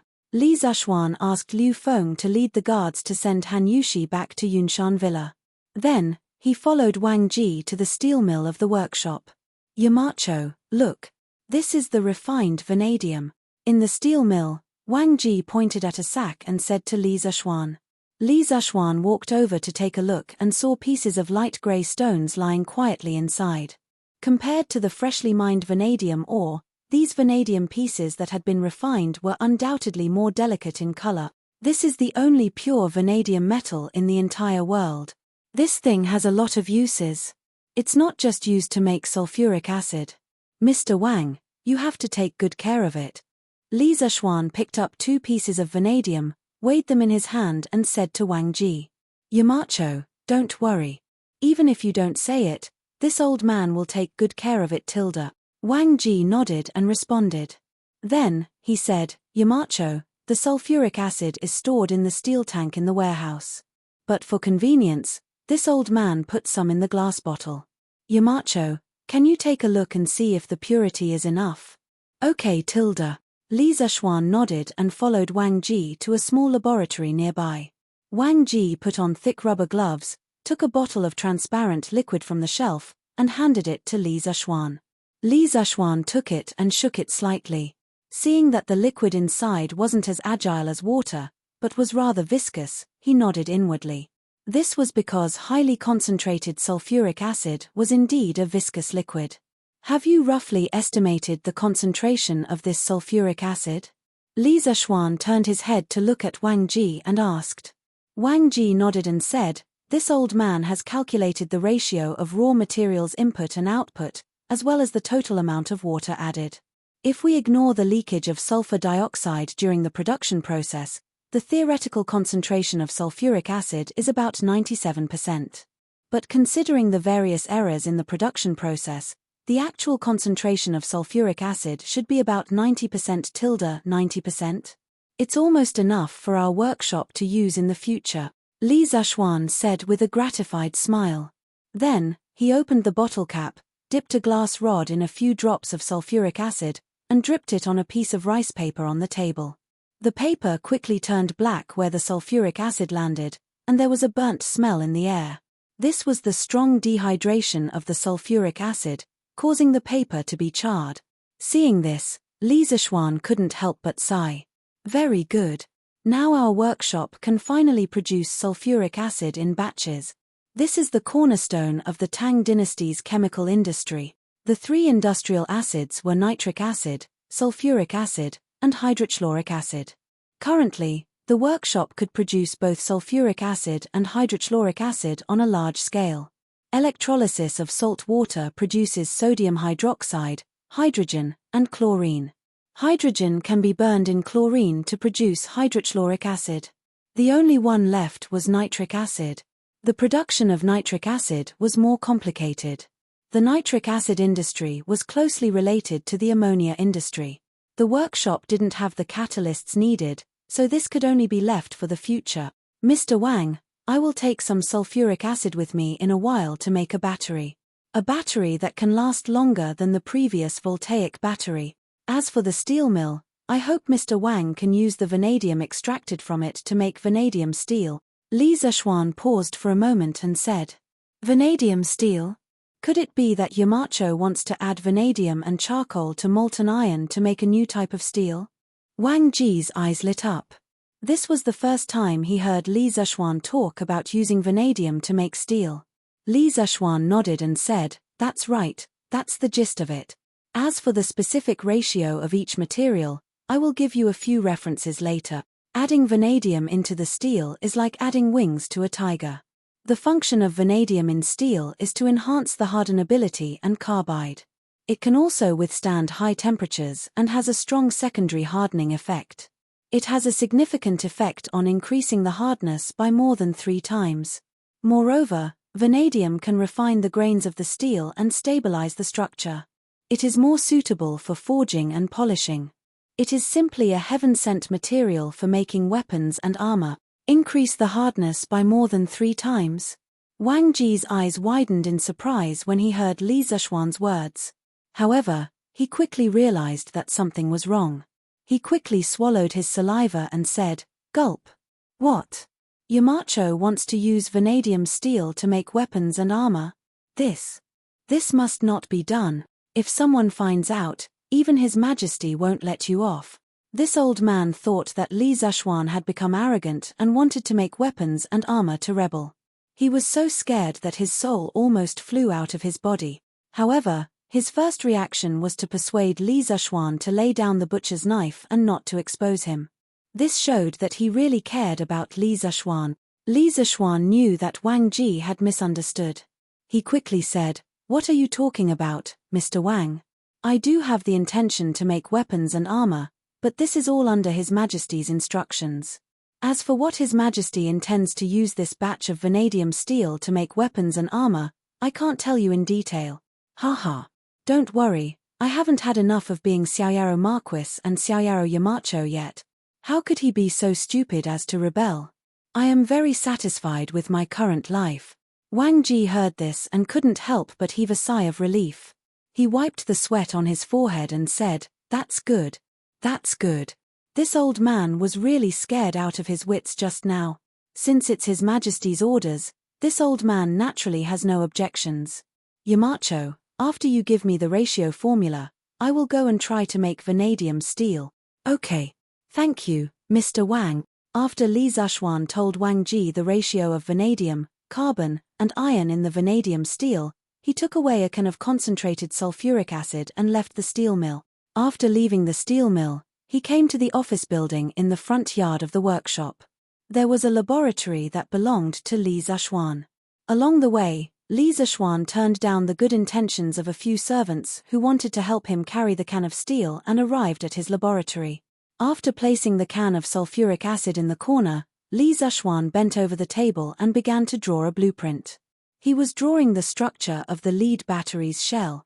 The negative plate, positive plate, and electrolyte were the main components of the lead battery's flow reaction. The anode plate was lead dioxide, and the cathode plate was lead. When the battery is discharged, the negative electrode plate reacts with the electrolyte to become lead sulfate and water, releasing electric energy.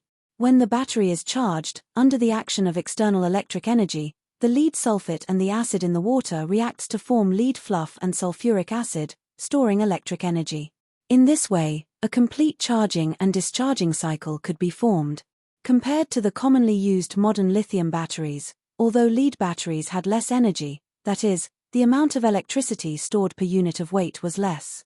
The main reason was that lead batteries were generally larger in size and weight, their electromotive force was more stable, their operating voltage was stable, their operating temperature and current range was wide, they could charge and discharge hundreds of cycles, their storage performance was good, especially suitable for dry charge storage, and their cost was lower.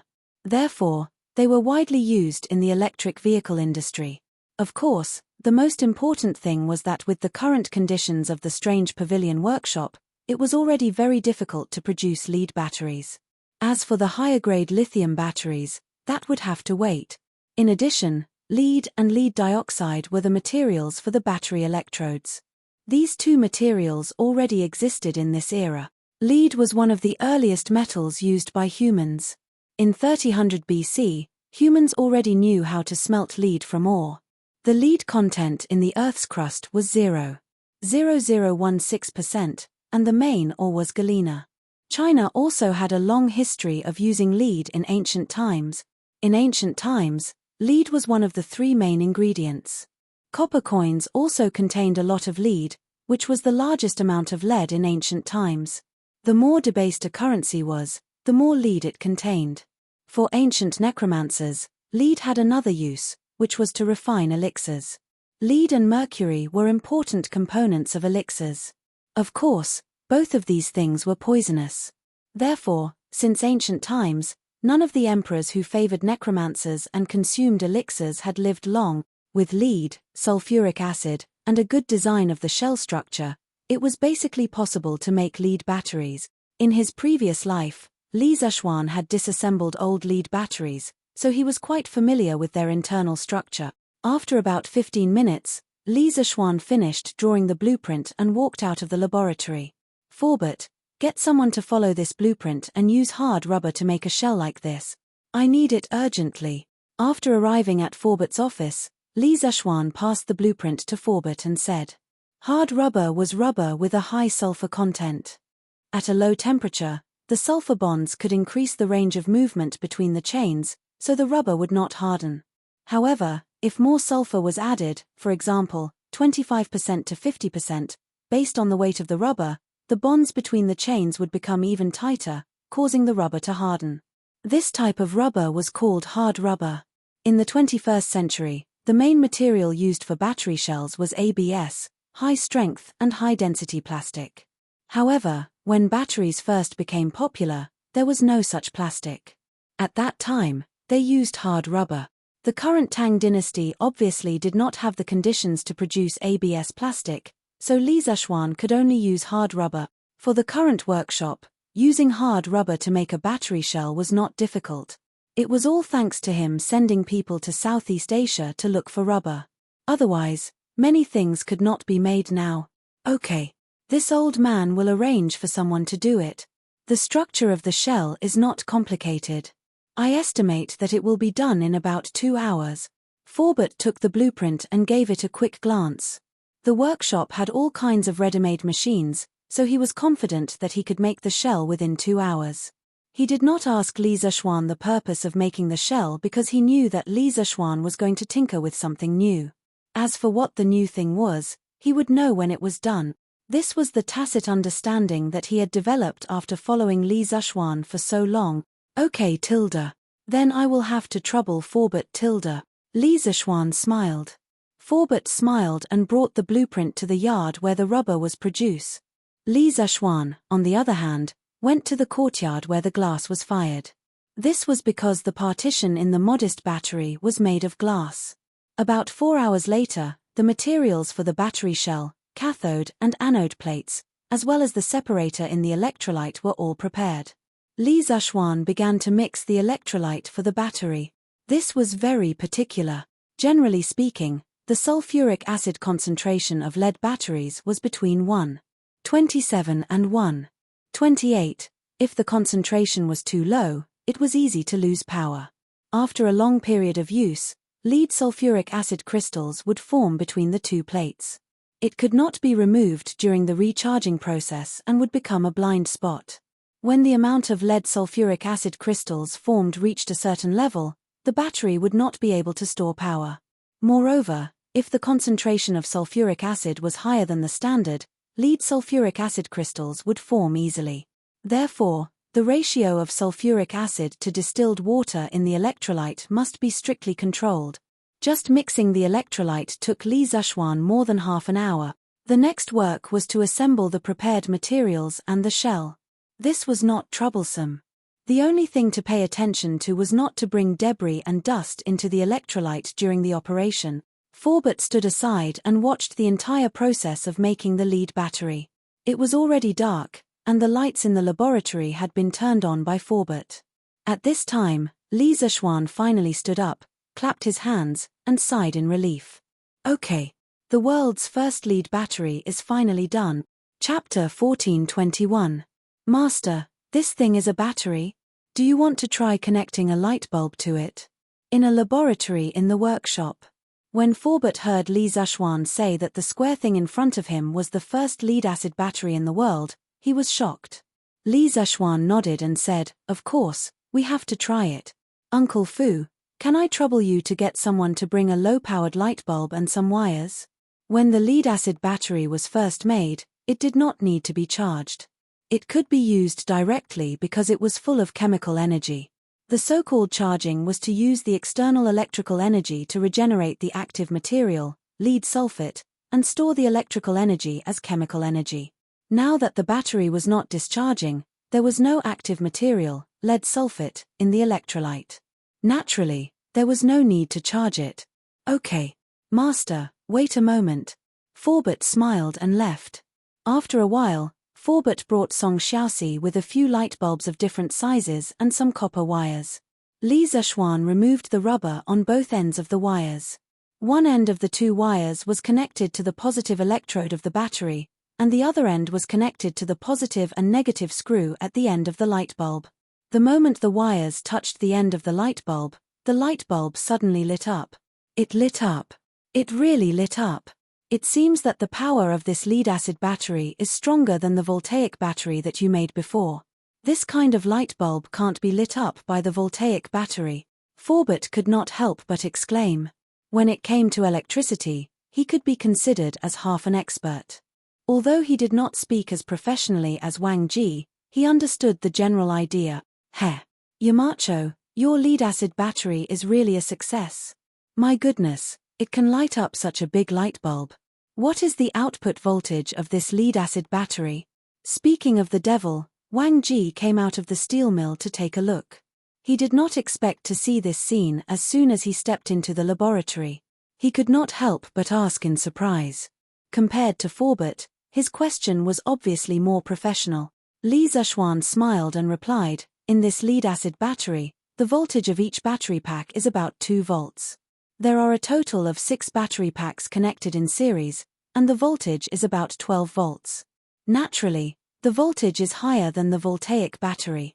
Moreover, the continuous discharge capacity of this lead-acid battery was much stronger than that of a voltaic battery.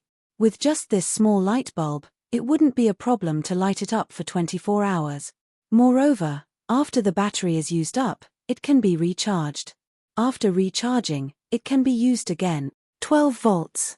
Keep the lights on for 24 hours. Can it be recharged after the battery runs out?"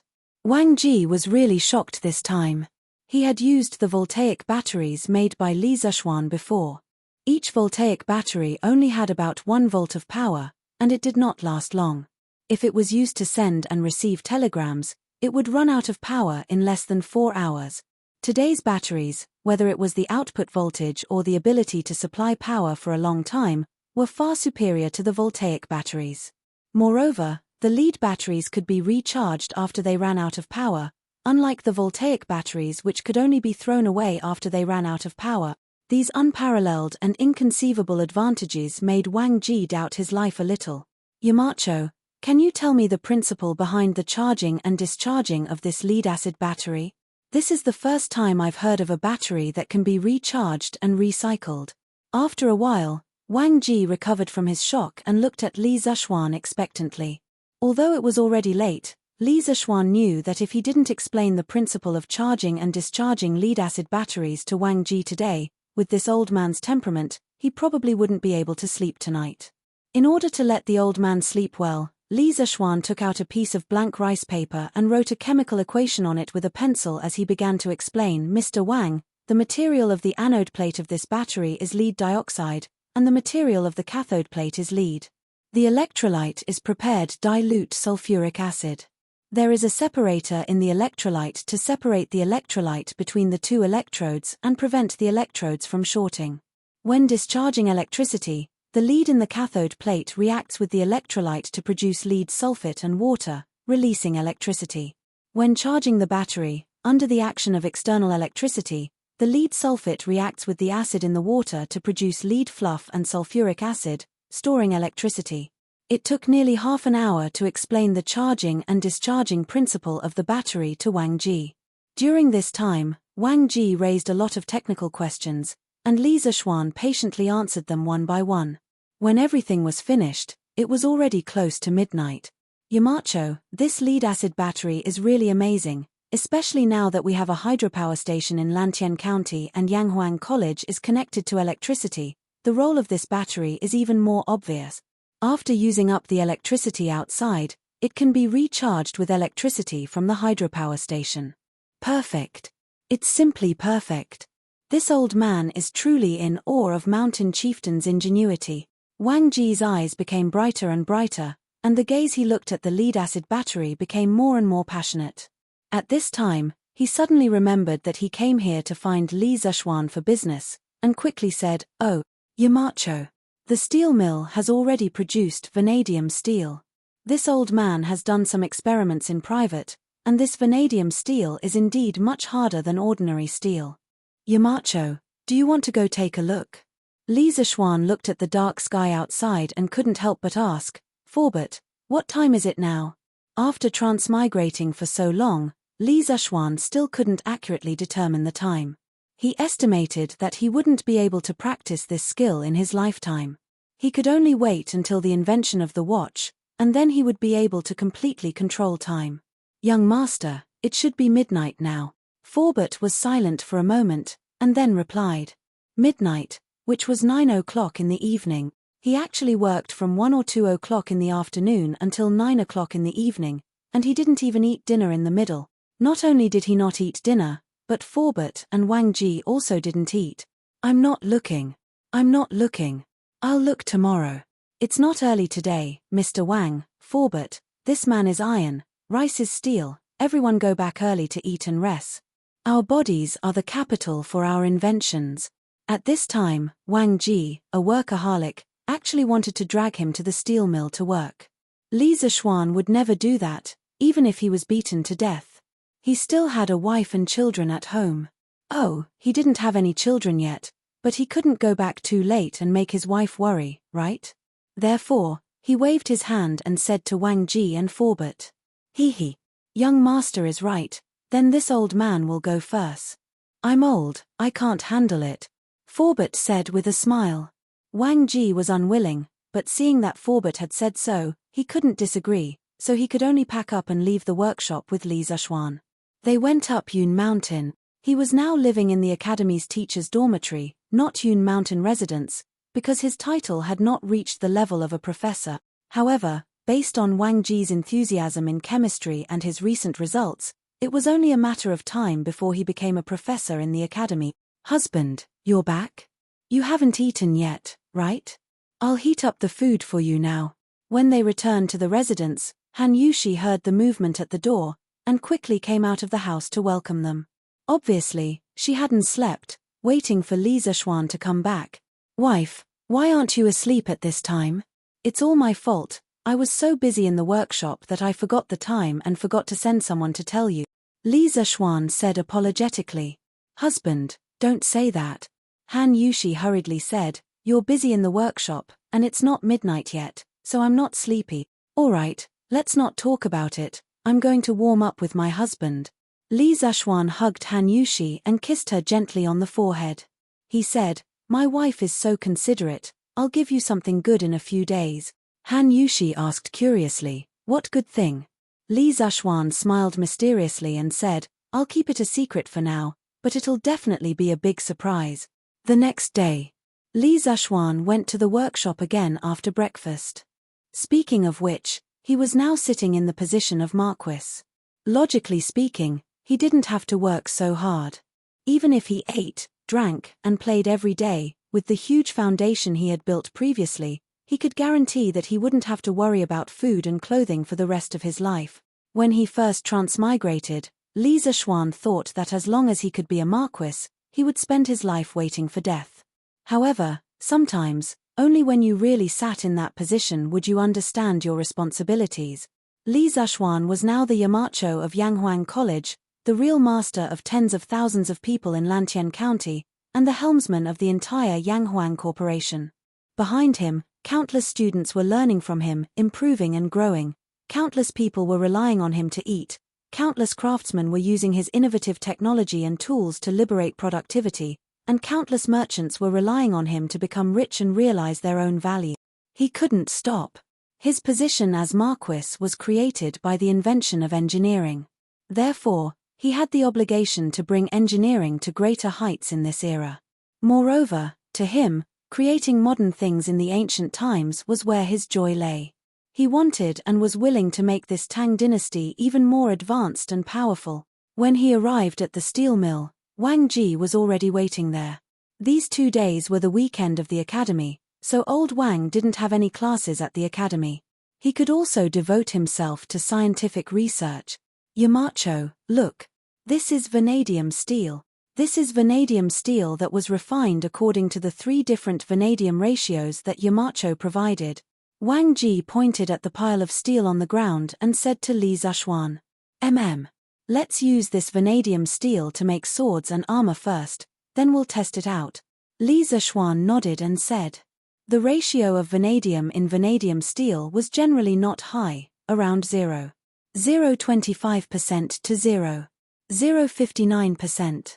Different ratios of vanadium would result in different hardness of vanadium steel. As for which ratio was the most suitable for making swords and sabers, and which was the most suitable for making armor, all of these would need to be tested. In addition, by adding a certain ratio of vanadium to the steel, one could make rebar that could be used as the framework of reinforced concrete. Compared to ordinary steel, rebar's hardness and toughness were both very good. It was suitable to be used as the framework of reinforced concrete in large projects. It could significantly increase the strength of the project and increase the level of earthquake resistance. All right. Then, Yamacho, please wait a moment. Wang Ji nodded in response. There were all kinds of craftsmen in the workshop, and naturally, there was no lack of skilled blacksmiths. Wang Ji sent the vanadium steel to the blacksmith's workshop and instructed the blacksmiths to use the 3 different ratios of vanadium steel to make 3 sets of swords and armor. The blacksmith's workshop immediately began to bustle with activity. Yamacho, do you think that the swords and sabers made of vanadium steel will be so sharp that they can cut through metal like mud? As for armor, will the armor made of vanadium steel be stronger than the armor used by Tang soldiers? The temperature in the blacksmith's workshop was too high. Wang Ji was old and could not withstand the heat. After he finished instructing the craftsmen, he left the workshop to find Li Zishuan and asked. Li Zishuan smiled and nodded. Although I wouldn't dare to say that they can cut through metal like mud, if ordinary iron swords and sabers were to meet vanadium steel swords and sabers, they would definitely suffer great damage. As for armor, I have even more confidence in it. Armor made of vanadium steel is definitely superior under the same conditions. Vanadium alloying could greatly increase the strength of carbon steel, especially under the conditions of quenching and tempering. The improvement in performance was even more obvious. In his previous life, a fortuitous event led to the use of vanadium in automobile steel. It was said that when Henry Ford I was watching a race, a French car was crashed. When he examined the wreckage of the car, he found that the damage of a crankshaft produced in Sweden was much smaller than expected. After testing, it was found that the steel contained vanadium. Therefore, Ford used vanadium-alloyed steel to make the key parts of the Ford car to better resist the vibration and fatigue of the road. He once famously said, "If there was no vanadium, there would be no cars." Because a very small amount of vanadium could give the steel excellent performance, people at that time had a very vivid evaluation of the role of vanadium in steel. Vanadium was the vitamin in steel. Thus, when vanadium steel was used to make armor, although it was not absolutely invulnerable, it was definitely able to resist most cold weapons. This is amazing. Who would have thought that just adding a little vanadium to steel could greatly improve the performance of the steel? This is really incredible, Wang Ji muttered to himself. Hee. Mr. Wang, wait here. I'll go draw a blueprint. I'm planning to make something new. Li Zishuan knew that forging the swords and armor was not something that could be done in a short period of time. It would take at least half a day, so he said to Wang Ji. When Wang Ji heard this, his eyes lit up. Oh, Yamacho has a good idea again. I wonder what new thing you want to make this time. Hee. Mr. Wang, you will know in a while. When the armor is done, remember to send someone to inform me. Li Zishuan did not say anything, so Wang Ji smiled. When Wang Ji saw this, he did not ask further. Li Zishuan returned to his office in the workshop and began to draw the blueprint. At noon, Song Xiaoxi brought him lunch. He finished it quickly and continued to draw the blueprint. There was a thick stack of blueprints on his desk. It was obvious that the thing he was going to make this time was not simple. Mountain leader, the swords and armors are ready. Take a look. At around 5 in the afternoon, Wang Ji came to Li Zishuan's office with 2 manservants, carrying 3 pairs of swords and armors, and said excitedly, "Oh, how is the effect? Mr. Wang, have you tried it?" Li Zishuan put down his pen, stood up and asked with a smile. I've tried it. This sword was just like what the mountain leader had said. It could easily cut through ordinary swords and sabers made of iron. It's really sharp. As for the armor, even arrows can't penetrate it. It's really tough. Wang Ji said ecstatically. Chapter 14:22. Oh, let me try. In the workshop's office building, Li Zishuan received a sword made of vanadium steel. After examining it for a moment, he could not help but exclaim, "The blade is slender and the blade is like autumn frost. It has a cold light and it feels very good in my hand. Just based on its appearance, it is already better than 95% of the swords on the market. Not bad. The craftsman who forged this sword is very skilled. He should be rewarded." Li Zishuan nodded his head in satisfaction. At this moment, he took out a metal rod from the corner behind the door. This metal rod was purely made of iron. There was no charcoal in it and it could not even be considered steel. In fact, although there was already steel-making technology in ancient times, it was only in some steel-making workshops under the control of the imperial court. Most of the ironware used by the common people in their daily lives was still pure iron, and there was very little steel. Li Zishuan picked up the vanadium steel sword and lightly waved it. Without using any internal force, he casually slashed at the metal rod. With a kung sound, a 3mm deep sword mark was left on the metal rod. This was already quite impressive. After all, he had just waved it casually. If he had used his full strength or even his internal force, he was confident that he could have used this vanadium steel sword to slash the metal rod in his hand. Although this degree of sharpness was not as good as his wind-chasing sword, it had already far surpassed the weapons of this era. Li Zishuan turned around and looked at the armor made of vanadium steel that Wang Ji was holding. This was a radiant armor. The origin of the name radiant armor was said to be related to the circular shield on the chest and back. This was because the circular shield was mostly made of copper and other metals. It was polished to the point that it looked like a mirror. When wearing the radiant armor on the battlefield, due to the sun's rays, it would emit a dazzling radiant light, hence the name. The radiant armor had an extremely long history. It was already in existence during the Three Kingdoms period. During the Sui and Tang dynasties, the most commonly used armor was the radiant armor and the dual crotch armor. The dual crotch armor was usually made of small scales. The length of the dual crotch armor extended to the abdomen, replacing the leather armor skirt of the Sui dynasty.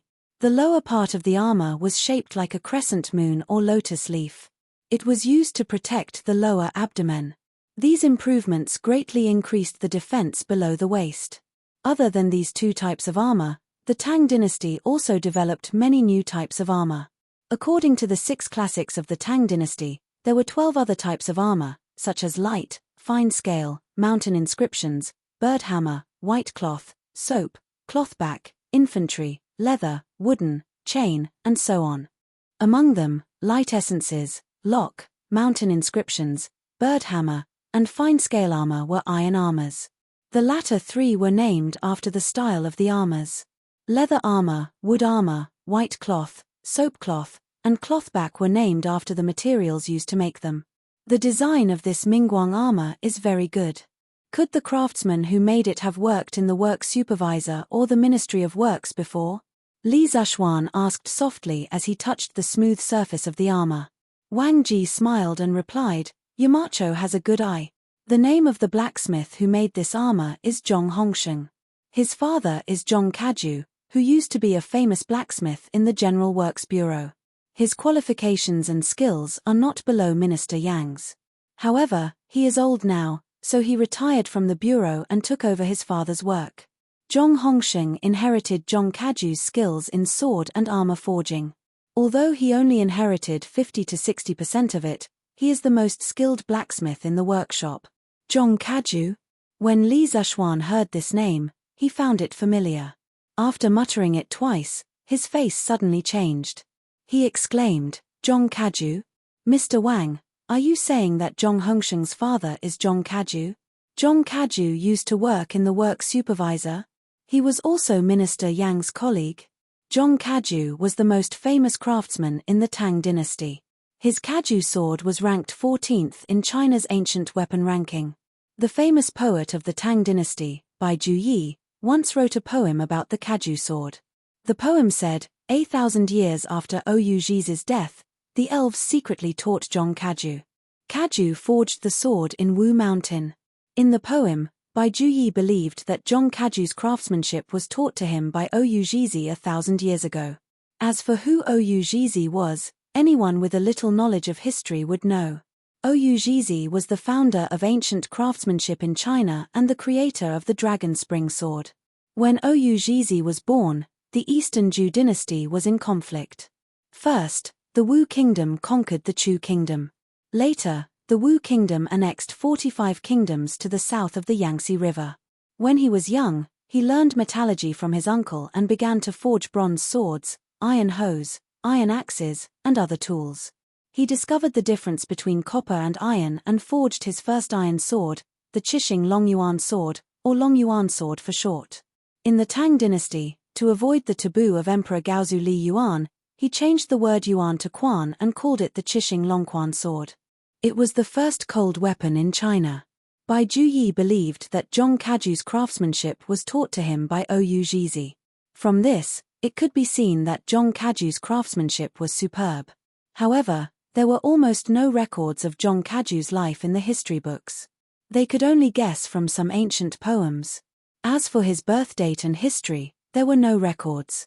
Li Zishuan didn't expect to hear about Zhong Kaju in the early years of the Tang dynasty. Moreover, this old man was once a work supervisor. How could he not be shocked? Yamacho also knows Zhong Kaju? Haha. Zhong Kaju is famous for his craftsmanship, so it's normal for Marquis to know him. This person did indeed serve as a work supervisor for a period of time. When the current emperor was still the king of Qin, he loved swords. When he heard that Zhong Kaju's craftsmanship was superb, he sent someone to invite Zhong Kaju to make a sword. However, Zhong Kaju was arrogant and refused the emperor's request.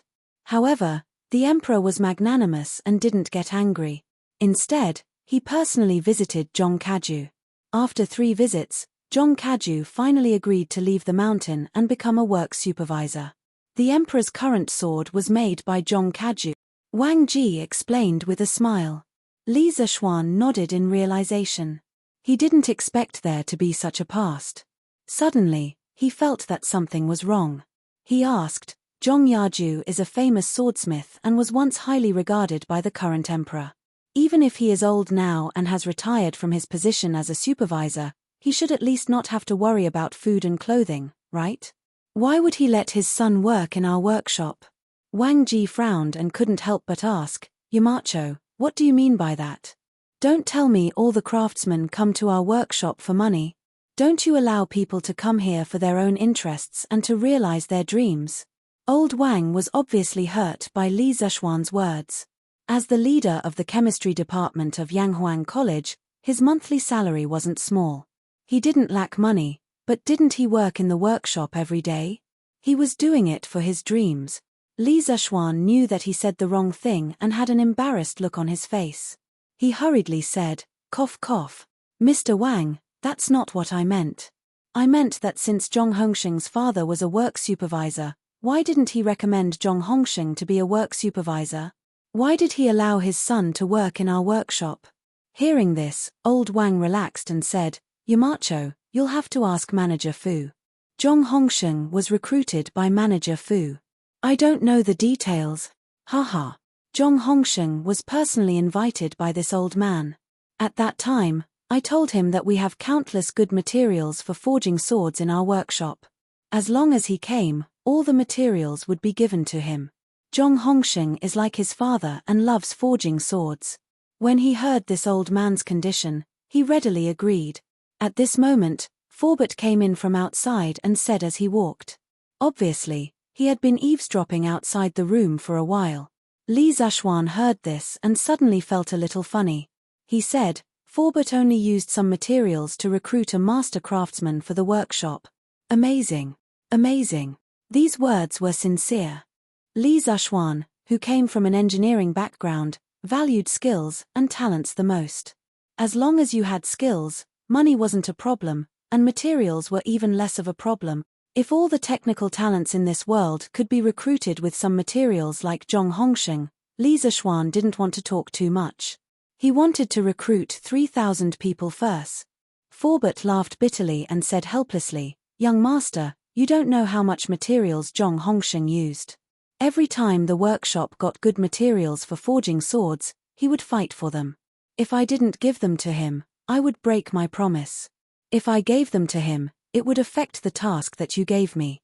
Just now, he ran over to me and asked if there was a new type of steel called vanadium steel in the workshop.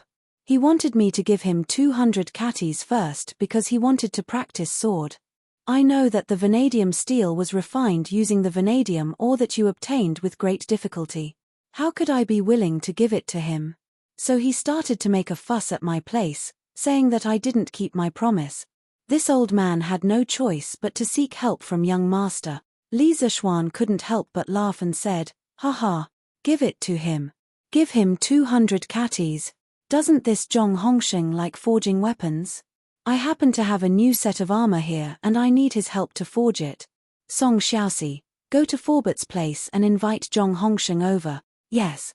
Young master. Song Xiaoxi responded and quickly ran out.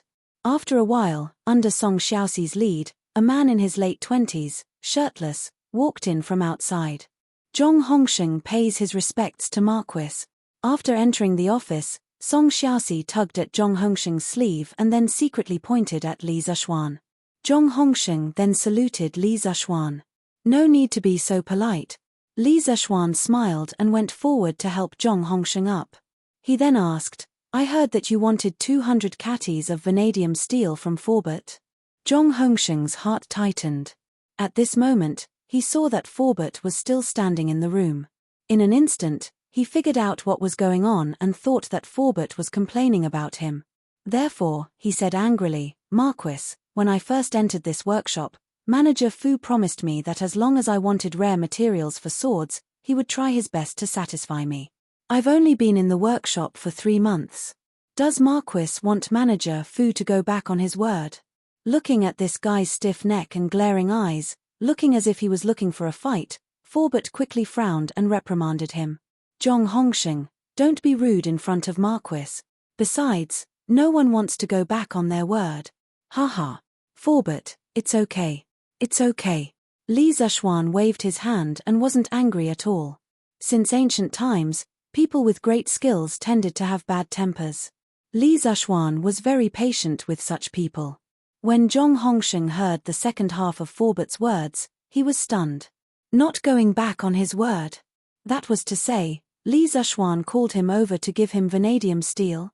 Thinking of this, Zhong Hongsheng immediately changed his expression and cupped his hands to Li Zishuan. Marquis, please forgive me. I was anxious and offended Marquis. I hope that Marquis will forgive me. Li Zishuan smiled and said, it's okay. The 200 catties of vanadium steel you asked for from Manager Fu was approved by this Marquis. You can go to the steel mill to get it later. Thank you, Marquis. Zhong Hongsheng was overjoyed and quickly cupped his hands. At the same time, he thought that this young Marquis was quite easy to talk to. 2 months ago, after Zhong Hongsheng was seduced by Forbert to the workshop, he had been immersed in the blacksmith workshop studying the art of sword forging. Usually, he didn't see Li Zishuan. Even if he did, no one introduced him to him and he didn't know him. Today was his first meeting with Li Zishuan. In the morning, Wang Ji gave him a new batch of steel and asked him to forge 3 swords and 3 sets of armor. At that time, he didn't think much of it and thought that there was no need to use a sledgehammer to kill a chicken, so he planned to let his disciple forge it. But inadvertently, he found that the quality of the steel was very hard. It was something he had never seen before in his life. Thus, out of curiosity, he personally forged the swords and armor in Li Zishuan's office. Of course, he was quite satisfied with the sharpness of the swords that were finally forged. When Wang Ji went to his place in the afternoon to pick up the goods, he couldn't help but ask Wang Ji what kind of steel it was. After knowing that it was vanadium steel, he eagerly ran to Forbert to ask for the materials. That was why such a farce happened. This Marquis has long heard of your father's name. I heard that you, Hongsheng, have inherited your father's skills in sword forging. This Marquis has a sword here. How about you help me take a look? When Li Zishuan saw Zhong Hongsheng's happy face, he thought that this technical talent wasn't that difficult to deal with. In order to pursue the victory, he took off the long sword at his waist and said to Zhong Hongsheng. Zhong Hongsheng didn't think much of it. He thought to himself, what kind of good sword can a wealthy Marquis have? But in order to obtain the vanadium steel as soon as possible, he still cooperated. Understood. May Marquis lend me the sword to take a look? Here you go. Li Zishuan's lips curled into a mischievous smile. Together with the scabbard, he lightly tossed it to Zhong Hongsheng. When Zhong Hongsheng saw how casually Li Zishuan tossed it, he guessed that the sword was very light. Thus, he also casually used one hand to catch the sword. In the end, tragedy befell him in the blink of an eye. Ayo tilde. When the wind-chasing sword touched Zhong Hongsheng's hand, Zhong Hongsheng realized that something was wrong. But at this moment, even if he wanted to use both hands to catch the sword, it was too late. He could only watch as his body was brought down by the wind-chasing sword. Seeing that his entire body was about to hit the ground, he suddenly felt a gust of wind in front of him. Following that, a hand grabbed his shoulder, preventing him from falling any further. In a flash, Li Zishuan appeared in front of him and supported him. Aya, Brother Zhong, I'm sorry. This Marquis forgot to tell you that this sword is rather heavy. I'm sorry for startling you. Li Zishuan hurriedly apologized. This apology immediately caused Zhong Hongsheng's face to turn red. He waved his hand in shame and said, this Zhong's knowledge is shallow. I didn't know that there was such a small sword in this world, but it's extremely heavy. It's no wonder Marquis. This Zhong shall taste this sword for Marquis. Saying which, Zhong Hongsheng's heart was filled with amazement. He thought to himself, what kind of strange sword is this? Just based on its size and shape, it doesn't seem any different from an ordinary sword. But why is it so heavy? At the very least, this sword is 3 to 4 times heavier than an ordinary sword. It was precisely because of this that he was caught off guard and almost fell to the ground because of this sword. In the end, he couldn't suppress the curiosity in his heart. Zhong Hongsheng stood up straight and slowly pulled out the wind-chasing sword from the scabbard. Instantly, he was stunned. Chapter 1423. The sword is 3 feet long, and its body is as smooth as a mirror. The blade is as thin as a cicada's wing, and there is a cold light in the middle that seems to be constantly flowing. This sword can break the clouds and destroy the earth. What a good sword! It is truly a good sword. But the weight of this sword is actually more than 40 pounds. How is this possible? No. Marquis, this sword is definitely not made of ordinary metal. Could it be made of Xian metal? In Li Zeshuan's office in the workshop of the Strange Interest Pavilion, Zhong Hongsheng tightly gripped Li Zeshuan's wind-chasing sword as if he was admiring a peerless beauty. He greedily poured his gaze onto the mirror-like smooth and cold blade.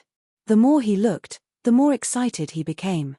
In the end, he raised his head to look at Li Zeshuan in disbelief and asked in a trembling voice. The sharpness of this sword had already surpassed the 9-crow sword that his father had spent his entire life forging. How could he not be shocked? But the moment he looked up, a strand of hair in front of him accidentally fell on the blade. Everyone saw that the strand of hair was easily cut off the moment it touched the blade. Then, the strand of hair gently fell to the ground. Cutting off a strand of hair. How terrifying. This was truly cutting off a strand of hair. Forbert, Wang Ji, Zhong Hongsheng, Song Xiaoxi, and the rest could not help but gasp. This kind of sharp divine weapon that only existed in ancient legends was actually seen by them today. At this time, Li Zeshuan smiled at Zhong Hongsheng and said, "Brother Zhong, you guessed right. This sword is indeed not made of ordinary metal. It is made of Xian metal." Gulp. Zhong Hongsheng fiercely swallowed his saliva. At this time, he had completely let go of the arrogance of a swordsmithing clan's descendant because the sword in Li Zeshuan's hand was more awesome than any sword he had ever seen. What right did he have to be arrogant? Therefore, he handed the wind-chasing sword to Li Zeshuan with a face full of admiration and said, "How can such a peerless sword not have a name? Marquis, please tell me which famous sword this is. Which famous swordsmith made it?" Li Zeshuan replied in a low voice, "This sword is called the wind-chasing sword. My master obtained it by chance from an otherworldly expert when he was traveling the world. As for who forged it, I don't know." Wind-chasing sword? What a good name. It's a pity that I don't know which famous artist it came from, Zhong Hongsheng murmured.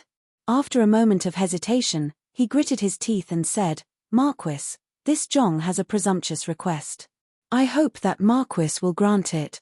Li Zeshuan took a deep look at Zhong Hongsheng. His eyes seemed to be able to see through people's hearts. He smiled and said, "You want to borrow this sword to bring it back for your father to take a look?" Zhong Hongsheng was taken aback and then said with some embarrassment, Yes, Marquis. My father spent his entire life pursuing the ultimate path of swordsmithing. This wind-chasing sword, whether it is the material or the craftsmanship, is a peerless sword that this Zhong has never seen before. My father will definitely be happy when he sees it. He is already very old, and as his son, the only thing I can do is to make him happy while he is still alive so that he won't have any regret. Senior Zhong's lifelong pursuit of the ultimate path of the sword is indeed admirable, but this wind-chasing sword was left behind by my master. How can this Marquis so easily lend it out?" Li Zeshuan softly sighed and then changed the topic. Zhong Hongsheng's expression immediately darkened. He thought to himself that he was overthinking things. Who would be willing to lend out such a peerless sword? Furthermore, this wind-chasing sword was left behind by Li Zeshuan's master when he was alive. Its significance was extraordinary. But at this moment, Li Zeshuan said again, "However, on account of your filial piety, it's not that I can't lend you this sword, but you have to promise to help me forge a new set of armor. After you agree, I will immediately lend you the sword and allow you to lend it for 3 days." Zhong Hongsheng's eyes lit up as he hurriedly said, "Marquis, I agree. Not to mention a set of armor, even if you want me to forge 100 or 1,000 sets of armor, I'm willing." Li Zeshuan found it somewhat funny and said, "Brother Zhong, this Marquis hasn't even said what kind of armor I want you to forge yet, and you're already agreeing so readily." Zhong Hongsheng said confidently, "Marquis, it's not that I want to boast, but I can forge all kinds of armor from the past dynasties, such as rattan armor, black armor, sleeve armor, double crotch armor, light armor, fine scale armor, Shanwen armor, Mingguang armor, and so on. Ah! Marquis, why don't you tell me what kind of new armor you want me to forge? Zhong Hongsheng was bragging happily when he suddenly remembered the embarrassing incident of almost falling down when he received the sword. He felt that he couldn't speak so confidently in front of Li Zishuan, otherwise, he would easily fall down. After all, he was someone who had suffered a loss once. Everyone couldn't help but laugh when they heard Zhong Hongsheng's incoherent words and his obvious cowardice at the critical moment. The main reason was that this guy was 2F** king realistic, wasn't he? Li Zishuan didn't laugh. He turned around and picked up a stack of drawings on the desk, then took out 4 of them. Then, he gestured for everyone to come to his side. He spread out the drawings and said, "Brother Zhong, the armor I want you to forge is called plate armor. The so-called plate armor is not just a piece of iron plate. It has to be light and portable, flexible at the joints, and cover the whole body. Here, this is the drawing." Among the many drawings he drew in the office this morning, one of them was drawing armor. Everyone looked at the drawing and couldn't help but widen their eyes. Zhong Hongsheng couldn't help but exclaim, This plate armor is actually covering the whole body. Although this defense is indeed more comprehensive than the Mingguang armor, if the whole body is used for defense, how heavy would this set of plate armor be? If soldiers wear it, how can they walk? Not to mention fighting. Li Zishuan explained at the side, "Hehe, as for how heavy this set of plate armor is, we will talk about it later. First, I will explain the structure of this plate armor to you. This set of plate armor is composed of a helmet, armor, breastplate, back armor, shoulder armor, wrist armor, elbow armor, leg armor, shin armor, and steel shoes. The joints are stacked with multiple layers of movable steel plates, which can ensure that the soldier's movements in battle won't be hindered. The inside of the shoulder armor doesn't use steel plates and maintains a hollow structure, thus allowing the limbs to have more room to move. The joints connecting the body and other parts are lined with deerskin or linen, and interlocking chain mail is used to protect the inside. This way, the weight of the entire armor is borne by the whole body, and it is also comfortable to wear. The breastplate of this plate armor is made up of 3 pieces. The middle piece is narrower and serves as a connection. This structure also allows the breastplate to have a certain degree of mobility, allowing the wearer to move more flexibly. Of course, the biggest feature of this set of plate armor is the use of the neck armor. A simple helmet couldn't protect the parts below the mouth, but this set of plate armor used a large neck guard with a jaw guard to achieve the effect of complete protection of the face. For the purpose of insurance, this set of plate armor also used armpit guards to protect the armpits. In addition, the surface of the plate armor is designed with ridges to strengthen the protective effect and reduce the weight. This way, all parts of the human body are within the steel armor. On the battlefield, it is completely impenetrable and unafraid of a rain of arrows. In fact, the plate armor that Li Zishuan wanted to make was called Gothic plate armor. In his previous life, he was not only an engineering student, but also a military enthusiast. He had seen many disassembled pictures of ancient countries' armor on the internet. Plate armor was known as the king of armor, and it was the symbol of medieval knights. It was the ultimate defense of the cold weapon era. In the 100 years of war between England and France, there was no record of an arrow being able to penetrate plate armor. Later on, when firearms were introduced, plate armor was so strong that it could even withstand the damage of ordinary matchlock guns. From the 14th century to the 15th century, the progress in the structure and shape of armor was very obvious. The most famous plate armor in the history of the world, the Gothic and the Milanese plate armor, began to appear at this time. Because the former became popular in Milan, while the latter was greatly influenced by the Gothic art style, these 2 styles of armor were called the Milanese and the Gothic.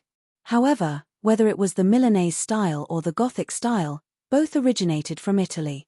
It was just that the Germans had developed the Gothic style to its peak, causing many people to mistakenly believe that the Gothic style originated from Germany. Among all the plate armors, these 2 were the most popular. It wasn't that there were no other styles, but they were all imitations of these 2 styles. The Milanese style was characterized by its smooth lines, close-fitting, elegant, and beautiful design. The Gothic style was simple, full of functional beauty, with many edges and corners, and good movement. Wonderful work of art.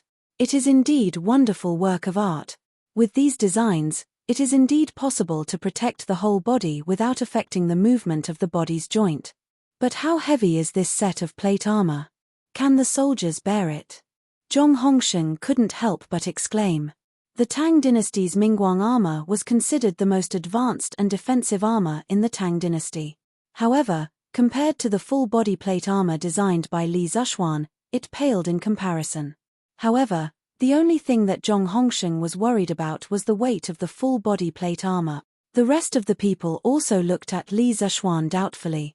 Obviously, everyone agreed that the defense of the plate armor was far superior to the Mingguang armor. The only thing they were worried about was the weight. Li Zishuan smiled slightly and said, "Haha, you don't have to worry about the weight. This kind of plate armor is at its peak. The weight of a full-body plate armor will definitely not exceed 40 pounds. As for the Mingguang armor, it should be around 50 pounds, right? At the same level of defense, the plate armor is definitely lighter than the Mingguang armor." Li Zishuan wasn't bragging. In the modern era, when plate armor was mentioned, people's first reaction was that it was heavy and inflexible. In fact, this was a misunderstanding of plate armor. In fact, plate armor was not only flexible, but also light. A full body of Gothic plate armor would not exceed 25 pounds, 1 pound in the Tang dynasty was about 600 grams in the modern era, so 25 pounds would be about 40 pounds in the Tang dynasty. A full body of Mingguang armor would weigh about 30 pounds. A soldier wearing Gothic plate armor could even perform all kinds of difficult movements. It was very flexible. Moreover, the plate armor made by a skilled armor master could not even fit a piece of paper in between the plates. Its defense was simply too good. It was like a beggar's version of Iron Man, and Li Zishuan wanted to make 5,000 of such Iron Man. How is this possible? This set of armor is definitely more than 40 pounds. Zhong Hongsheng shook his head fiercely, his face full of disbelief. Li Zishuan smiled and said, "Brother Zhong, I'm afraid you've misunderstood. I don't intend to use the casting method for this plate armor. I want to use the forging method to polish the plate armor to about this thickness." As he spoke, Li Zishuan used his hand to indicate a thickness of about 5 millimeters. Not only was the forged armor thin, but it was also stronger than cast armor. This was already an indisputable fact. Forging. Such a thin thickness. And you want to ensure that the thickness is uniform? Zhong Hongsheng was a little troubled. "Marquis, according to your request, it's not impossible, but it's extremely time-consuming and laborious. I can still make 1 or 2 pieces, but if there are too many of them, I really can't do anything." At this time, Zhong Hongsheng was very glad that he stopped in time when he was bragging. Otherwise, he would have embarrassed himself again. At the same time, he secretly vowed not to brag in front of Li Zishuan in the future, because Li Zishuan was poisonous. As long as he bragged in front of him, he would be instantly slapped in the face. Li Zishuan smiled again and said, "Brother Zhong, you've misunderstood again. The forging method I'm talking about is not the manual forging method you think it is, but a stamping machine with constant power and constant speed. It can ensure that the surface of the forged item is smooth and uniform." Stamping machine? There's such a magical weapon in the world. Why don't I know about it? Zhong Hongsheng said excitedly. According to Li Zishuan's words, the stamping machine could be regarded as a magical weapon in the eyes of blacksmith. After all, with this thing, there would be no need to hammer at a time to forge iron. Li Zishuan said, "This stamping machine is driven by water, so it can also be called a hydraulic stamping machine. But it hasn't been made yet. When it's done, it will definitely have this effect. Xiaoxi, go and invite Mr. Mo and Ink Girl over. Tell them that I have something to ask of them." "Yes, young master." Song Xiaoxi took the order and left. Forbert then asked, "Young master, you want to invite Mr. Mo over to make the hydraulic stamping machine you just mentioned?" Li Zishuan nodded and said, "Yes, and no. It can only be said that it's not all of it. The hydraulic stamping machine is only a small part of the work. We now have a water wheel under the Ba River Dam. This thing can directly provide power for our machine. We just need to connect some transmission mechanisms on it. However, in addition to the hydraulic stamping machine, I also plan to make some other things. We'll talk about it when they come. The reason why Europe could make full-body plate armor in the Middle Ages was because of the hydraulic stamping machine. Li Zishuan wanted to make this thing last year, but he didn't have a dam at that time, so he couldn't make the hydraulic stamping machine.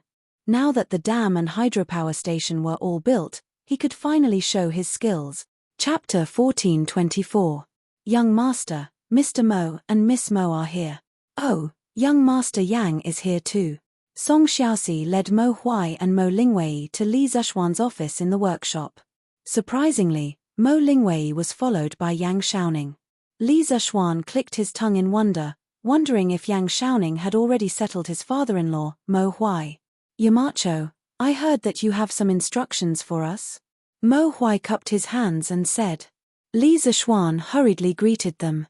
Mr. Mo, Ink Girl, please take a seat. I called you here because I plan to start a new round of technological innovation in our workshop. There are many aspects involved, and I need your help. Technological innovation?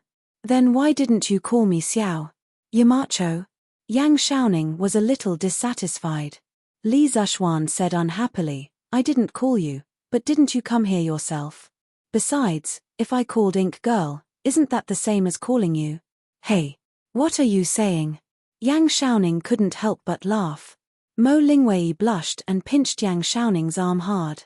Ahem. Mo Huai's eyes were very sharp. How could he not notice these two's little movements? His old face immediately darkened. He coughed heavily and said, Yamacho, if there's anything you need us to do, just say it. I'll do my best. Li Zishuan nodded and said, take a seat first. Let's sit down and talk. The few of them sat around a glass coffee table. Fortunately, Li Zishuan's office was big enough that it didn't seem crowded even with 7 or 8 people. After everyone sat down, Li Zishuan took out a few blueprints, spread them out, and said in a deep voice, now, we have a dam. Ladies and gentlemen, at present, not only do we have a dam, but we also have a water wheel. This water wheel is not only used to irrigate the farmland, but it can also provide power for the machinery. Actually, I don't need to say this, and all of you should understand. The first thing we need to do is to build a hydraulic press. This is the blueprint of the hydraulic press. After the press was completed, the water wheel needed to be modified into a power device that could be connected to the press. This was nothing more than adding some cranks and connecting rods for transmission. It was very simple. After the modification, the punching machine can be connected to the water wheel. Under the driving of the water wheel, it can replace human strength and repeatedly forge steel. Moreover, the impact force is almost the same every time. In terms of precision forging, the effectiveness of this thing is absolutely incomparable to human strength. Mo Huai looked at the drawings seriously. After a while, he nodded and said, Yamacho, there's no problem with the modification of the press machine and water wheel. Leave these two matters to this old man. Li Zishuan smiled. That's exactly what I was thinking. Mr. Mo has been involved in the Murky River project from the beginning to the end. Now that you're in charge of the hydraulic machine, that's the most suitable. Everyone in the workshop will do their best to assist you in this matter. Thank you, Yamacho. Mo Huai cupped his hands and said. Li Zishuan smiled and said, Brother Zhong, after the hydraulic press machine was completed, you will lead all the blacksmiths in the workshop to produce the plate armor I gave you. You will need to make at least 5,000 sets of such armor. Previously, Li had talked to him and said that he wanted to expand the Black Armored Army from 3,000 to 5,000. After the expansion, the Black Armored Army would need to upgrade their military equipment. These equipment would all be supplied by the Strange Taste Pavilion workshop and must be made of vanadium steel. 5,000 sets. Marquis, did I hear wrongly? Zhong Hongsheng's body trembled and he almost fell off his chair. He opened his mouth wide in shock. The rest of the people in the office also looked at Li Zishuan in shock.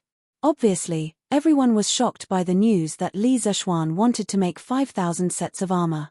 Yamacho, why do you want to make so many sets of armor? What if someone finds out? Then, after the shock, Mo Huai asked worriedly. Making military equipment without authorization was a capital offense. Li Zishuan said indifferently, Mr. Mo, don't panic. This is a task given by His Majesty. It's not against the law. Hearing this, Mo Huai felt a little relieved. Li Zishuan looked at Zhong Hongxing and said, Brother Zhong, these 5,000 sets of armor are not for you to make alone. You only need to teach the other blacksmiths how to make them. Zhong Hongxing quickly waved his hand and said, Marquis, that's not what I meant. I'm just worried that 5,000 sets of armor will require an astonishing amount of steel.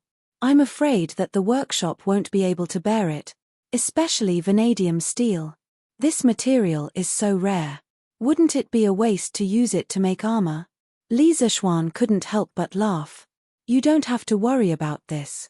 I have iron mines, coal mines, and vanadium mines now. Besides, the Zhongsun family's iron mines can also support our workshop. Even if you make another 5,000 sets of armor, I can still bear it. The Turks in the north were a real threat to the Tang Empire. Li Zishuan could be considered a big family in the Tang Empire, and his family was living a happy life. He was determined not to allow the Turks to destroy his beautiful life. As long as he could get rid of the Turks, what was a little bit of steel? Li Zishuan's strategy was undoubtedly very wise. On the vast grassland, the use of infantry was very limited. Only the highly mobile cavalry could gallop freely on the grassland and achieve a surprise victory. The Black Armored Army was the trump card of the Tang Empire's cavalry. Li Zishuan wanted these 5,000 Black Armored Army to transform into 5,000 Iron Mans and sweep through the Turks' lair. At that time, the revamped Black Armored Army would give the world a surprise. Zhong Hongxing finally understood the true foundation of the Strange Taste Pavilion workshop. He clasped his fist and said, Since that's the case, I will do my best to lead all the blacksmiths in the workshop to make 5,000 sets of armor for Marquis in the shortest time possible. Li Zishuan nodded and said, That's great. Before the hydraulic press is completed, Brother Zhong can lead the blacksmiths to make 5,000 horse lances. All of them must be made of vanadium steel. In addition, we will also make a batch of horseshoes. The cavalry of the Tang dynasty usually used horse lances as their weapons. They were longer than swords and were the most convenient weapon to use when charging. If they were made of vanadium steel, it would undoubtedly increase the sharpness of the lances. Against the Turks who wore simple leather armor, it would be as easy as cutting vegetables. As for the horseshoes, when his white horse was injured last year, he nailed horseshoes to it. However, he did not popularize it because there was a shortage of iron at that time. According to academic research, horseshoes first appeared in ancient Rome around the 1st century BC. These horseshoes were made of copper or iron and were shaped like the lower part of a horse's hoof. However, they were not fixed the same way as now. In addition to using short nails, they also needed to be tied with leather. It was similar to the Roman shoes worn by the ancient Roman soldiers. Hence, it was also known as horse sandals.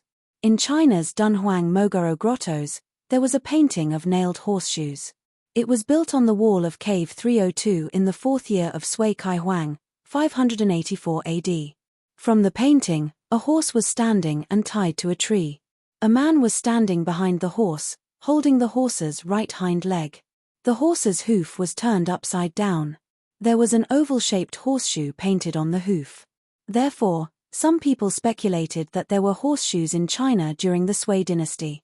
However, this theory lacked archaeological evidence to support it.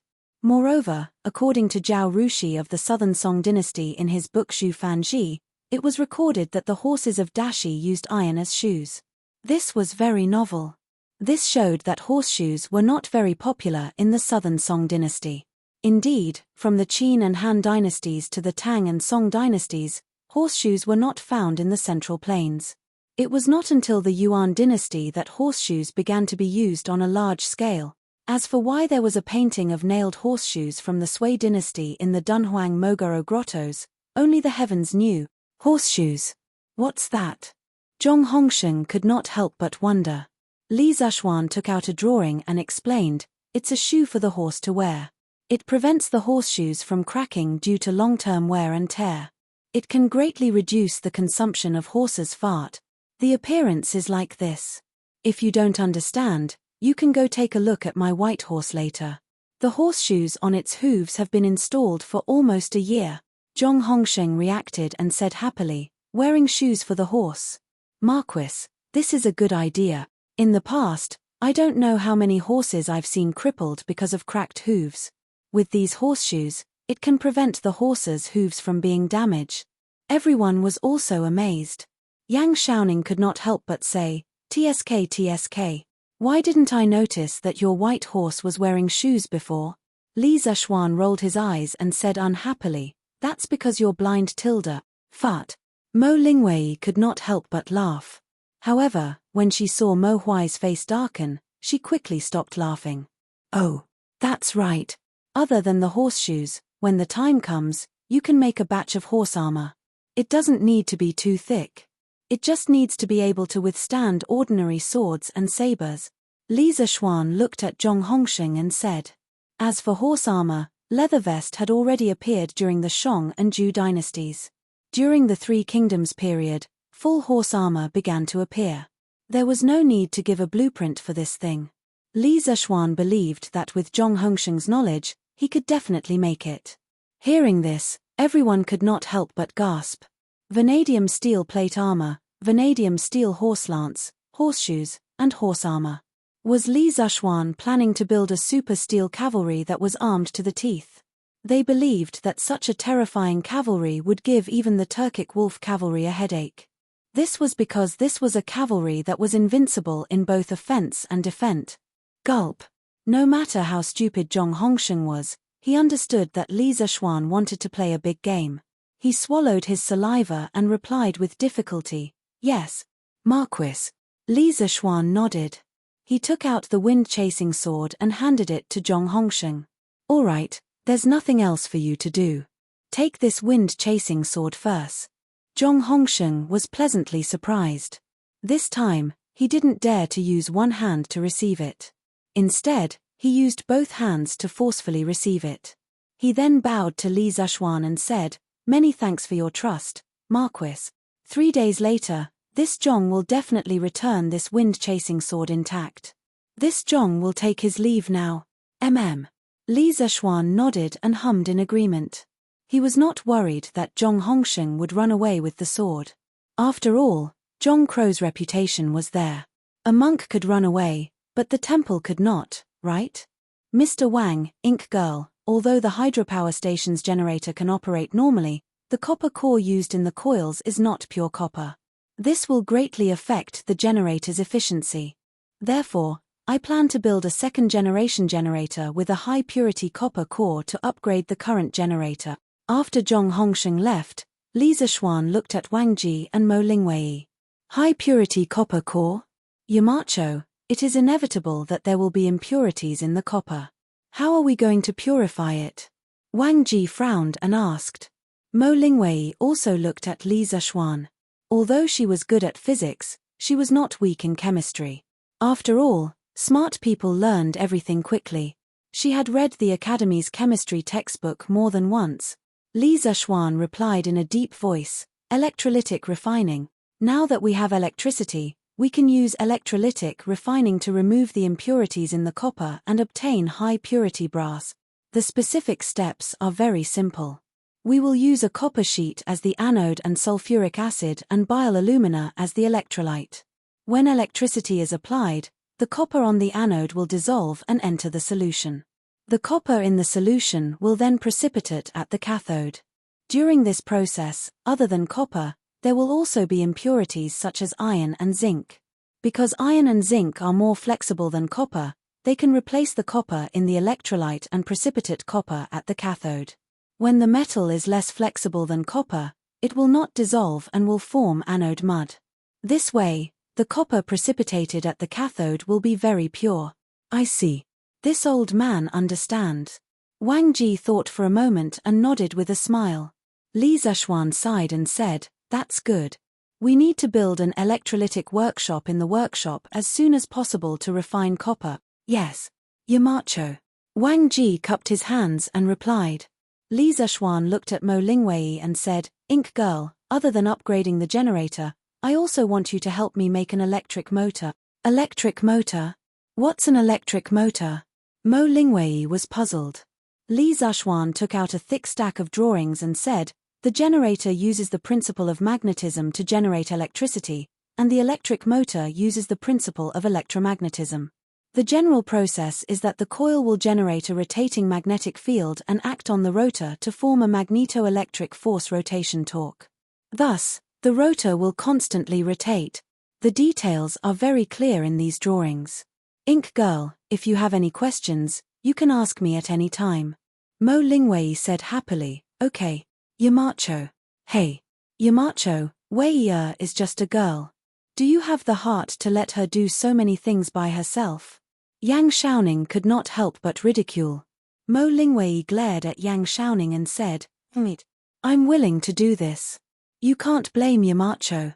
Li Zhuan could not help but laugh and said, haha, Xiaoning.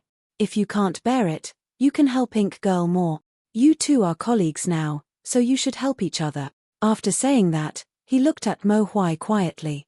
The latter's face was tense, and no one could tell whether he was happy or angry.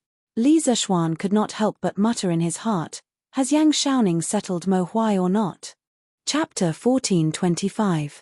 After the tasks were assigned, everyone began to get busy. According to Mo Huai's estimation, the modification of the water wheel and the manufacturing and installation of the hydraulic stamping machine could be completed in 3 to 5 days. By then, they could begin to forge the plate armor. Moreover, with the hydraulic stamping machine, the overall forging level of the workshop would rise to a new level, not only in terms of forging, but the workshop's electricity and metal refining technology would also rise to a new level. This was a comprehensive technological innovation that could be considered as an upgrade for the workshop. After the upgrade, the workshop would soon have the ability to manufacture the second generation of bicycles. Because of the hydraulic stamping machine, they could manufacture bicycle chains. The previous front-wheel drive bicycles could be eliminated. As for the electric motor that Mo Lingwei was building, this was also very important because electricity could not only be used to light up light bulbs, but it could also be used to power machine. Mr. Mo, what do you think of Xiaoning? After leaving the workshop, Li Zhuan and Mo Huai went to Yunshan together. On the way, Li Zhuan suddenly asked. Hearing this, Mo Huai was stunned. After a while, he frowned and said, why did Yamacho suddenly mention young Master Yang? Hee. I'm just asking casually. If Mr. Mo doesn't mind, you can say whatever you want. Li Zhuan laughed dryly and hurriedly said. He was trying to help his good brother sound out the situation. Mo Huai was silent for a moment and replied, although young Master Yang is the son of a minister, he's not like those hedonistic sons who spend all their time fooling around in brothels. Instead, he's willing to study and is ambitious. However, this kid keeps pestering my wire all day, which is really damaging my wire's reputation. If it weren't for Yamacho's face, I would have broken his legs a long time ago. At the end of his sentence, Mo Huai's originally amiable face suddenly changed into an angry expression. Li Zhuan laughed in his heart. What do you mean by for my face?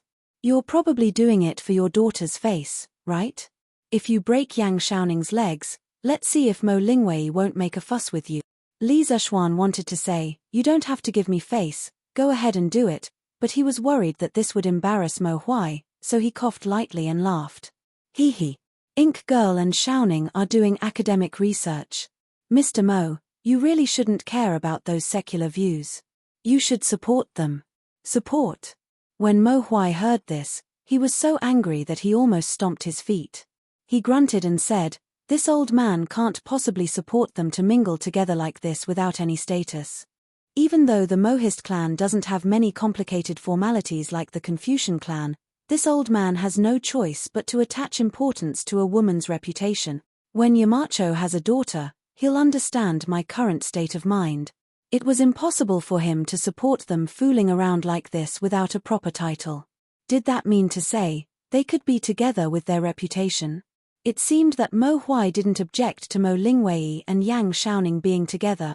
What he objected to was that Yang Xiaoning was so close to Mo Lingwei without establishing a status with Mo Lingwei. He was hinting at Li Zishuan in a roundabout way. Li Zishuan thought that there was hope. He chuckled and said, "I roughly understand Mr. Mo's meaning.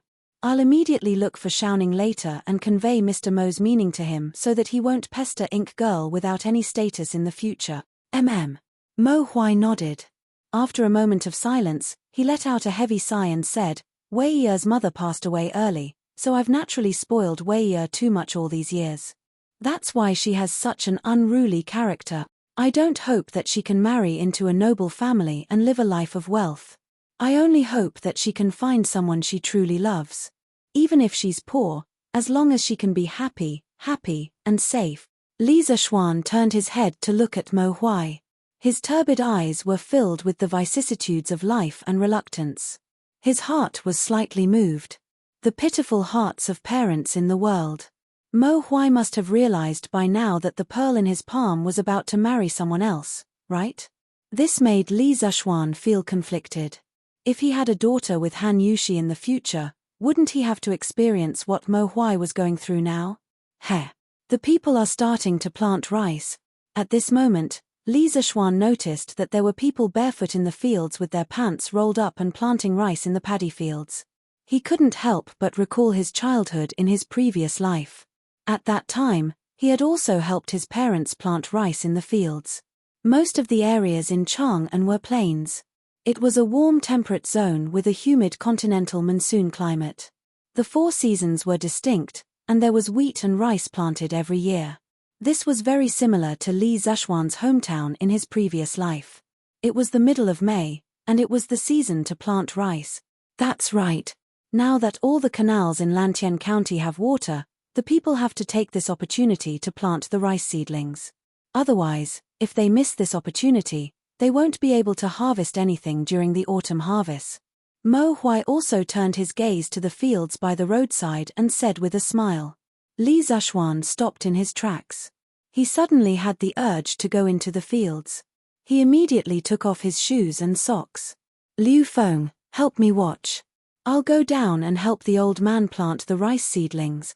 With that, he had already taken off his shoes and socks, rolled up his pants, and was about to go into the field.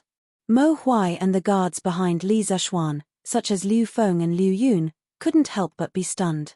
The old farmer in the fields even widened his eyes, thinking that he had seen wrongly.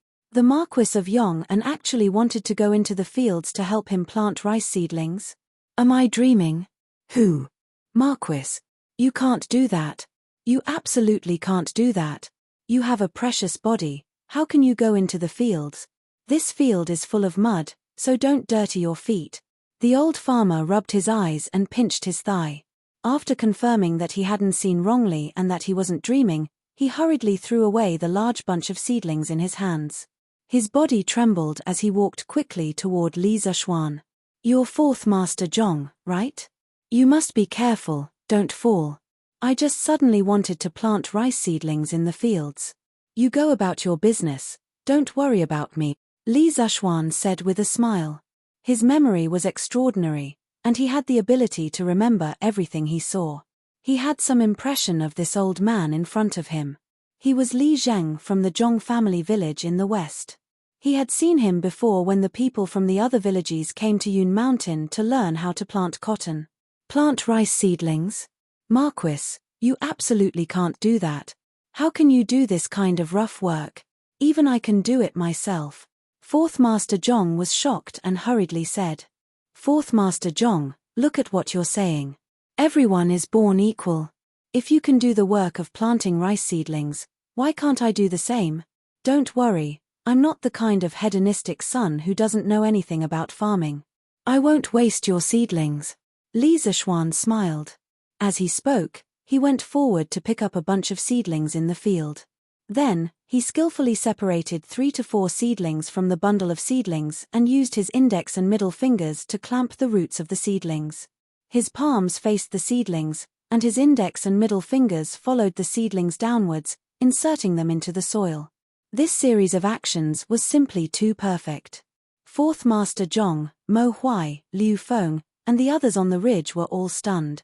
Because at this moment, Li Zishuan didn't look like a marquis at all. He was simply like a genuine old farmer. It was truly inconceivable. Fourth Master Zhong was stunned for a moment, then hurriedly joined the planting team.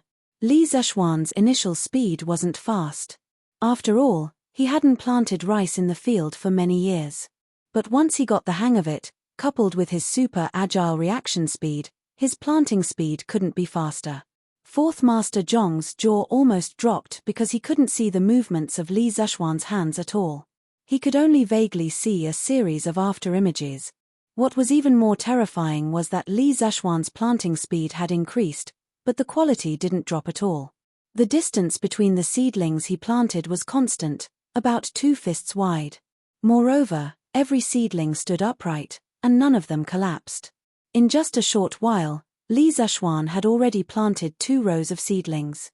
From Mo Huai, Liu Feng, and the others' point of view, these 2 rows of seedlings were actually a perfectly straight line, as if they had been drawn with a ruler. Mo Huai raised his eyebrows in surprise. At first, he thought that Li Zeshuan was only putting on an act. After all, in this era, even the emperor would bring the members of the royal family to work in the fields every year. This was to tell the people of the world that the royal family valued farming. Li Zeshuan was putting on an act for the people of the fiefdom. But now, it seemed that Li Zeshuan wasn't putting on an act for others to see. He was truly working seriously and immersing himself in it.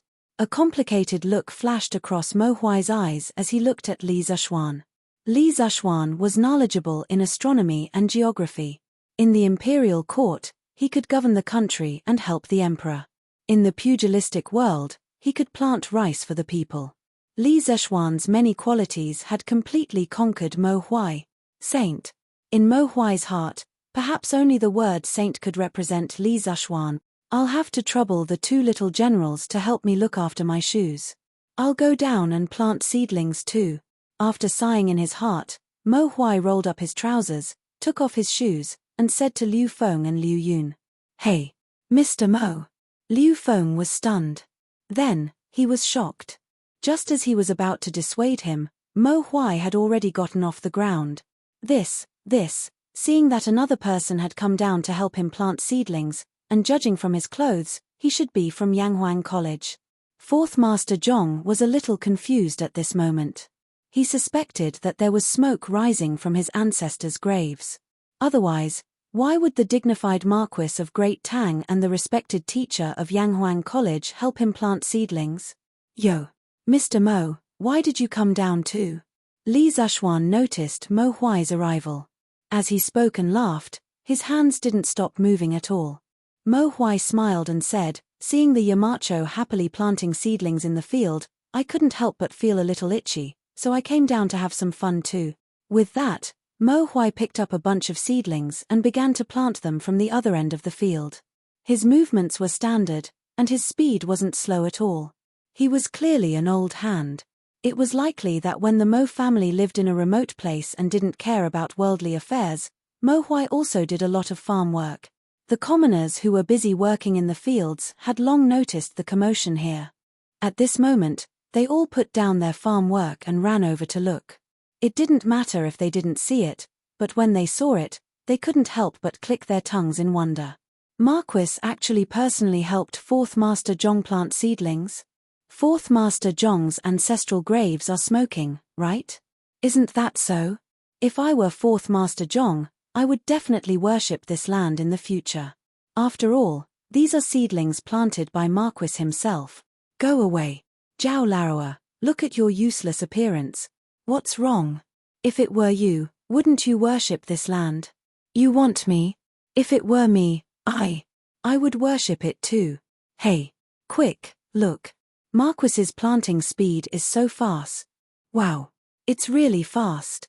This speed is equivalent to 3 of me. That teacher from Yanghuang College is also planting seedlings very fast. At this rate, Fourth Master Zhong's 1 mu of land will probably be finished planting in half an hour. Marquis is really benevolent. I've never seen a Marquis who would help us plant seedlings, and is planting them so well and so fast. Yeah. To have such a good Marquis, we're going to be blessed in the future. Everyone, quickly go back to work. The water in this field is not easy to come by, We have to hurry up, Tilda. Don't let down Marquis's good intentions. The surrounding commoners watched the commotion and sighed for a while before returning to their own fields to work. Fourth Master Zhong, are you having any difficulties in your life recently? Just as the commoners had expected, in less than 30 minutes, all the seedlings in the field had been planted. Li Zishuan pulled Fourth Master Zhong to the edge of the field to rest and then casually asked, "What's the matter?" Fourth Master Zhong was not as agitated as before. He had probably gotten used to it. When he heard the question, he quickly waved his hand and said, "No difficulties. No difficulties. Marquis, I'm doing very well. Previously, there was a shortage of water in the fields, but Marquis, you solved it. Now, everyone in the village is busy working in the field. After all, now that we can plant seedlings, we have something to look forward to. Everyone is working energetically. I heard that many people in other counties are still working in their field. We can only start planting seedlings so early because of you, Marquis. Also, many of the dead wheat in the wheat field have come back to life. In another 20 days, we can harvest the wheat. Although this year isn't a bumper harvest, we won't starve, Tilda." Li Zishuan smiled with relief and said, "That's good. That's good. Fourth Master Zhong, if you have any difficulties in the future, you can go to the county to find County Magistrate He. If he doesn't help you, you can come to me again.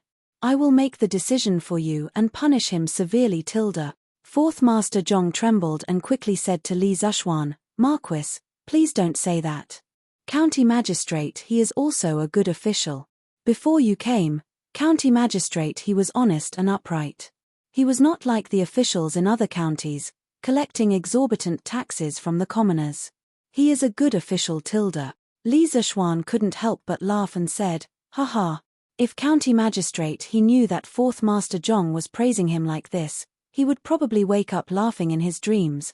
All right, it's time for this Marquis to return. Fourth Master Zhong, don't worry. The taxes on the citizens of Lantian County will definitely be reduced year by year. Your lives will also be better year by year, Tilda. I believe in Marquis. Marquis, take care." Fourth Master Zhong quickly got up from the ground and bowed to Li Zishuan. Chapter 1426. The people who suffer the most in this world are the common people who dig for food in the soil.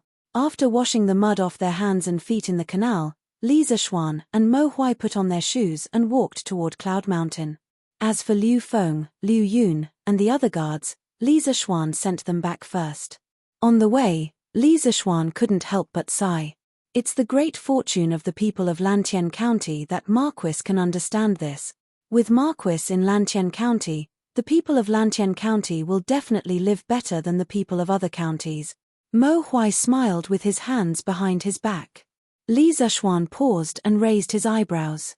He looked at Mo Huai and said, "Does Mr. Mo think so highly of me?" Mo Huai shook his head and said, "It's not that this Mo doesn't think highly of the Yamacho. It's that the Yamacho's heart drives the Yamacho to work for the well-being of the people. Today, the Yamacho personally planted rice for an old farmer. This kind of kindness can't be faked. This Mo hopes that the Yamacho can always remember and maintain this kind of kindness to benefit the people of the world. This is because engineering needs a saint. Engineering needs a saint." These short words caused Li Zishuan's heart to tremble, and he couldn't help but be stunned. Mo Huai's words seemed very simple, but they were actually very profound. Confucianism had been passed down for thousands of years without decline because of sage Confucius and his 3,000 disciples. The Taoists had Laozi, the Mohists had Mozi, and the legalists had Han Fizi. As for engineering, although there were more than 600 engineering disciples, they still lacked a saint who could represent engineering. A saint. Li Zishuan had never thought of becoming a saint, but after hearing Mo Huai's words today, he couldn't help but feel a rush of excitement. Speaking of which, if he could make engineering flourish and make the Tang dynasty's industry prosper, wouldn't he also be able to become a saint who was revered by tens of thousands of people and whose name would go down in history? At that time, who would dare to say that engineering was a low-class miscellaneous study? At this thought, Li Zishuan couldn't help but become excited. But was the title of saint really what he wanted? Suddenly, Li Zishuan had such a thought. Under the temptation of the sage's name, this thought seemed so small, but it was so strong. It was like a weak spark in the dark night, stubbornly illuminating a space. A single spark could start a prairie fire. That wisp of starfire became more and more exuberant, burning crazily in the endless night, burning more and more fiercely. After Mo Huai waited for a long while, Li Zishuan finally spoke. He said softly, "The title of saint is not something I want. Everything we do in our lives should be based on our hearts, punishing evil and promoting good, upholding justice, benefiting the common people, and living a carefree life. As for how the future generations evaluate me, what does that have to do with me? Let them say whatever they want to say about my merits and demerit." After these words, Li Zishuan only felt that his previously chaotic mind suddenly exploded with a bang, but soon became clear again. At the same time, the genuine qi in his dantian, which had been quiet for a long time, became a little restless at this time. The threshold of the late stage of Grandmaster seemed to have become a little loose. Since the battle with the bearded man last year, Li Zishuan had luckily entered the middle stage of Grandmaster. Since then, he had given up the idea of making progress in martial arts, because he knew that on the road of martial arts, the further one went, the more difficult it would be. If he wanted to become a great Grandmaster like his master, spiritual master Lingshu, he might not be able to achieve it even if he spent his whole life. Instead of practicing martial arts 24 hours a day without rest, it was better to take time out to accompany his family and have fun. With his current status, there was no need for him to suffer. Moreover, Li Zishuan was a modern intellectual with high academic qualifications. He valued science and technology much more than martial arts. Therefore, for the past half a year, he had only practiced his sword for an hour every morning. After that, he would be busy with his fief and the matters of the academy, but he never expected that his dantian, which had been quiet for more than half a year, would become restless and active at this moment. He was very familiar with this feeling. It was the sign of the loosening of the realm and the hope of breaking through the realm. People like to say that fame and fortune are just fleeting clouds to show that they were indifferent to fame and fortune. But when great fame and fortune were really in front of them, how many people could resist the temptation? Li Zishuan resisted. In his life, he only did what he wanted to do. He practiced the Tao of following his heart, and everything went according to his heart. He did not want to be bound by the title of saint and be afraid of the slightest thing. It was because of this that he was able to have a clear mind at this moment. When Mo Huai heard Li Zishuan say that the title of saint is not what I want a moment ago, he could not help but feel a little disappointed. After all, if Li Zishuan could become a saint, it would be a huge blow to Confucianism. Although he did not expect Mo Huai to become a saint again, it did not mean that he could get used to the Confucianism that was spread all over the world now. Just as he was feeling disappointed, Mo Huai's expression suddenly changed, and he looked at Li Zishuan with a little fear in his eyes. Because he felt the fluctuation of vital qi. Looking at Li Zishuan with his eyes closed and his face facing the sky, as if he was undergoing a heavenly connection, Mo Huai's heart suddenly surged with great waves of shock. Heavens! Could it be that Yamacho was going to break through the realm again? Did he have to be so monstrous? He had clearly just entered the mid-stage of Grandmaster last year. How long had it been? Why was he going to break through again? At this moment, Mo Huai could not care less about his disappointment. He quickly focused and guarded Li Zishuan to prevent anyone from disturbing Li Zishuan's epiphany. Fortunately, they were now beside the forest at the foot of the mountain. Usually, no one would come here at this time. While Mo Huai was guarding Li Zishuan, he looked at Li Zishuan with an extremely complicated expression. Perfect. Li Zishuan's martial arts, knowledge, and character were all dragons and phoenixes among men. If such a person had to be described with a word, it could only be perfect. Such a perfect young man with time and ability. If he did not become a saint, it would be a pity. Mo Huai sighed with regret in his heart. However, after Li Zishuan refused to become a saint, his thoughts were clear and he had an epiphany. This showed that the Tao he had chosen was the one that was most suitable for him. Thinking of this, the pity in Mo Huai's heart instantly turned into blessings for Li Zishuan. After an entire half an hour, the sky had completely darkened, and Li Zishuan finally opened his eyes. At the instant he opened his eyes, Mo Huai could clearly sense a strand of bright light flashing within those sharp eyes of Li Zishuan. How is it? Yamacho? Have you broken through? Mo Huai quickly asked. He asked because Li Zishuan's genuine qi was restrained. At this moment, he could not feel the fluctuation of genuine qi in Li Zishuan's body. Naturally, he could not see Li Zishuan's current realm.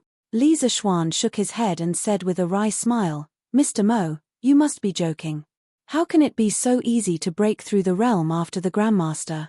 I just walked around the threshold just now." Mo Huai said seriously, "Yamacho, this is already very good. Since you've already touched the threshold, it's only a matter of time before you break through. It's hard to imagine that, Yamacho, you're not even 20 years old yet, and you're already at the threshold of the Grandmaster late stage. With this kind of martial arts aptitude, it's hard to find a second person in the world, let alone the entire Tang Empire." Li Zishuan only felt that his mind was clear and his body was comfortable. Hearing this, he smiled and said, "Haha, this is just pure luck. Mr. Mo, don't praise me. Maybe I'll become arrogant. It's getting late now. Let's go up the mountain quickly." With that, Li Zishuan led the way up the mountain. Mo Huai responded and followed him. "Oh, that's right." Li Zishuan suddenly stopped. With Mo Huai on his back, he said in a deep voice, "Mr. Mo, don't mention the sage in the future. Gongxue is still a seedling. I don't want to stir up a dispute between the sects now. It's good that we're content with this corner of the world. Although a single spark can start a prairie fire, Gongxue only has a few hundred disciples now. It's not enough to start a prairie fire." With that, Li Zishuan continued to walk up the mountain. Mo Huai, who was following behind, couldn't help but feel a chill in his heart. Obviously, Li Zishuan had sensed his little thoughts, which made him feel a little ashamed. He thought to himself that he couldn't play any tricks in front of Li Zishuan in the future. The next day, after Li Zishuan finished his sword practice and had breakfast, he walked to Sun Simiao's courtyard. After he returned home last night, Han Yushi told him that Sun Simiao had looked for him yesterday afternoon, but he couldn't find him. Therefore, Li Zishuan came over personally. When he walked into Sun Simiao's courtyard, he saw that who was already helping Sun Simiao clean the courtyard. This little girl stayed at her house at night. Early in the morning, she would come to Yunshan to take care of Sun Simiao's daily needs and help Sun Simiao treat illnesses and save people. She really treated Sun Simiao as her savior and was trying her best to repay him. She wanted to repay Sun Simiao for letting her see the light again. She also wanted to repay Sun Simiao for curing her brother's stuttering. "Young master, you're here. Master and I went to the courtyard and the academy yesterday, but we couldn't find you. Master is reading a medical book in the backyard now. Go quickly." When Hu saw Li Zishuan, she hurriedly went forward and said with a smile. Li Zishuan smiled and said, "I was busy at the workshop at the foot of the mountain yesterday. I wasn't on the mountain. Actually, what did you guys look for me for yesterday?" Hu actually replied with an O and replied, "Young master, the Tang Alliance Medical Center in Lantian County has been built. I'm guessing that master is looking for you because of this matter. Why don't you go to the backyard and ask him personally?" "What? The medical center is built? When was it built? Where is it built?" Li Zishuan was stunned. He had never heard of any medical center being built in Lantian County. How could it be built so suddenly? It was built 2 days ago. It's built in Yong'an Lane in the county. It's not far from young master's Marquis mansion. In the past, young master told master that the medical center should be divided into departments. This time, master built the medical center according to your wishes. That medical center is huge. There are over 30 rooms, Tilda. Over 30 rooms? Can 30 rooms be considered big? This is still considered a county hospital, right? How can it be so shabby? Unexpectedly, why didn't Daoist Sun discuss with me when he built the medical center? Also, where did he get the money to build the medical center?" Li Zishuan said helplessly. Who thought for a while and replied, "Young master, you've been so busy recently that I can't even see your shadow. Master felt that you seem to have forgotten that you promised him to help build the medical center. A few days ago, he went to find County Magistrate He. As for where Master got the money to build the medical center, I don't know. You should ask Master personally. Li Zishuan couldn't help but pat his forehead. If Hu didn't mention it today, he would have been so busy that he had forgotten about the medical center. He coughed embarrassedly and said, "Cough, cough. Okay, I'll go find Daoist-san. You're busy with your things." After saying that, he quickly went to the backyard. "Well, Xiaoxian, you're here? Have a seat." In the backyard, Sun Simiao was reading medical books and taking notes under a small pavilion. He sensed someone coming and looked up. When he saw that it was Li Zishuan, he smiled and pointed to the stone bench opposite him. Li Zishuan saw that Sun Simiao didn't mean to blame him and couldn't help but breathe a sigh of relief. He sat down and asked Sun Simiao tentatively, "Daoist-san, I heard that the county's joint medical center has been built." Hearing that, Sun Simiao put down the medical book and nodded. "Yes, I came to find you yesterday for this matter. Now that the medical center has been built, it must be put into use as soon as possible to treat patients. Otherwise, wouldn't it be a waste to leave so many rooms empty?" Li Zishuan smiled and nodded. Yes. Daoist-san is right. It should be put into use as soon as possible." "Oh, right. I heard that there are more than 30 rooms in the medical center. Is that true?" Sun Simiao said, "Yes. It's true. I was thinking that if the medical center was divided into departments, it would need to prepare more rooms. I'm not wasting your money on purpose." Li Zishuan shook his head. "No. That's not what I meant. I just think that you prepared too few rooms. You should prepare at least 100. Hey, that's not right. What do you mean by saying that you're wasting my money? Are you saying that you're using my money to build the medical center?" Sun Simiao raised his eyebrows and said, "Yes. Xiaoxian, didn't you say that you would fully support me in developing and spreading medicine in Lantian County? You said that the manpower, material, and financial resources would be provided by you. Of course, the money to build the medical center should be provided by you too." "Oh, right. The county government still owes the people money for the construction. Xiaoxian, you should pay the money as soon as possible." Li Zishuan was stunned. He didn't know whether to laugh or cry.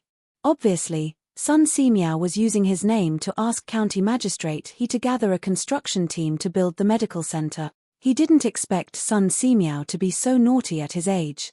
It seemed that he shouldn't be called Li Shizhen's naughty, but Sun Simiao's naughty. Ahem. Good. I'll go to the county government later and settle the debt with County Magistrate He. You don't have to worry, Daoist-san. Although old Sun was a little naughty, he had promised to help Sun Simiao build the medical center. Therefore, he had to pay for it.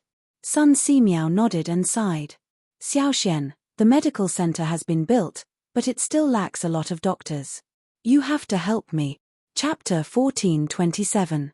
Don't worry, Taoist Sunday.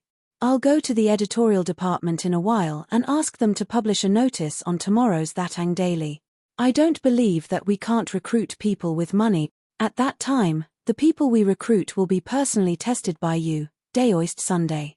Not only will they be tested on medical skills, but they will also be tested on medical ethics. Our Tang Empire's joint medical center will definitely not recruit those doctors with corrupt medical ethics and evil intention. Yunshan Villa. Li Zishuan heard Sun Simiao say that the medical center lacked doctors, so he said with a smile. Sun Simiao nodded and said, "You don't need to say that. I'll do it. Those with bad medical ethics will only damage the reputation of our medical center. But Xiaoxian, there's something I have to tell you first. The Tang United Medical Center can't monopolize the doctors in the world and drive up the medical fees. Otherwise, I won't work for you." The scale of the Tang United Medical Center was huge. At least in this era where private medical centers were popular, the scale of the Tang United Medical Center was definitely the top. The bigger the scale, the more doctors they could recruit, and the private medical centers among the people would inevitably be excluded. At that time, once the private medical centers could no longer survive, the Tang United Medical Center would form a monopoly. Li Zishuan hurriedly said, Taoist priest, you are looking down on me by saying this. The Tang Empire Joint Medical Center was established with the purpose of saving the dying and healing the wounded, and benefiting the common people. Even if you didn't say it, I wouldn't do such a wicked thing as raising the medical fees. In the future, the Tang United Medical Center will be curated by Taoist Sunday. Everything will be decided by you, including the pricing power of the medical fees. You can order as many as you want, but don't let me lose too much. After all, a medical center is a medical center, not a charity organization like the Nuan Tang Foundation. Although Sun Simiao didn't care about the position of curator, he thought that the curator could control the pricing power. After weighing the pros and cons, he finally agreed. Okay. This humble Daoist will accept the position of curator for the time being. When there is a suitable candidate in the future, this humble Daoist will step down. As for the price of the consultation fee, let's follow the average price of the current folk medical centers. This way, Xiaoxian, you won't lose money, and it won't cause the other folk medical centers to have no patient. Li Zishuan had to admit that Old Sun's consideration of the problem was very thorough. He even considered the survival of the civilian medical center. This made Li Zishuan admire him. This old Taoist really had the heart of a bodhisattva. Haha. That would be for the best. After leaving Sun Simiao's place, Li Zishuan first went to the workshop and told the editorial department to put a recruitment notice for the Tang Empire Joint Medical Center and the Yanghuang College Medical School in a prominent position in the Thatang Daily tomorrow. He also went to check on the progress of the technical upgrading of the workshop. Then, he went to the county government in the county. County magistrate how much did the Tang Alliance Medical Center cost? Li Zishuan asked county magistrate when he arrived at the back hall of the county government. He came here today to help Sun Simiao settle the project debt. When county magistrate heard this, he immediately cheered up and said, Marquis, please wait for a moment. I will go and get the account book now. Li Zishuan frowned and said, Why do you want to get the account book? Just tell me how much it cost. Do you think I don't trust you? County magistrate he had a good reputation as an official. He wasn't greedy for money and wasn't lustful. Other than being a little less daring at critical moments, he was generally a good official. Li Zishuan didn't believe that he would have the guts to embezzle money from him. Thank you for your trust, Marquis. The Tang Alliance Medical Center cost 4,276 strings of coins, including wages, materials, and tools. Marquis has been busy with official business recently. I can't disturb Marquis for such a small matter. Therefore, I will still pay on credit. For the rest, I will use the county government's savings to pay for Marquis. County magistrate he was flattered by Li Zishuan's trust. He cupped his hands and said, Okay. Later, you can ask someone to get the money from the housekeeper of my residence. In the future, you can also go directly to the housekeeper. The money for the craftsmen and the workers can't always be in arrears. Li Zishuan nodded his head and said sincerely and earnestly, Yes. Marquis. County magistrate he hurriedly said yes. Li Zishuan was silent for a moment before he suddenly said, The taxes and provisions collected by the county in the past were all handed over to the Chang and governor's office. Now that Lantian County is this Marquis's fief, it is reasonable to say that all of the annual income should be handed over to me. However, this Marquis is unwilling to be a moneygrubber. Therefore, a portion of the taxes collected by Lantian County each year can be allocated by the county yamen. County magistrate he was shocked. Didn't all the fiefs of the nobles in the world have all the taxes collected by the fief owner? Who would be like Li Zishuan, handing over the taxes to the county government?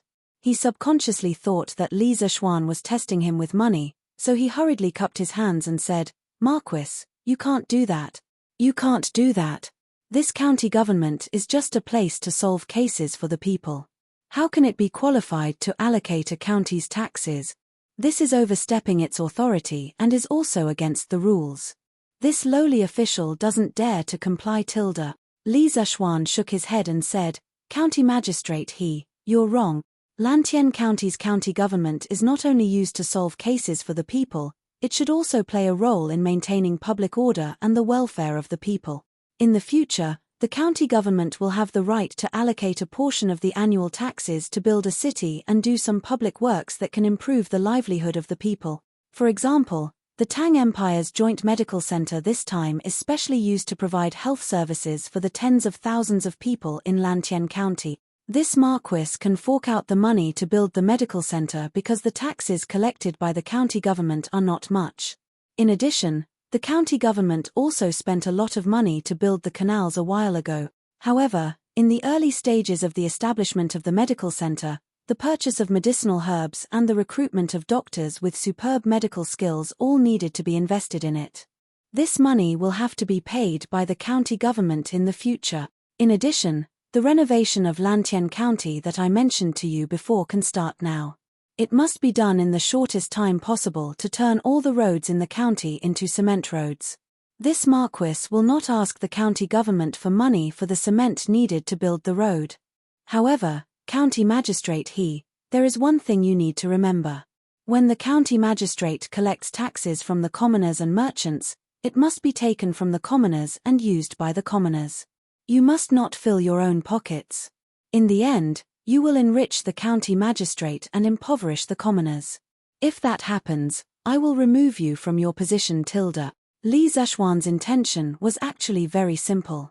He wanted to use the county government's initiative to increase the scope of the county government's authority. Not only did the county government have the right to solve cases, it also had the obligation to use taxes, build infrastructure, and benefit the people. This was a bit similar to the modern-day county government. As a feudal lord, Li Zishuan actually did not want to interfere too much with the management of the fief. He only wanted to take care of the general direction. If the county government officials could think of ways to let the people live a good life without his guidance, then Li Zishuan would be very happy to see it. Take from the people and use it for the people. County magistrate, his eyes lit up. He had never heard of such a novel idea before.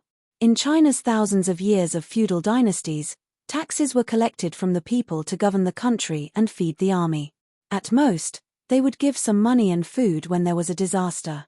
Who would be like Li Zishuan, who directly let the county government transfer the collected taxes to build roads and medical centers for the people? County magistrate, he muttered to himself and cupped his hands in respect. Marquis treats the people with benevolence and benevolence. He will definitely receive the people's heartfelt love and respect. This official can help Marquis govern Lantien. It is truly a blessing of 3 lifetimes. Marquis, don't worry. This official will definitely implement Marquis's take from the people and use it for the people governing philosophy and let the people of Lantien live a good life. Li Zishuan nodded and said, the population of Lantien County is still too small. Many of the lands are uncultivated. We can only implement benevolent policies to allow more citizens to migrate to Lantien County. This way, our county will be able to prosper and prosper. Moreover, in addition to the medical center, I also want to wait for an opportunity to introduce a cooperative medical system to reduce the burden of medical treatment for the people. Cooperative medical system? Marquis, what do you mean? County magistrate, he was suddenly puzzled. Li Zishuan thought for a while and replied, as the name suggests, this cooperative medical system is a medical treatment model where if one person is sick, the whole people will share the medical treatment. Every household only needs to pay a small sum of money every year to join the cooperative medical system. Within the validity period, as long as they are sick, they will be able to enjoy a certain percentage of the medical treatment fee and medical treatment fee reduction at the Tang United Medical Center. This will greatly reduce the burden of medical treatment for the people. It was the first time county magistrate he had heard of this cooperative medical system. He couldn't help but be surprised. At the same time, his mind was spinning rapidly as he weighed the feasibility of Li Zishuan's plan. After pondering for a while, county magistrate he opened his mouth and said, Marquis, how can a person not fall sick after eating all kinds of crops? Moreover, among the people, there are many people who still have old illnesses. These old illnesses are not only time-consuming and laborious to treat, but also costly. In this way, if we charge too much money, the enthusiasm of the people to join the cooperative medical system will be greatly reduced. However, If we charge too little money, the amount of money we have to spend every year to fill this hole will definitely not be a small amount. It had to be said that county magistrate, he was a discerning person. He could see the hidden problems in the cooperative medical system at a glance. Li Zishuan nodded and said, "You are right. This cooperative medical system is indeed not enough, so I didn't ask you to implement it immediately. However, one thing is certain. The county government will not charge too much for the cooperative medical system. Otherwise, it will go against my original intention. As for the annual deficit, it will be subsidized by the taxes collected by the county government every year. Therefore, if we want to implement the cooperative medical system, the county government must have money. This is also why I set up the Department of Commerce and reformed the business tax. The more money we have, the more things we can do." The cooperative medical system he was talking about was actually the modern cooperative medical system in rural areas. It was a little similar to medical insurance. Although it was a little ahead of its time in the Tang Empire, Li Zishuan felt that when his fief's finances were strong, it was very necessary to implement it throughout the county. County magistrate, he was suddenly enlightened. He said with admiration, "Marquis has great foresight. Your plan is truly admirable. Now that the business of our Lantian County is thriving, the opposition of the merchants to the new business tax law is getting lesser and lesser. The time for us to implement the cooperative medical system to the people is just around the corner." Yes. However, although this Marquis has given the county government the right to control the taxes, the county government must also prevent corruption. From now on, every sum of money that the county government pays must be recorded clearly. This Marquis will send someone to check the accounts every 3 months. So, you have to take good care of the money for this Marquis Tilda, Li Zishuan said sternly. County magistrate, his heart trembled. He quickly replied, "Yes, sir." The next day, the 2 announcements on that Tang Daily attracted the attention of many people. Lantian County's Tang Empire Joint Medical Center has been established. Sun Simiao is the head of the medical center.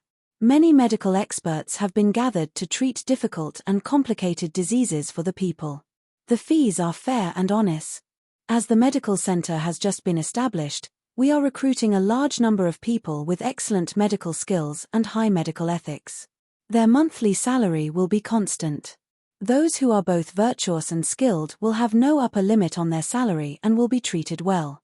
In terms of medical skills, they may even receive personal guidance from Head Sun.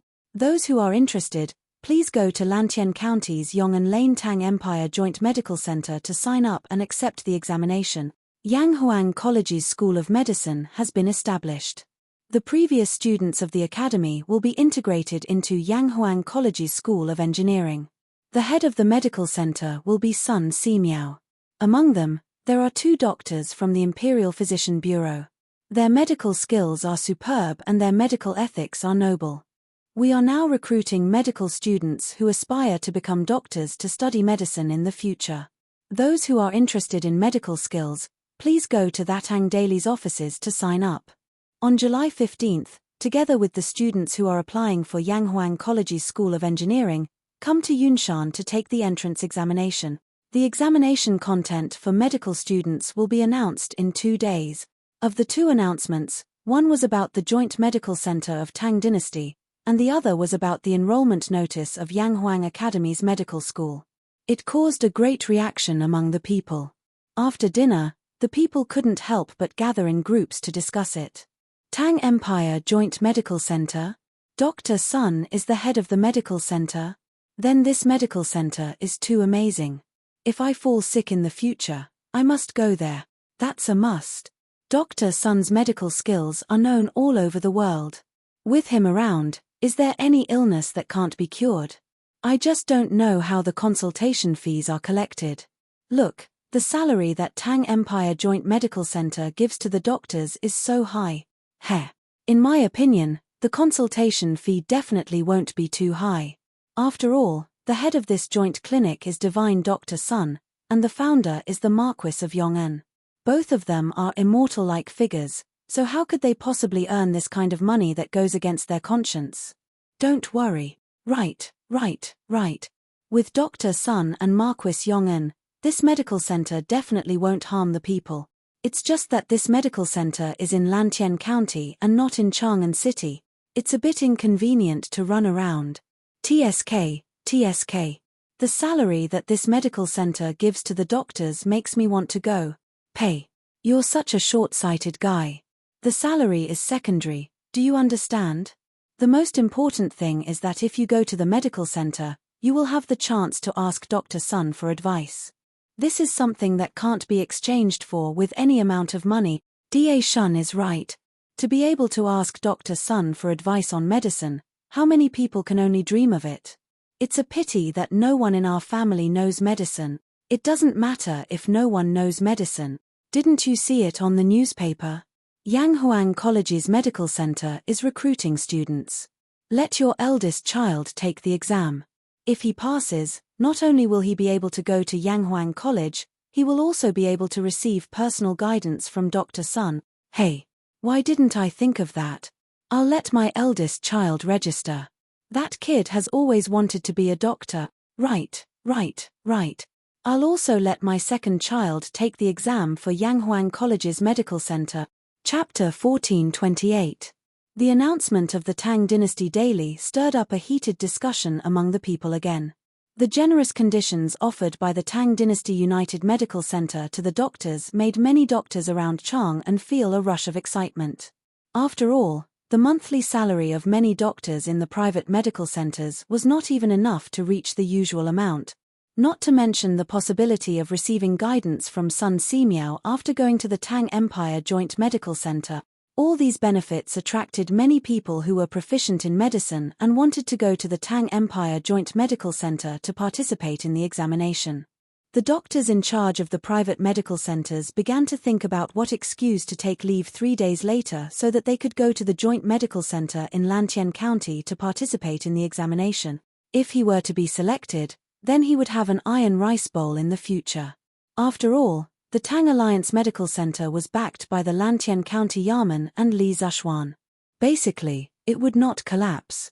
As for a small medical center among the people, if there were a day when the number of people who came to see a doctor decreased and they could no longer earn money, then he would very likely be fired. In contrast, there was nothing wrong with saying that the Tang Empire Joint Medical Center was an iron rice bowl. Therefore, after the doctors in the private medical centers learned about the announcement on that Tang Daily, almost all of them wanted to apply for a job at the Tang Empire Joint Medical Center. However, this was a tough situation for the managers of the small private medical centers. They also knew that they had no advantage compared to the Tang Empire Joint Medical Center. In order to retain their doctors, they had to increase their doctors' salaries. After such a fuss, in the entire Chang'an City and the surrounding counties, there were basically no medical centers that gave their doctors a lower salary than usual.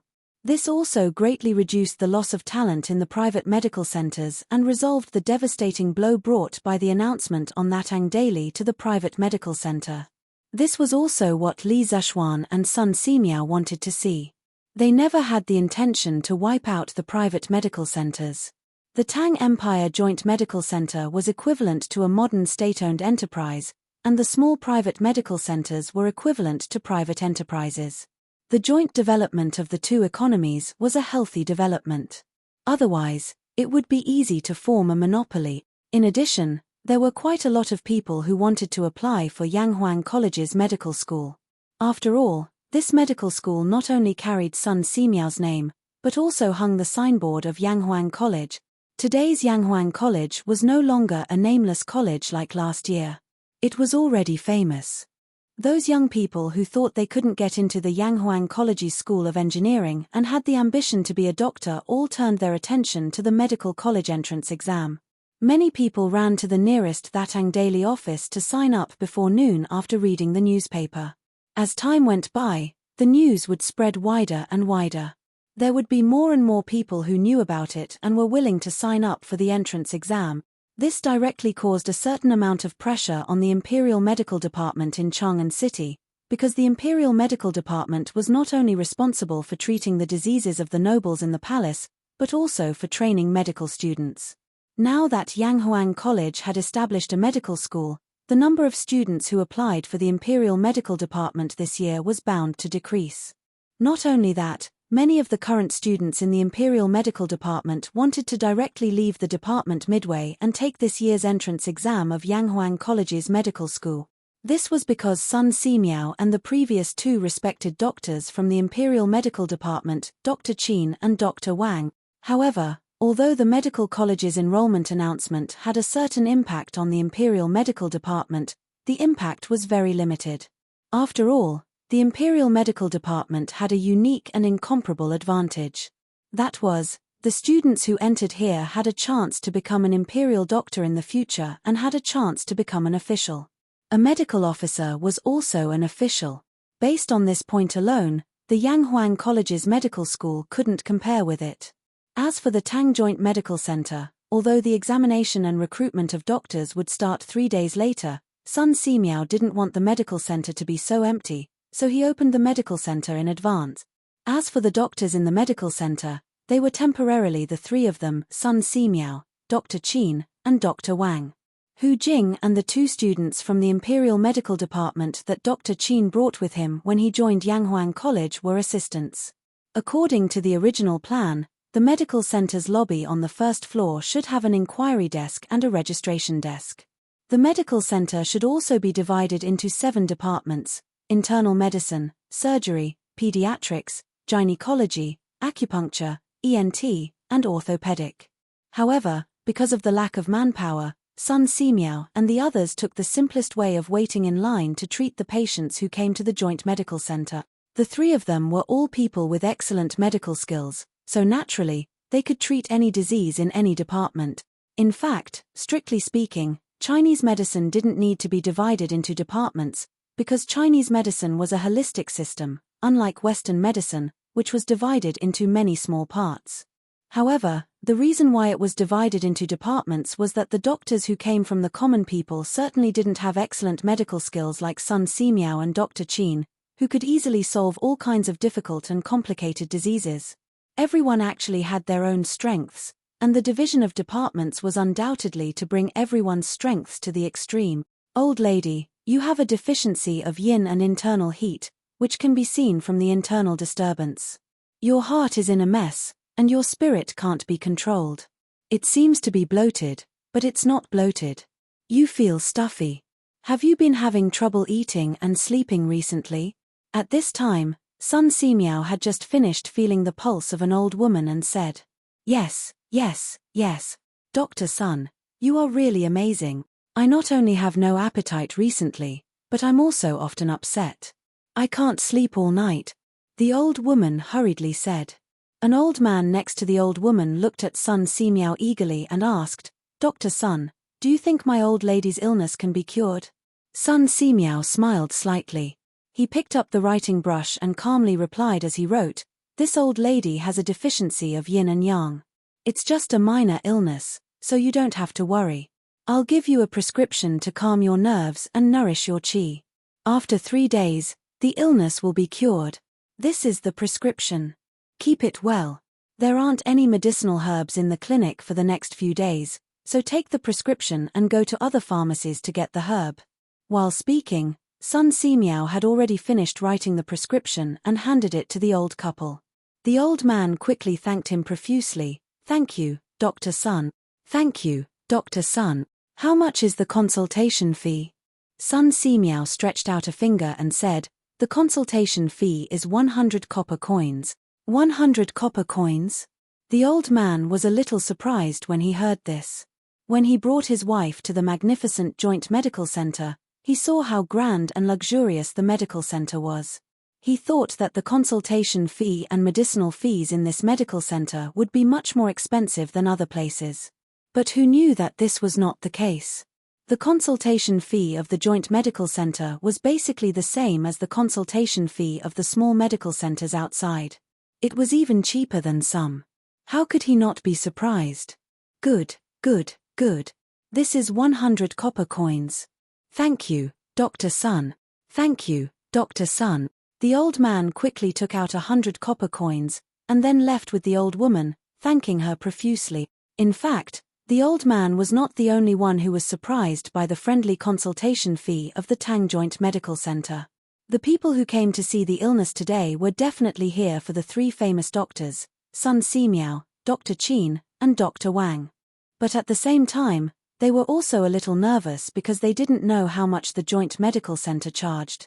Now that they knew that the consultation fee of the Tang Joint Medical Center was almost the same as outside, or even much less than the consultation fee of those black-hearted medical centers, the people were all overjoyed and ran to spread the news.